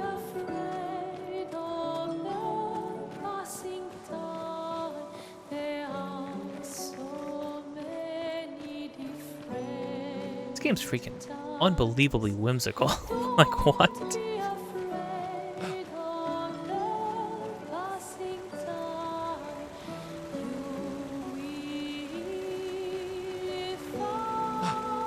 Pretty absorbed. Someone came here before and set up these handholds.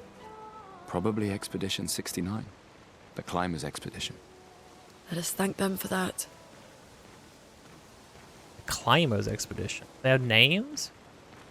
Man, I bet Expedition 69 was pretty fun. Everybody says that. I know everybody says that. Everybody has said that about that.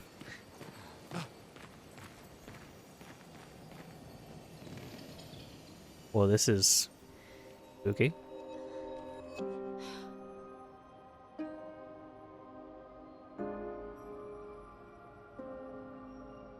So this is sort of what became of like the rest of the world.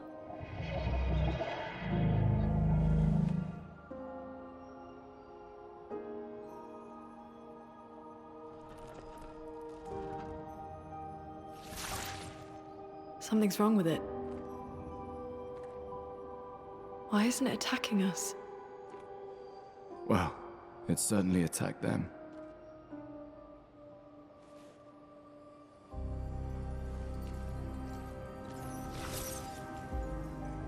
An expedition journal.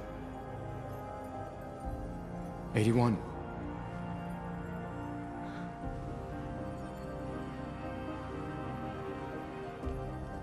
Learn from the ones who came before. And lay the trail for the ones who come after.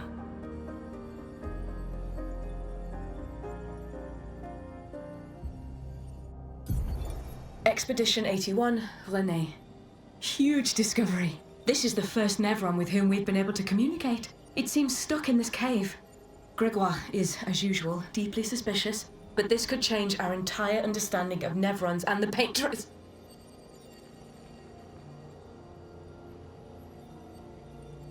Oh, they're freaking voiced? That's awesome. Dang, they're gonna be freaking name dropping people. René, Gregoire, and unfortunately, I don't think we probably wouldn't be getting more than one journal entry per thing, right? It doesn't look like we would be. Dang, that's kind of, well, but like even that, them being voiced too is going to humanize all of these, what would otherwise just be like text on a screen so much. Cause yeah, then it sounds like she got freaking killed immediately. First Nevron with whom we've been able to communicate.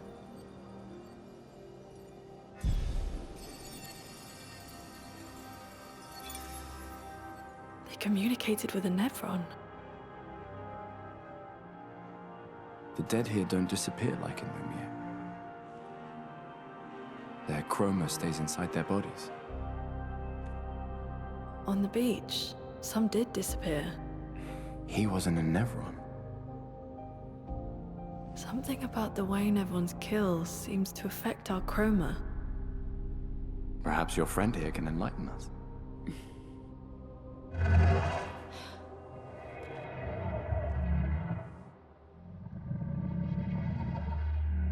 It really does speak. What do you mean, light? Did you kill these people?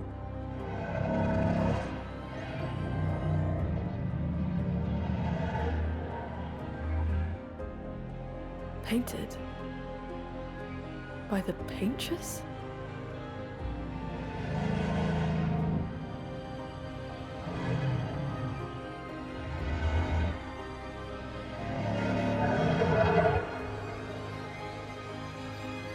If we bring it light, perhaps we can learn more. I'm not sure that's a good idea.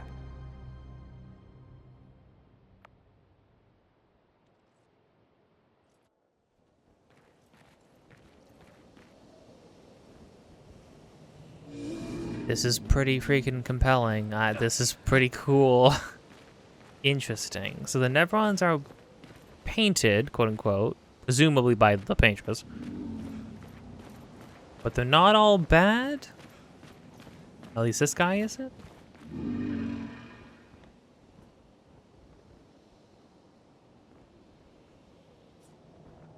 I would never cast others into darkness. But that's an interesting thing. They said so people in Lumiere disappear when they die. The chroma was some sort of like life energy, right? Sort of like disperses. But when they're killed by Nevrons here... Oh, wait, no. She said that some of them did disappear on the beach. Because the old man was killing people. That's different. Killing people with like the magic that we wield.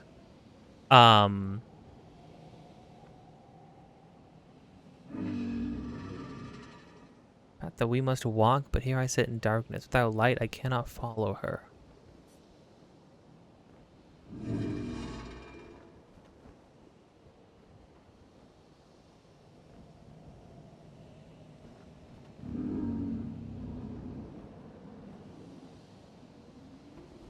I need to shine.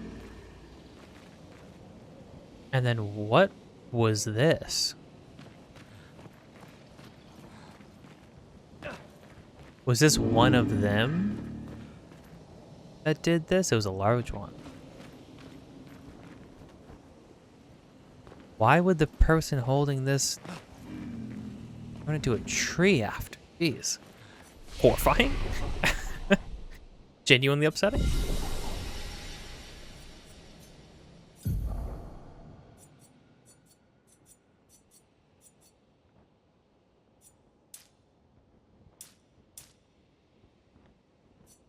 Are these?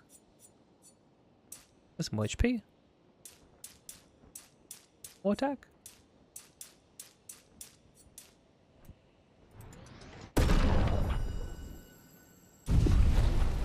Oh, hold on. Ta-da.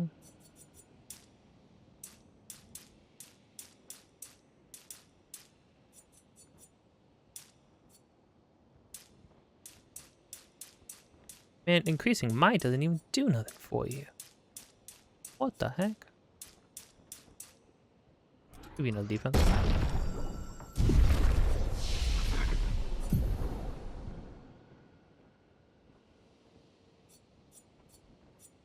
Gustav! What the heck? Luna. Yes, Luna.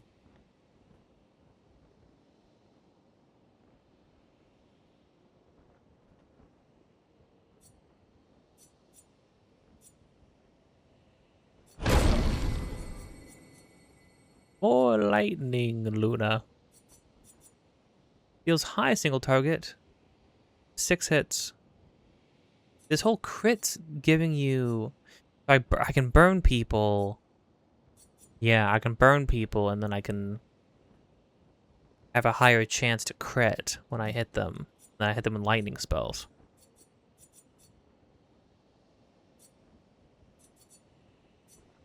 Seems pretty cool.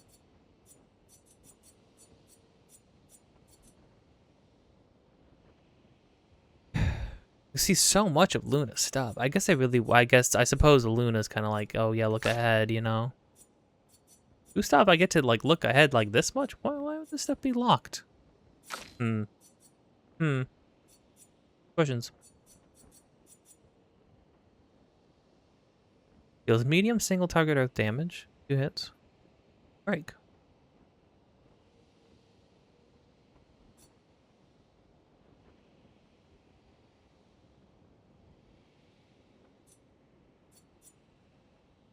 Really likes lightning. Earth likes lightning. Lightning's likes fire. Everything is a cycle.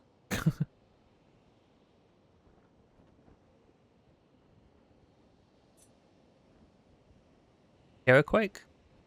Deal low earth damage, break damage to all.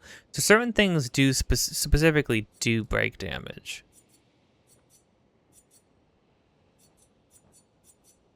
But like they say that. Like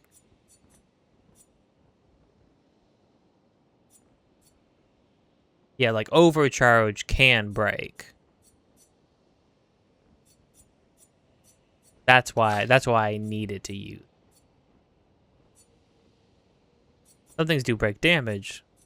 Some things break. Okay. Interesting. I think I get that better now.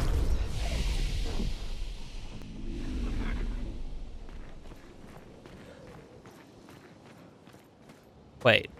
Can I... Can I eat these now?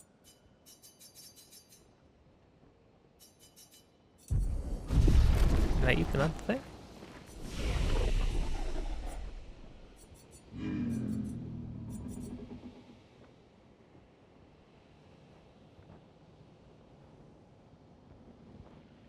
I want to kill these guys, but a lot of the Nevrons seem to want to kill people.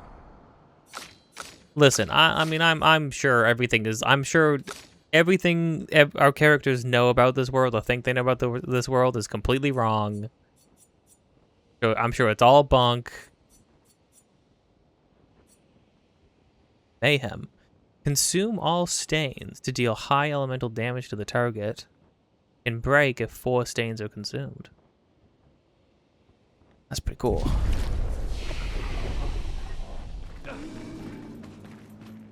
More options to break. Flares! Survivors! Hurry!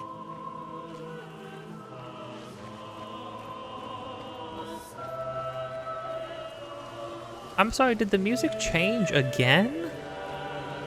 Like, actually? Interesting. Chance to burn on free aim shot. I mean, I'm mainly going to be eating up Gustav's.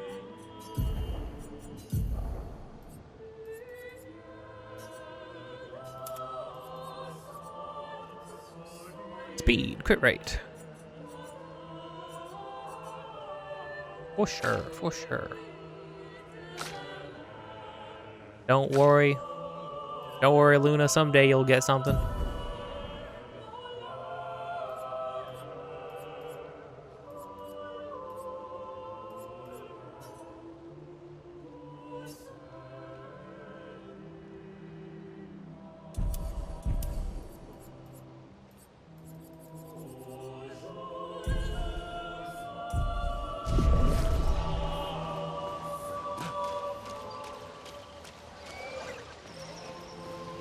What are these things? You wouldn't fight me, would you? You would. Okay.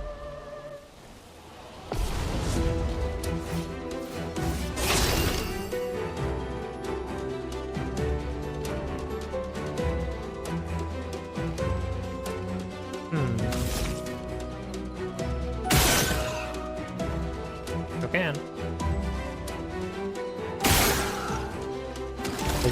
Resistant to the fire, probably.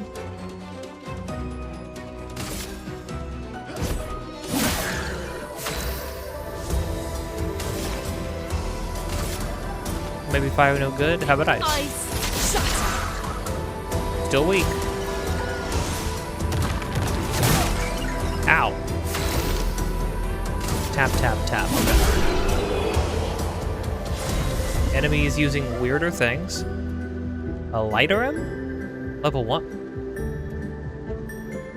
Is that a chakram? Oh wait, no, that's the thing she uses. Yes, okay. I was very confused. I'm like, should we already have a third character that I don't know about? Like what? What the crud? It has things?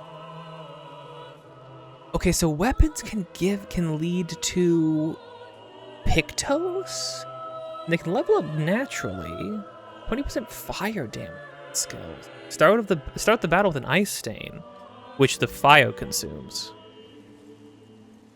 Fire skills cost 1 less AP.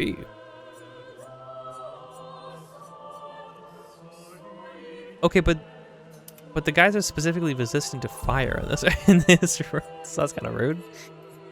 But sure. Hello, Gustav. It's so funny. Oh yeah, hold on, wait, was there more with like... It's gonna be hard to get off this. This is gonna be hard to put this game down. I'll be so real with you.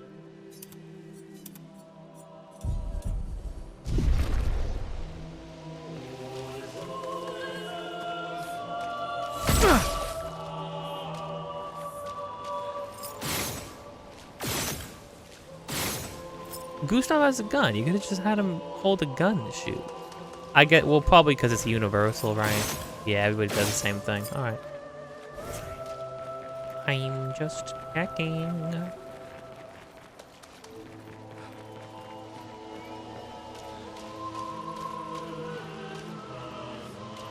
Where's the like Xenoblade 1 Definitive Edition like Switch 2 upgrade style thing where like I can just hop on a bike and ride a bike everywhere? Nice.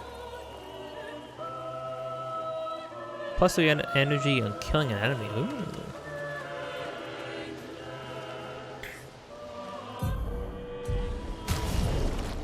Do I need to be saving the game?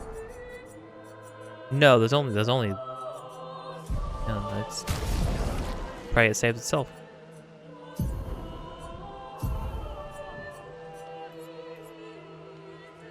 I really appreciate the amount of Pictos we're getting. Plus the AP on an enemy. 9% crit chance. Boing, boing, boing. Speedrunning tactics. Well, that will help. Ow! Ow! How do I eat you?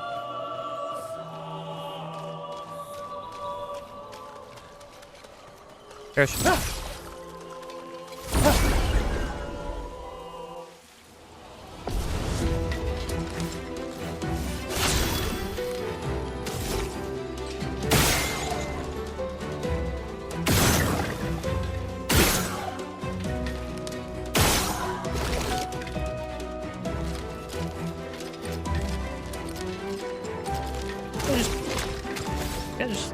Just kill you. I'll just kill you. You know what? If this was metaphor, that enemy dodging that would have ended my turn, and then I would have just gotten like dragged across the countryside.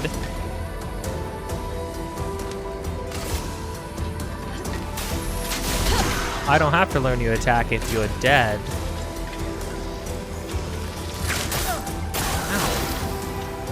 Wow.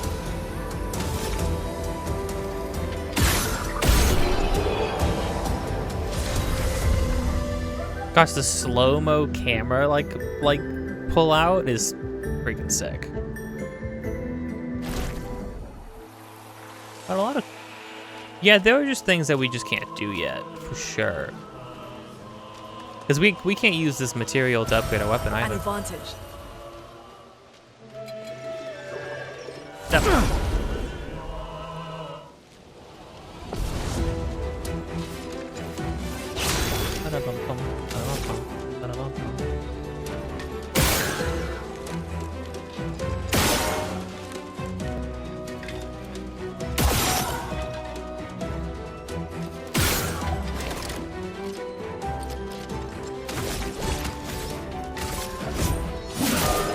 Let us stain them. Ice shatter.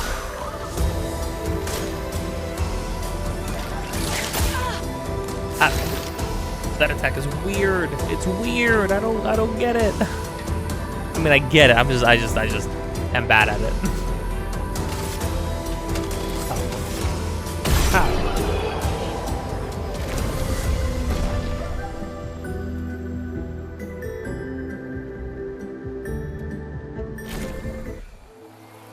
Cool.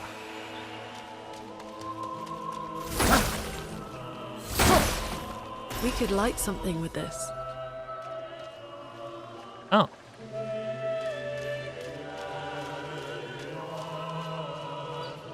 Do we go back?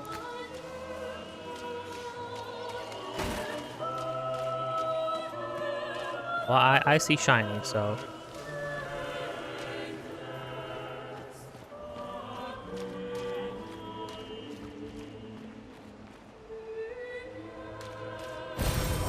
Interesting.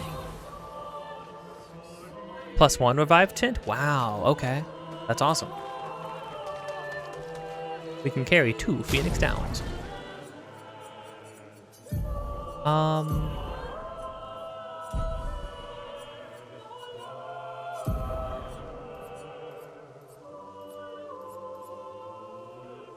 What's learned? This is learned. This is defense and speed. That's staying on Gustav for sure.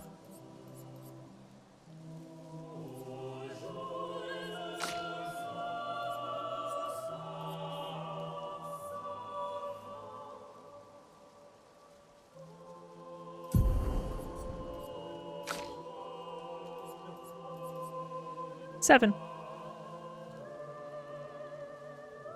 Love it. Would love it if I could eat some freaking Lumina.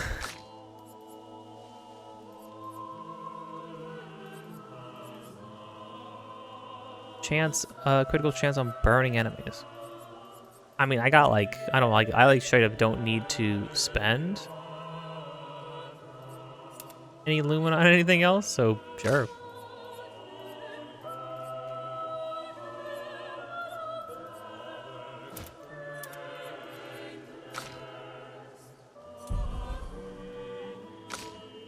How come you have 5 and you? Oh, it's because we get some slowly by leveling up.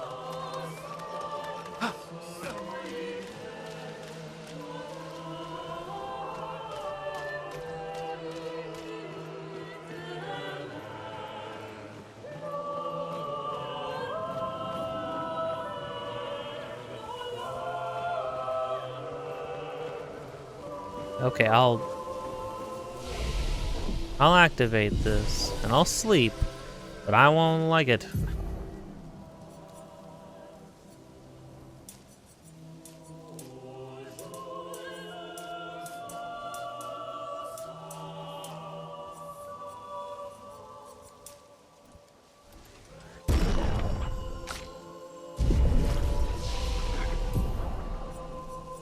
You can get a new one.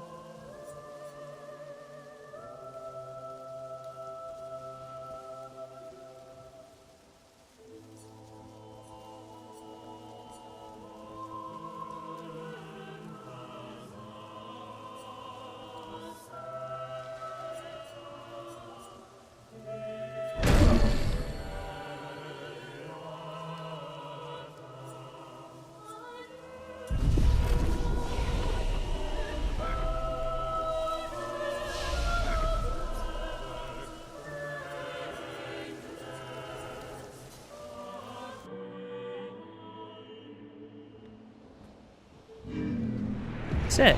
Okay. Hey, pal.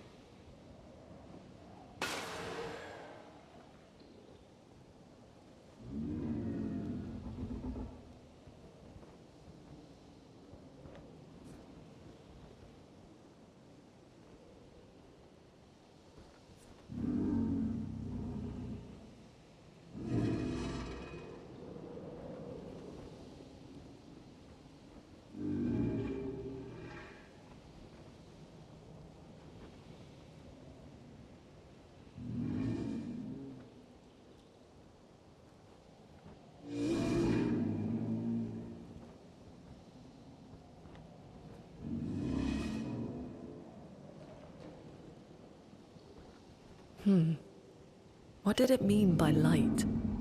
Let's keep an eye out for other Nevrons like this one. We might learn something. Got a healing tint for that, that's cool.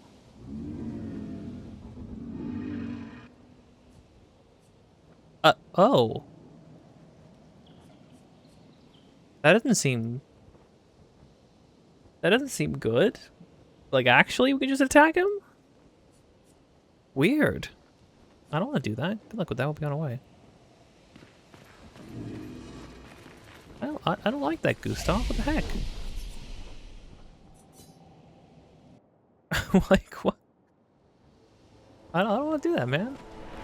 You're weird. You're weird for that, dude. He's just a guy. He's literally just a guy, Gustav.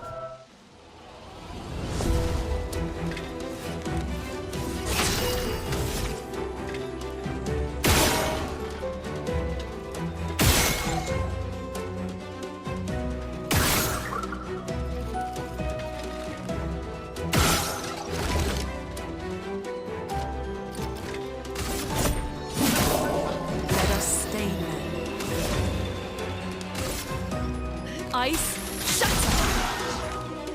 Rune, watch out! Nice. Timing on that's weird. A dodge would be much safer.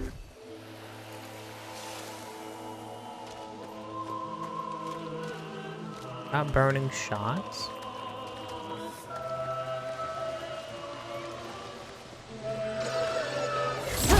Ow.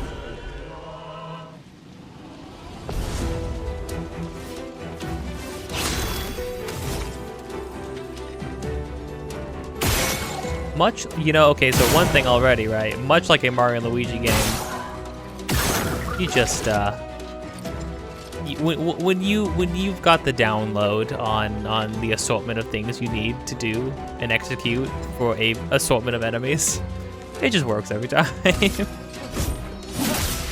Chrome is flowing.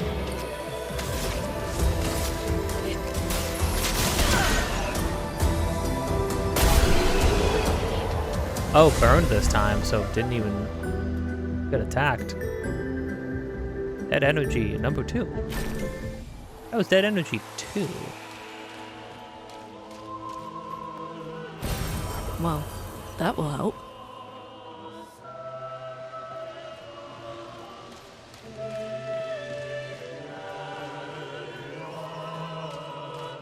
We don't have a map, I realize. Although that might be to promote exploration. Keep an eye out, perhaps. Yum yum yoo yoo.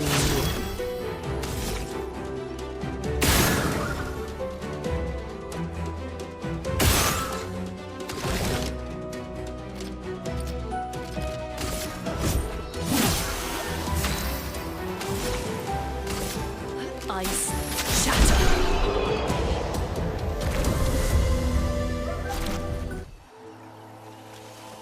I think we have reached the soft level wall in terms of how much we get. Okay. We're back here. We went down first, so yeah. Oh, you know the speedrun is just this constantly.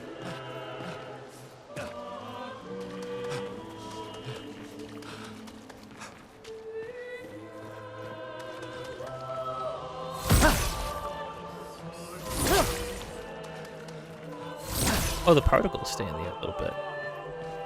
It's cool.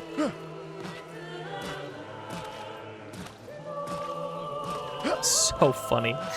It's so funny to move like this in a game like this.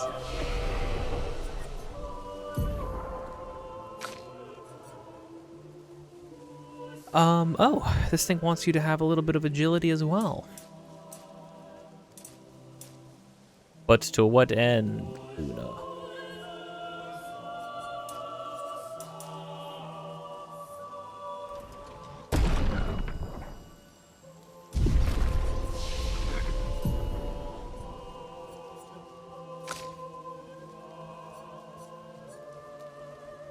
Could just pop this in order to like have 6 skills, so I have like it all filled out.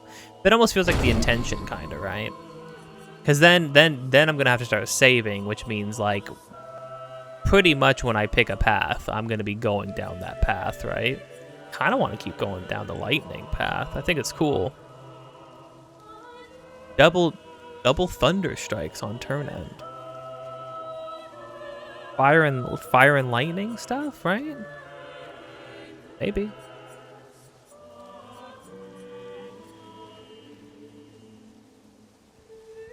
Seems cool. Seems pretty cool, yeah.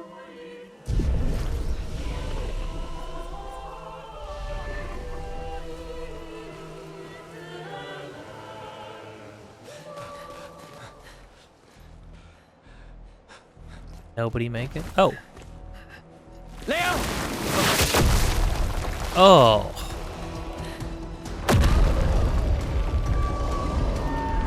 We made it here just in time to watch one of them die. It's big.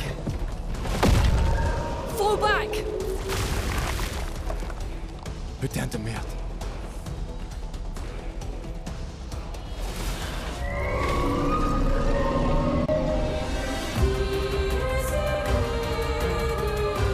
This was a bad place to rendezvous, jeez.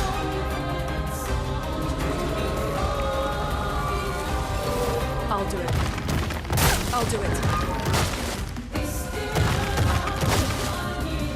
Okay. I didn't know when the spell was coming. He was doing hand stuff, and then I was waiting. Some enemies have shields to protect them.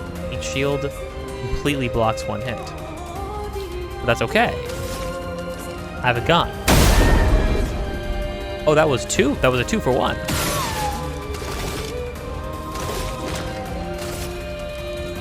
Actually. Let me help. Now, the thing about having a song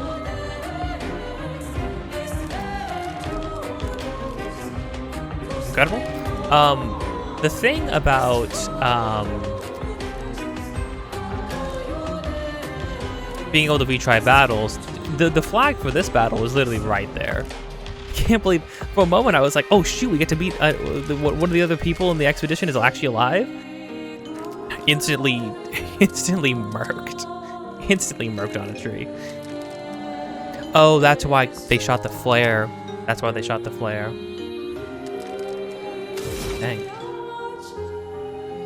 Does this guy want, what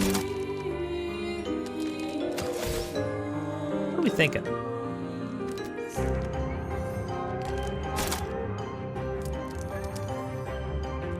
Well, we need to know what he's weak to. So, first things first, I use Ice Lance. He's weak to it. Now he's slow. Oh.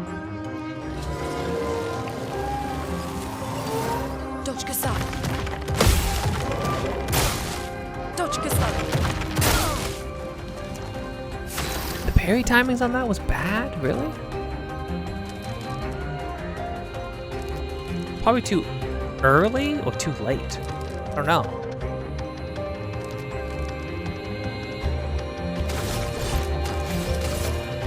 Attack move.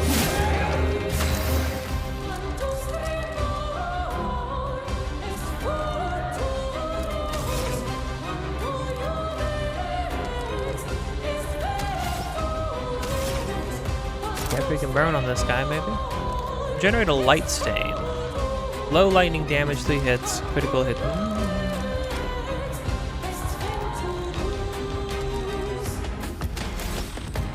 Try to immolate him first.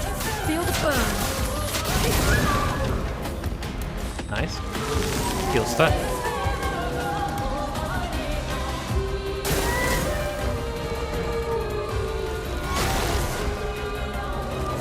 Oh!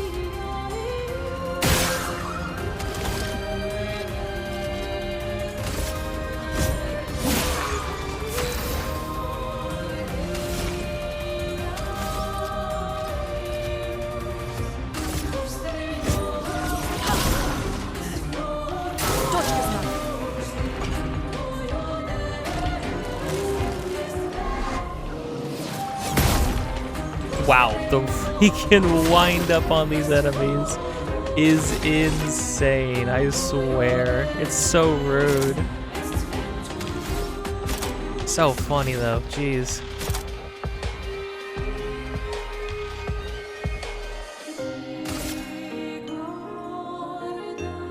Yeah.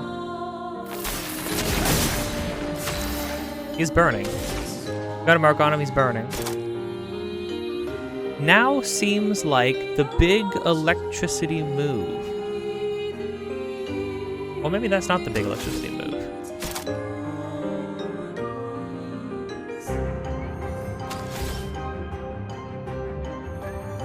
Increase damage. No, I think Thunderfall is a big electricity move.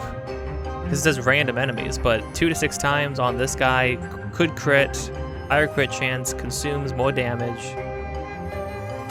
Yeah, I think this makes sense. Lightning strike.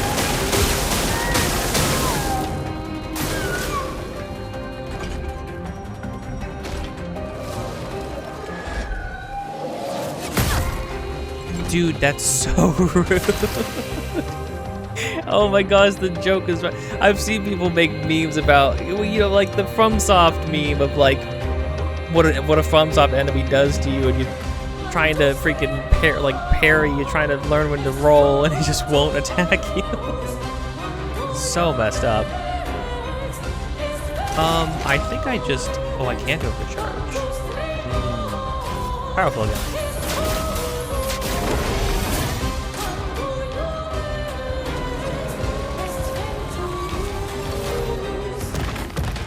Get ready. Take cover. It needs to be a little earlier, but I still did it too early right there. Otherwise, that was pretty cool.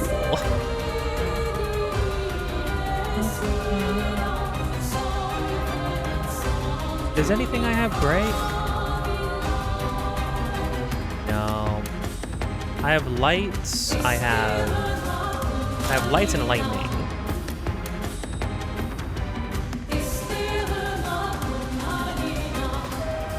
Oh, could consume both of my lights to heal targeted ally. Could heal yourself. It will cost, it'll generate a light, and it'll cost nothing. Seems good to me. I like how good things do depends on you, like, oh, good thing I did. Unbelievable. Good job, Luna. Building up chroma. Oh.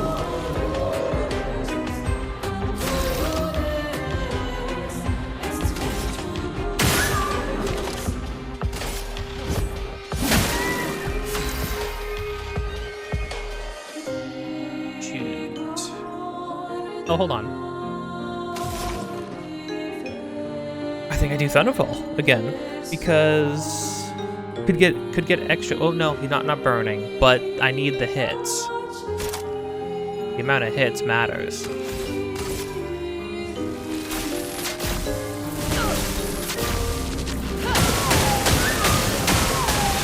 Brace yourselves.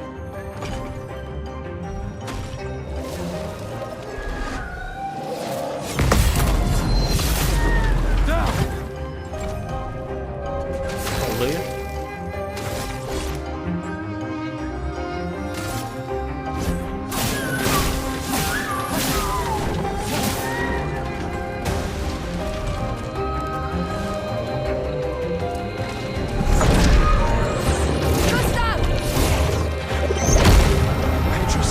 Must fall.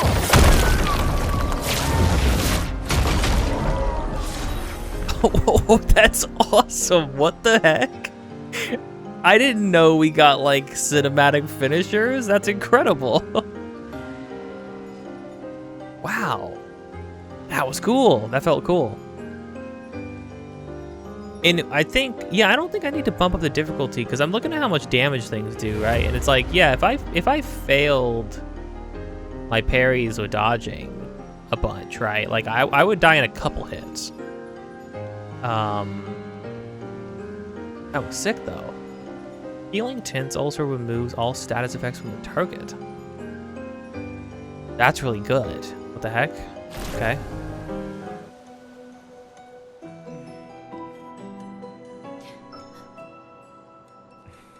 Celebrate later. There'll be others. We should be safe up in the tree. Yeah.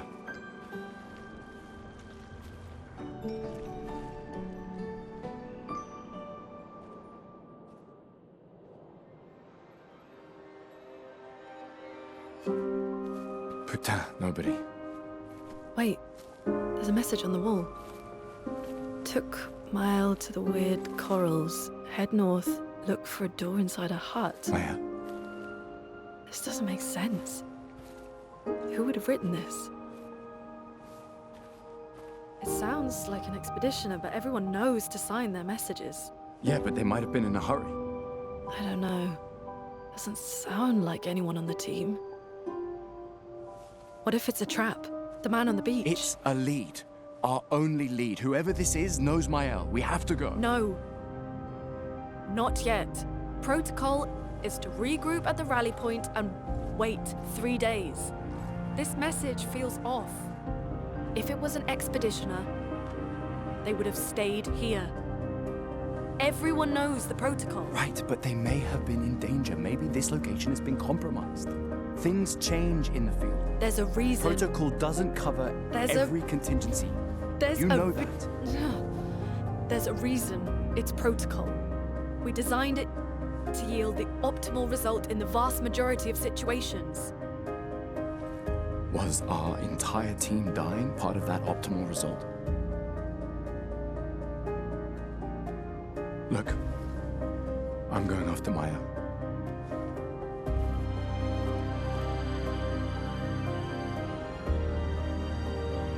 Protocol also states, never move solo. I'll let you choose which protocol to break.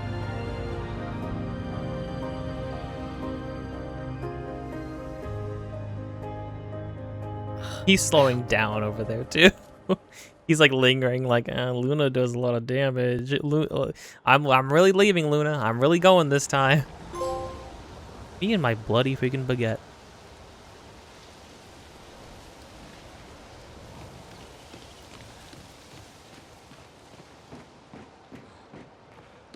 Cool. I like the drama. I like that we're all buddy-buddy. I like that we're disagreeing with each other. Nice. I think I also appreciate that, like, they both have good points. You know? Like, it's like, okay, this is all we have to do, and nobody's here. Nobody's here. Nobody's gonna be here. You know what I mean? Like, we know that, like, more than half of us were killed on the beach. 100%.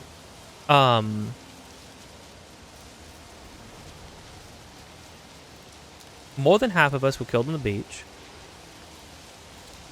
There's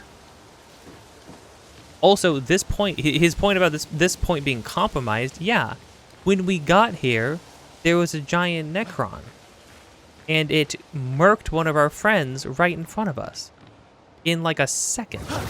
So, like, yeah, I think. But also, yeah, the fact that the person knew Mael's name. Here's the thing. We saw somebody rush to Mael, and I already... I kind of recognize who it might be. Just from, like, seeing characters and trailers and things like that. Don't know anything about the guy, though. Don't know who that is. However, didn't recognize him from the team. Because we meet everybody. They make a point. You spend a whole night to meet everybody, right? I didn't recognize any of those people. I'm not sorry. I didn't any of those people. I recognized all the people during the festival. No, I didn't recognize that guy. We didn't meet him that night. That was unless not everybody came, which is possible. But I didn't recognize that guy. That's for sure. But yeah. So the question really is, okay. So who is he?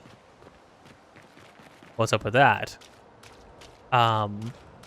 Crazy how brutal the freaking violence is, like people dying and stuff like that. Kind of depressing that, like, I don't know, like Gustav was definitely affected. Luna's just sort of kept moving on. Luna seems very like tied, like she needs the structure. Like, well, not. It's like the structure is what's keeping her sane and focused, you know. Which I can actually respect. Like the structure of everything, like, no, there's a plan. And as long as there's a plan, as long as there's a protocol and a plan, then we always know what we ought to be doing, no matter what happens. So like I can compartmentalize what's happening around us, and that like most of our plan has been dissolving because we still accounted for this. We still know what to do next. And she has a good point. Like, okay, somebody didn't sign their name. This is not the kind of message they would leave. They're telling us to break protocol in this message. Like, what?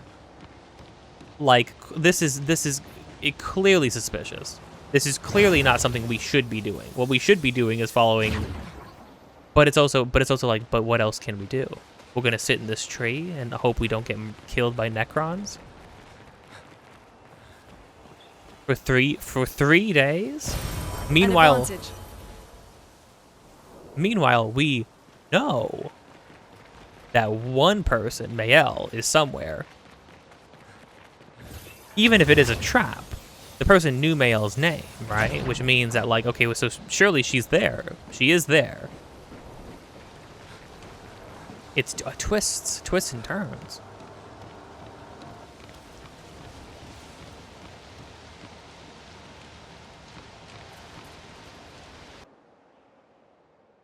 And now for that magic moment you wait for in all classic RPGs.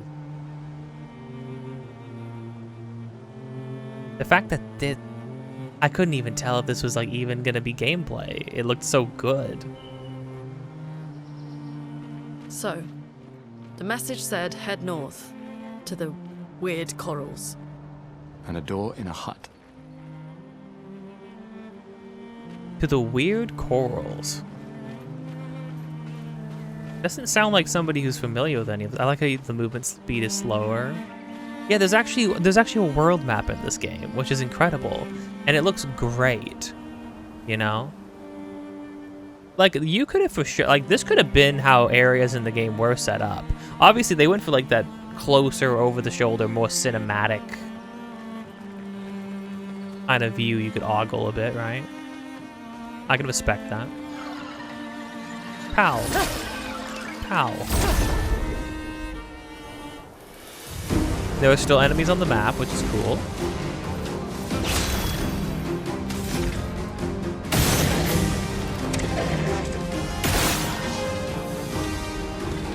Does my gun count as a basic attack?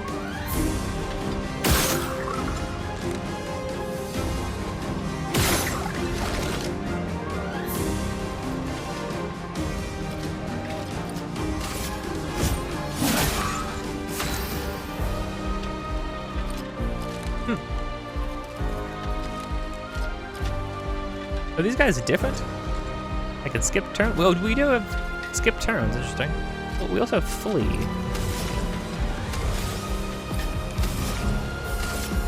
Ice. Shut. Dodge. Same kind of enemy.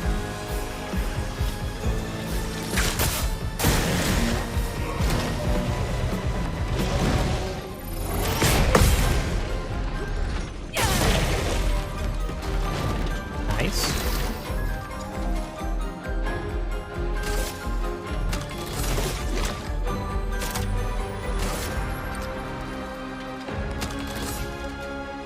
If it's a shot, does it count? Take him down.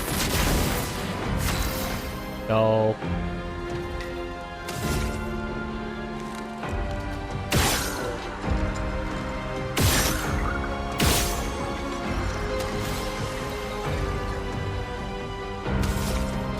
Oh, Luna stuff doesn't count as AP?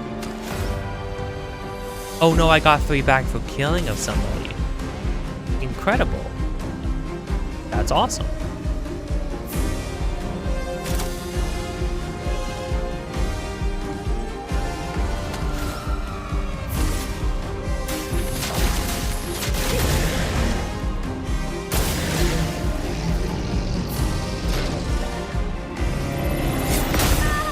Shoot.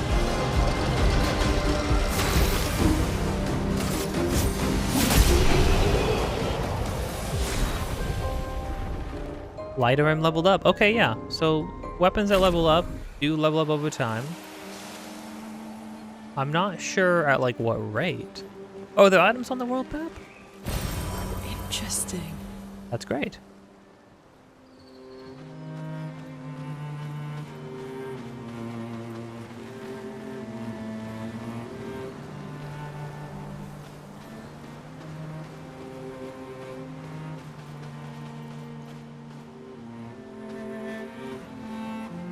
Is that back home? Heck is over there. Question's a question. I like being tiny on the map. It's kind of funny because, you know, like when you're in the world map or wandering around in old RPGs, like sometimes like your sprites or models would change a little bit. Although I guess they wouldn't normally, but obviously everything was always low poly, so like it wouldn't look. But like now we got like a miniature diorama, but our characters are just the same models. This is very funny.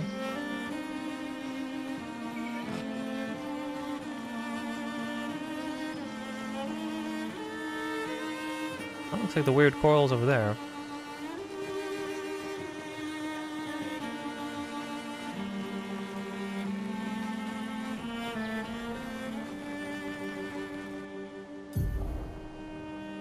Oh, we do have a map. Hello.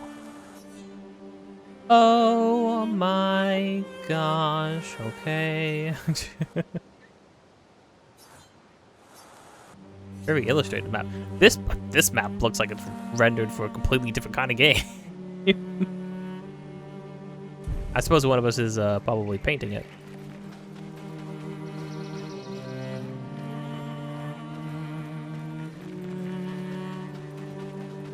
What's in here?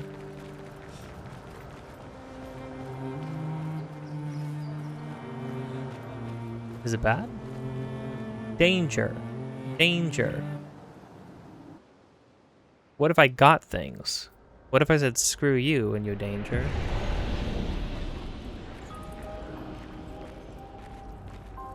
I've heard the game praised for this. I mean, yeah, obviously the fact that it lets you do this. This is what I'm looking forward to in Rebirth, because the dev said that, the devs for Rebirth, Rebirth, Revelations, FF7 Revelations, is that they said that, like, they're you know, the final game is going to be the most classic feeling one, where it's like big open world map, got an airship, go wherever you want.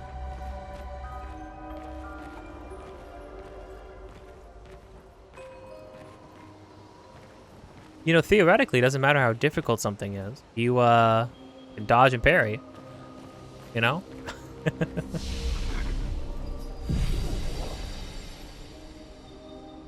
Expedition 59.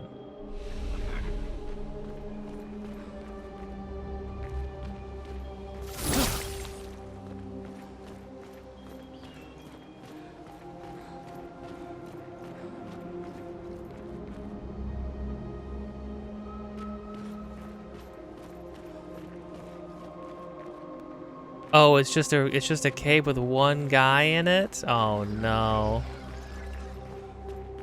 What does this guy do? Got anything cool behind you? Well, okay, this guy's gonna freaking toast my buns, right? Bam! He wasn't even looking at me. He wasn't even gonna aggro. Chromatic Abyss. Take cover!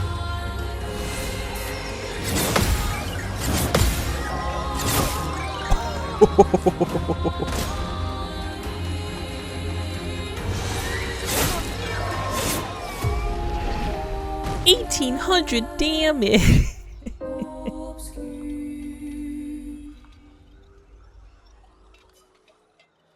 Okay, I mean, so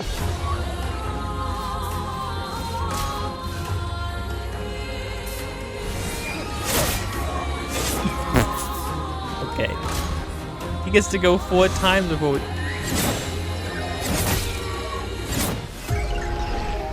I thought the dodging was supposed to have more frames. I am become Squidward. I don't... Help me. Oh. 3,600 damage. Bang. Oh no.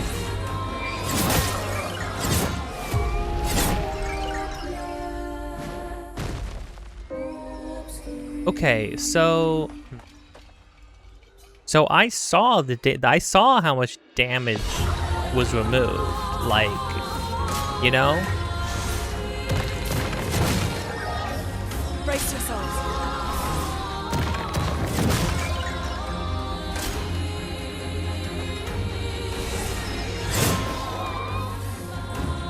ready.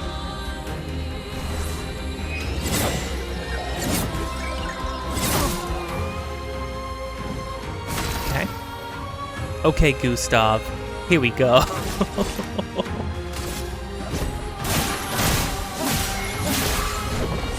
Resist it. Oh, no, actually.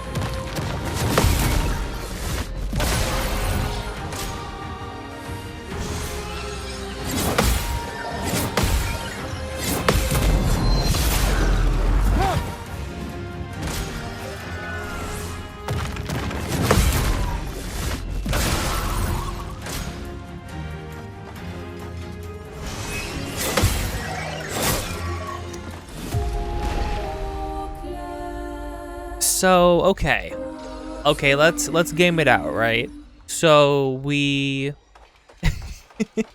so we just parry every single attack the whole time. Just don't we just never get hit, right? And why not?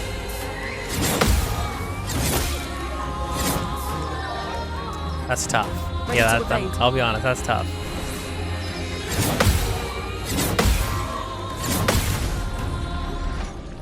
That one's particularly difficult.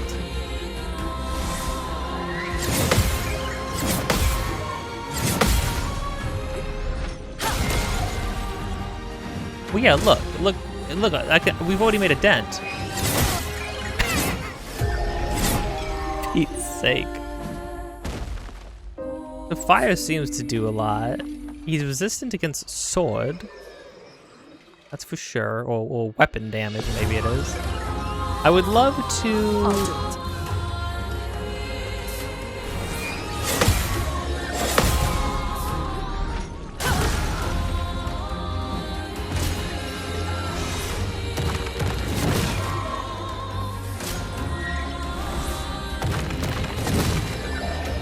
Get ready. Dodge is good to fall back on. Dodge is important, actually, I think.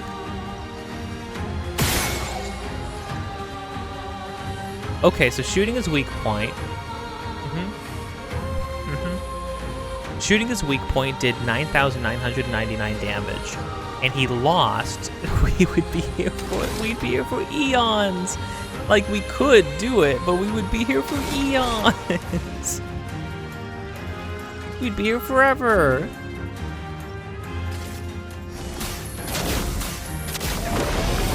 A storm is coming.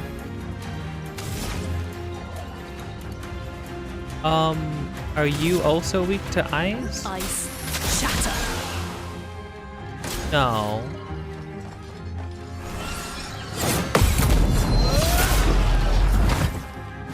Get ready. Get ready.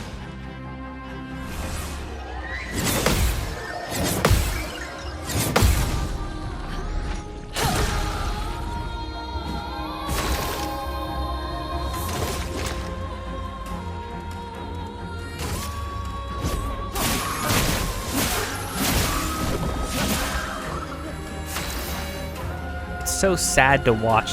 It's so sad to watch that, you know? Oh gosh, okay. So ice, he wasn't weak against ice.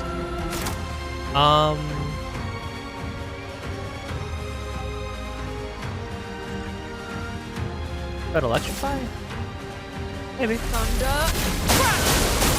Ready to evade. No.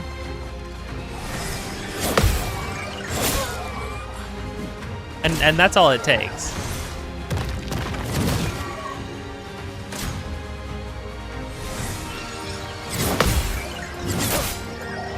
That's all it takes. Truly, that's all it takes. I'm not exactly gonna say that we made progress that time, because we sure didn't, you know?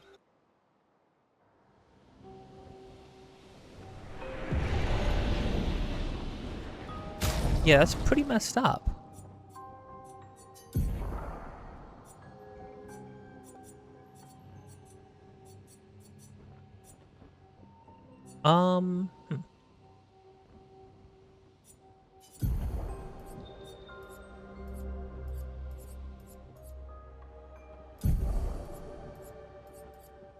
Critical burn. Take that off. DP on killing an enemy. That feels like value. And then we're going to...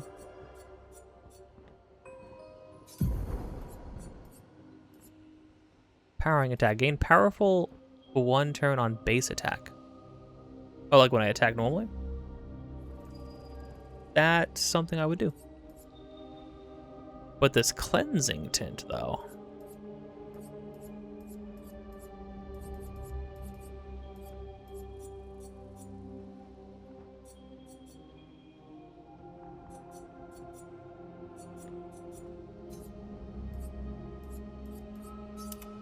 Get you that cleansing tint.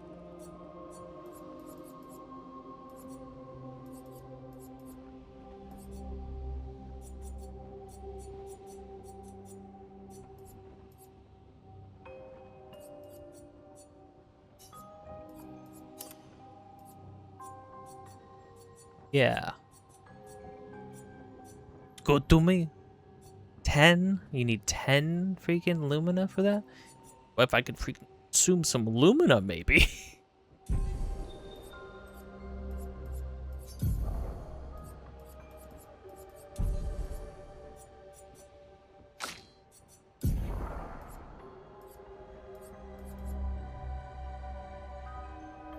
Give you that.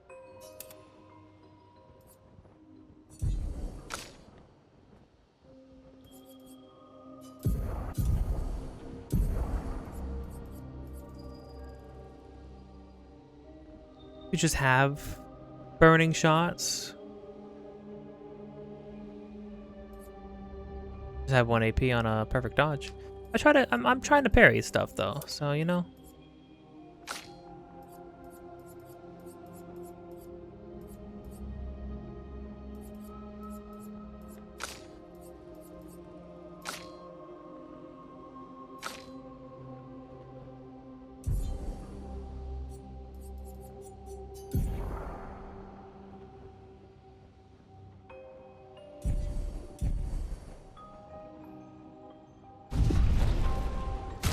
I can do it now. Unless you let me eat things now. Nom nom nom. Nom nom nom nom nom.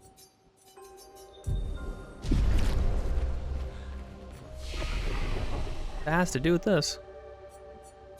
Great attribute.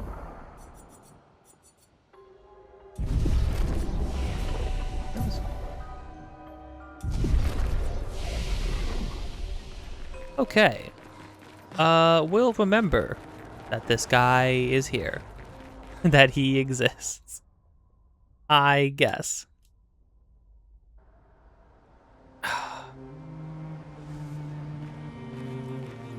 I love the freaking miniature diorama kind of feel. It's cool. Well, I think with that, we're gonna have to wrap things up, I think. Because we got like...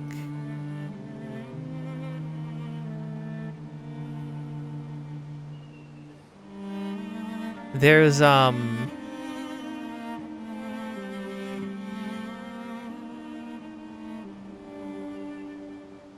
mean, obviously this is RPG. There's plenty to do, but we've made a good dent. At least for a first outing, I feel like.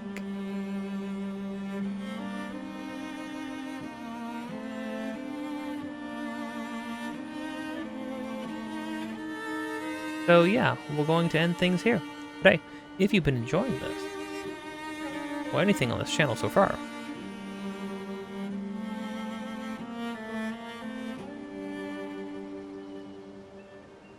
don't forget to like, comment, subscribe, hit the bell to get notified of more things in the future.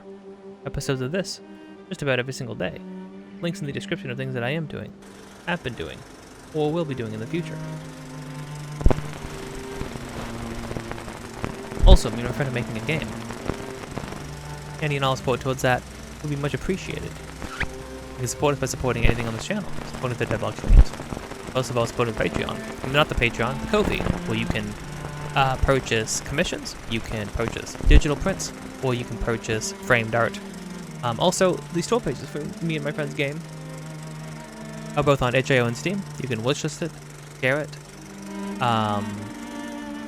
play the demo, leave some feedback, and stay tuned for more news on that in the future. And with that, till next time, don't forget to be kind. I'll see you around. This is very good. I mean, the beginning of this game is just great. Also, every character interaction has felt like really good and very like meaningful. You know, the writing is very good. How both of our characters are characterized even so early on. I mean, you know, it's easy to forget, but like there is sort of a time is of the essence kind of a deal, right? Like there's stuff like things just happened, you know. So there's a sort of a momentum and a push every time we get to a cutscene. You know, the two of them do feel like especially when they got to the rendezvous point, you could feel the energy between them. Just being like, okay, we got cryptic messages. We keep finding dead people. There's nobody else here. We got a cryptic message. We know where Mael might be, supposedly. Well, we know where she probably is, but probably with a caveat, right? If there is somebody else, who the heck is it? Is it the old man? Is literally anybody else alive? It's cool. And also, game's fun. Game looks great. It's fun. I do like the combat. It'll be interesting to see when we get more people. But then also like when we get more people and also just like more abilities, more like stuff to do, more passives, more augments, things like that. Like I think I'm interested to see. I'm interested to crack the game open, you know? Even having Luna alone, I think them having like just Gustav, who's very simple, and then having just Luna for a little while, just to kind of get you used to like, hey, so here's what a character with like systems is like, and here's what that means, you know? Like, get used to balancing a bunch of resources. Yeah, I'm interested to see where the limits are, you know?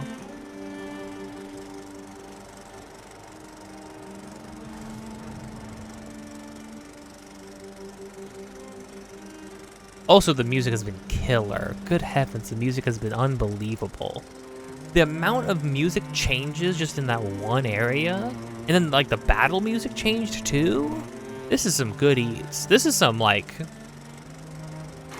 I mean, this is like the kind of level of quality that like you would expect from a bigger RPG, you know? But the thing is, there's not many like AAA level RPGs that are getting that kind of like, that kind of love and care, you know? There's not many. Obviously Square Enix is the company that does them, but they also like, they've been reviving that with the remake series, but that's been like it, you know? Because FF16 is not that.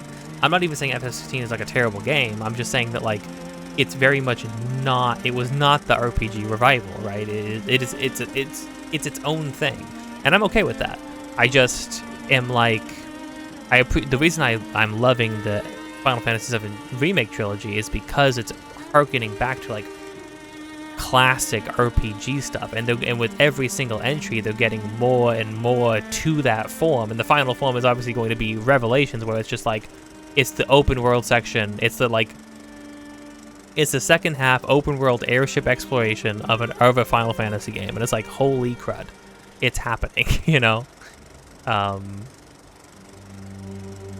But even just for this one, just dropping you, this is very much like a Leaving Midgar type moment, right? Dropping you into like, yeah, no, we have world maps, you know? We have locations. There's locations, and then there's a world map. You can wander around.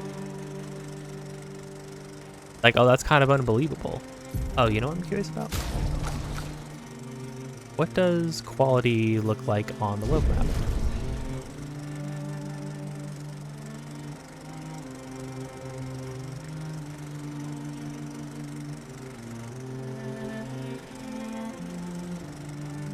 Yeah, I'll be honest with you. Again, I don't really know what quality's doing other than eating the freaking performance alive. Like other than consuming my FPS, I really don't actually know what quality mode is doing. You know what I mean? Maybe it's like a draw distance thing. I can see things sort of like settle when I like move this, and then I can see some visuals sort of like settle a little bit. But whatever. I'm like sitting here looking for things, right? That's kind of the thing. Dang, good stuff. Can't wait for more. I'm very excited.